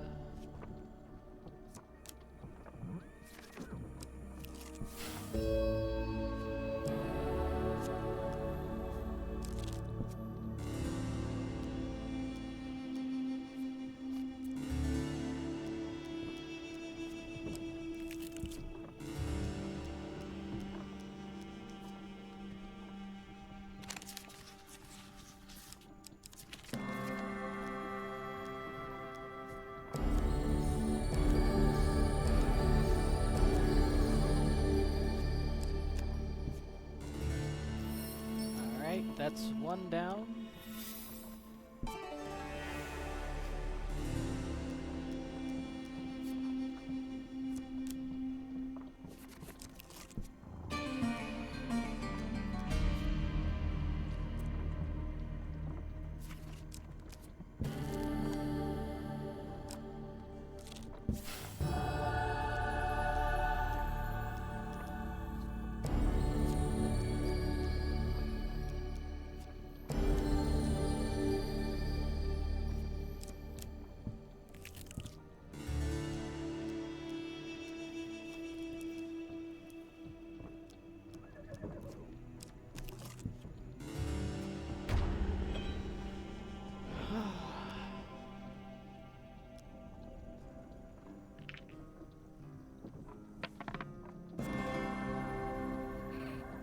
It's funny.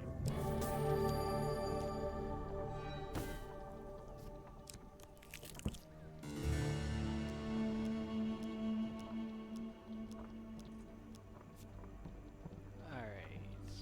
No. Don't need your help just yet.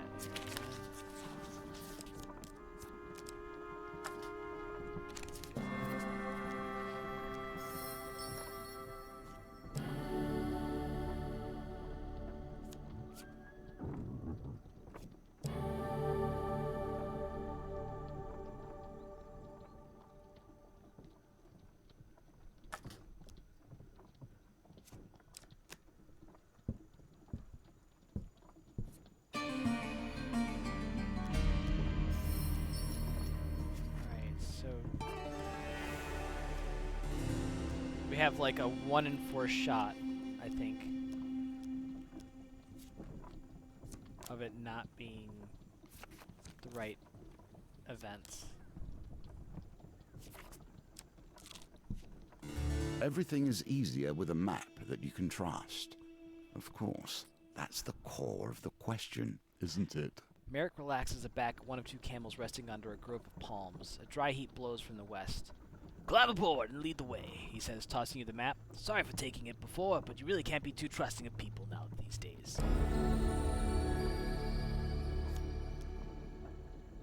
You take a moment to consult the map you discover while raiding caravans. It traces the merchant routes that crisscross the desert lands skirting the nation.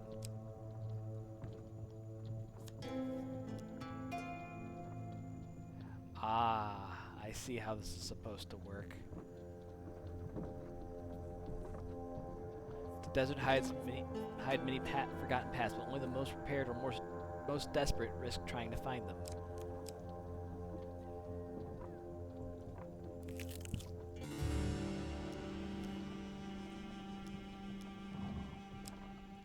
Alright, so I don't need allies return.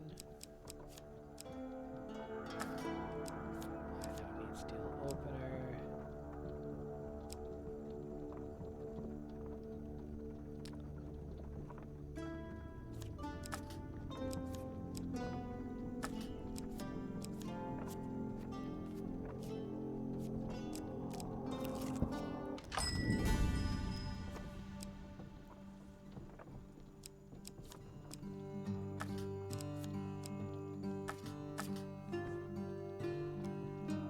I need to buy some.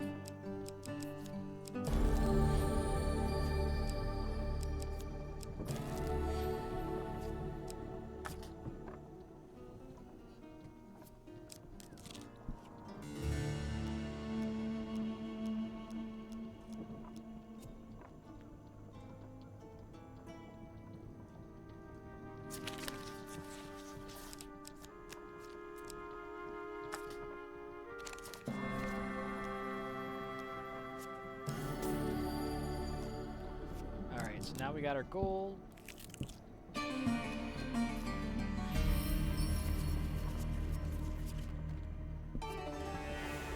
So now our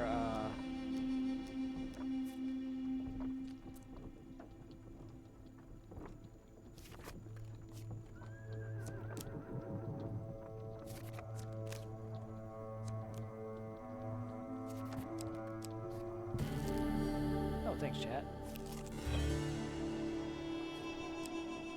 So I want to replay Desert Trek.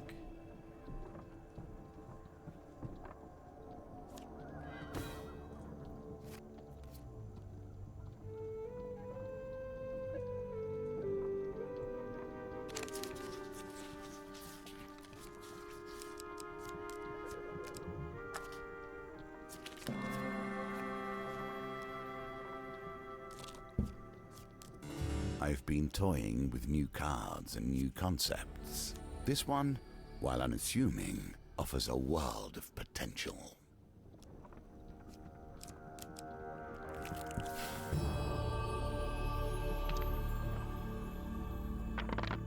Back to the bones. I hope you have learned to be their master.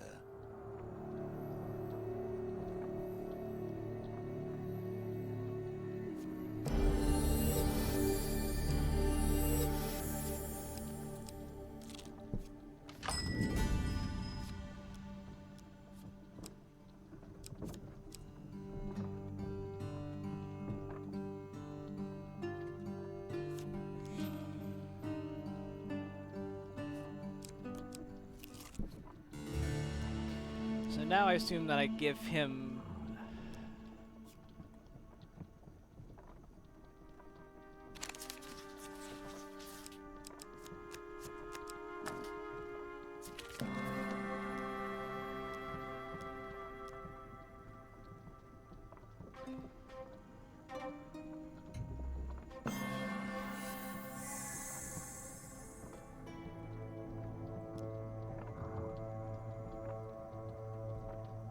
Yeah.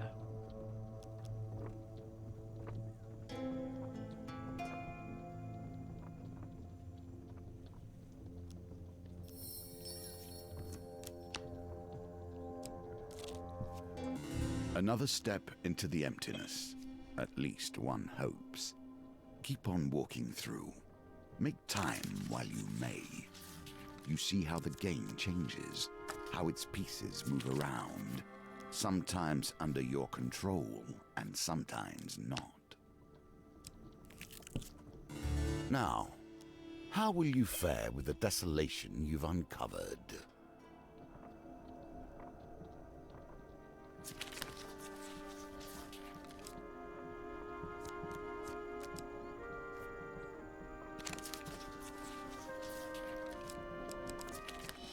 Damn.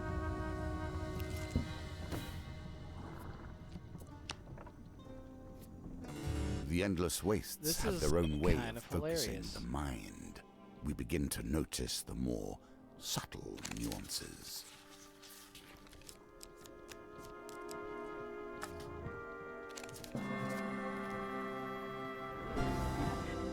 Oh, I found a mysterious cave entrance. Nice. Oh, thank you, chat.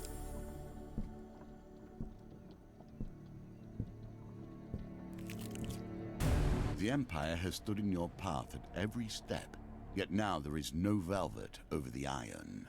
They would kill you to achieve their goals. You're spotted as you approach a remote but well-guarded Empire fort. A call to arms rise from the walls as twin ballistas stall your advance.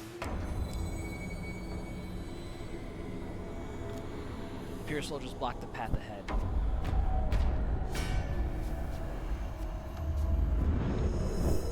Now watch, I fuck up this combat and die.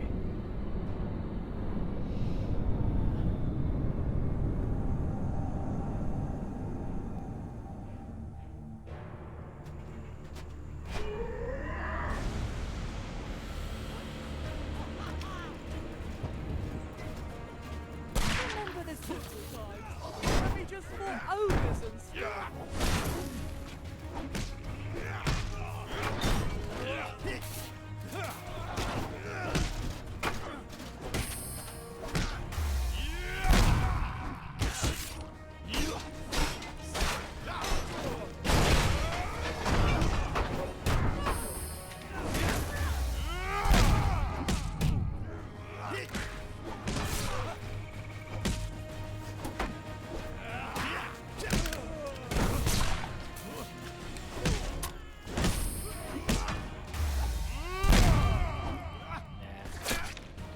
I should be okay.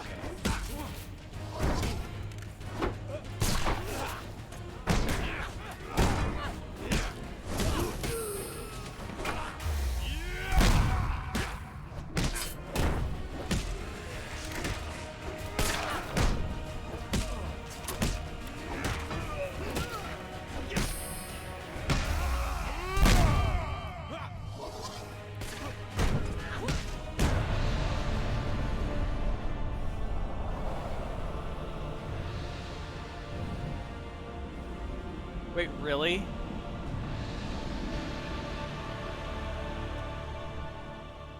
I think I still had... Wait, no, that might have been before.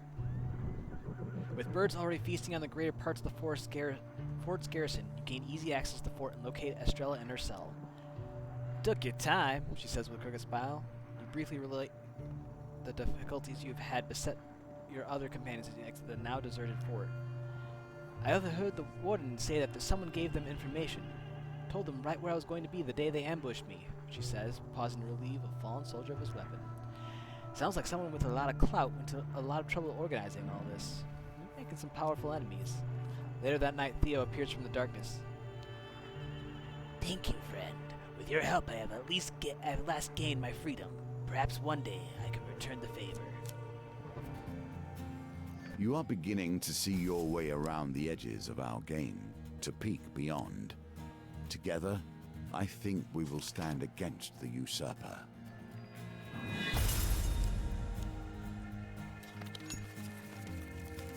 It's hard to believe that the Market Thief questline ends up with a Cave of Wonders. Awesome.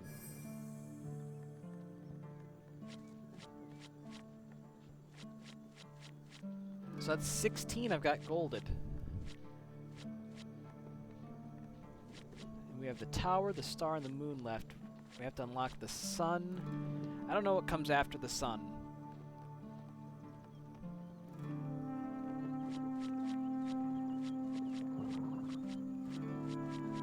I know the world is the last of the tarot cards, but I don't remember exactly.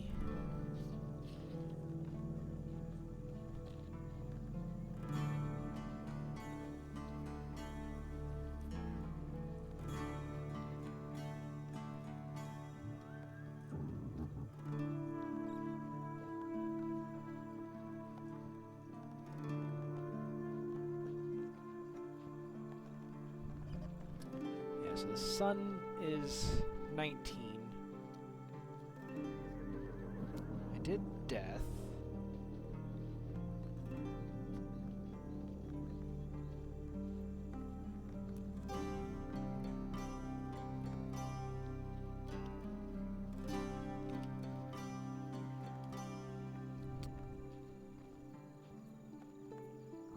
Did I do the star already? Oh no, star's coming up.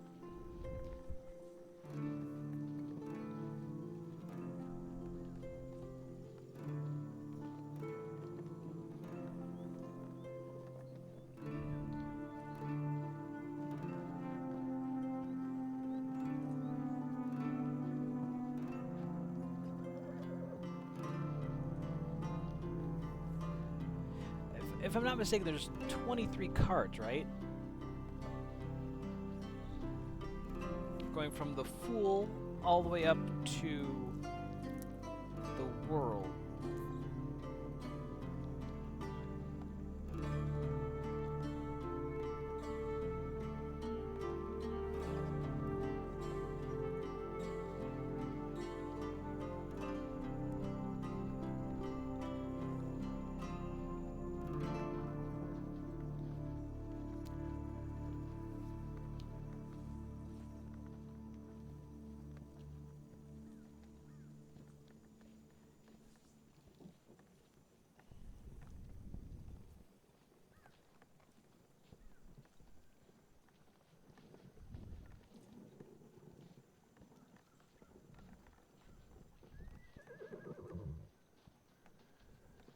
Or is there only 22 cards? I'm just mistaken.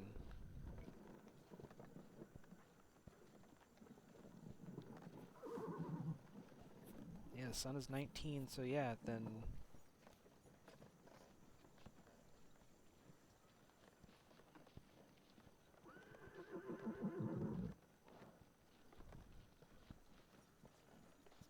Yeah, Judgment's the... That's... yeah. Shit. So I've only got 6 left. And they're gonna get harder. So I'm gonna stop here for the day. I'll try to have the card set up for the next mission, but let's take a look at God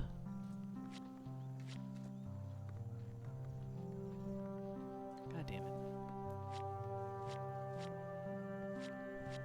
So the tower is the next one. A sorceress is besieged by Empire soldiers. Rumor has it she holds knowledge significant to the Emperor. Ascend the sorceress' tower, guarded by levels of traps and strange magic to find the answers you seek. So food, chance cards, and Empire. Okay. So I'll be doing this tomorrow, same time, same place. I'm going to try to get through the tower, and if I crush it, we're going to try Star as well, really what I crave. which is mages are opening the gates of the underworld and the dark corners of the Empire. Close the portals before it's too late. The changes you make, the rules you know, create, bitch, I am trying to talk here. Can you shut the fuck up? and in turn, change it. Alright.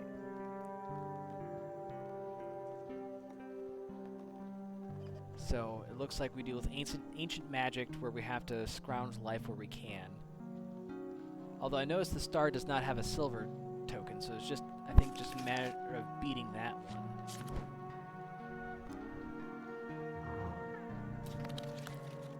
But that's what the plan is, to see if I can't get through those 2 and gold them tomorrow. I miss them, my Jackson I Queens, doubt I'll the get to the members moon. of my court. Each of them died long ago, of course. So I think this but is going to they be lived with me through my game. Now they are all lost. Justice and I was have the other? merely I these don't know what paths to Justice was. reassemble.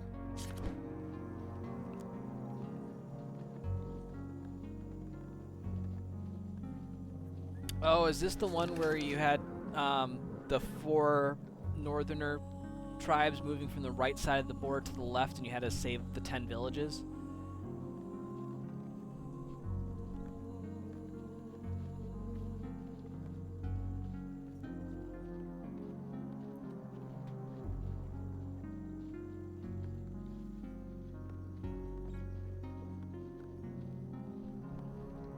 That sounds about right.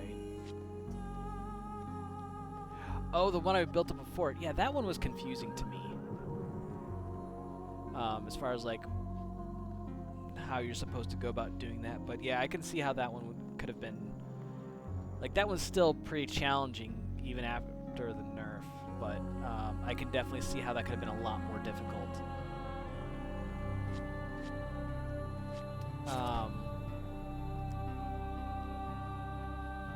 If you're around tomorrow, you'll have to let me know how the star was nerfed.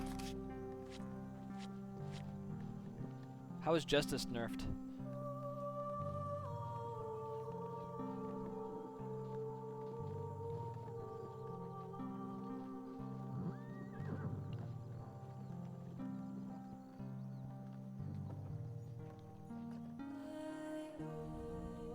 Cool.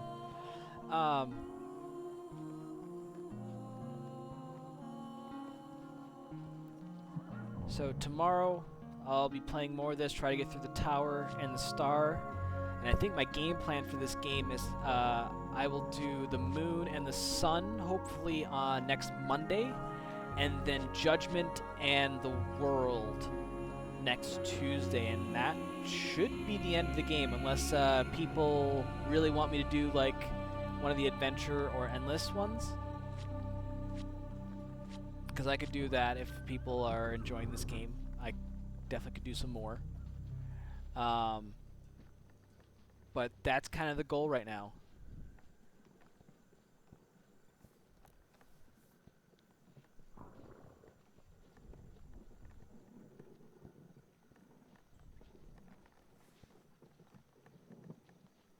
Oof, yeah, that's rough.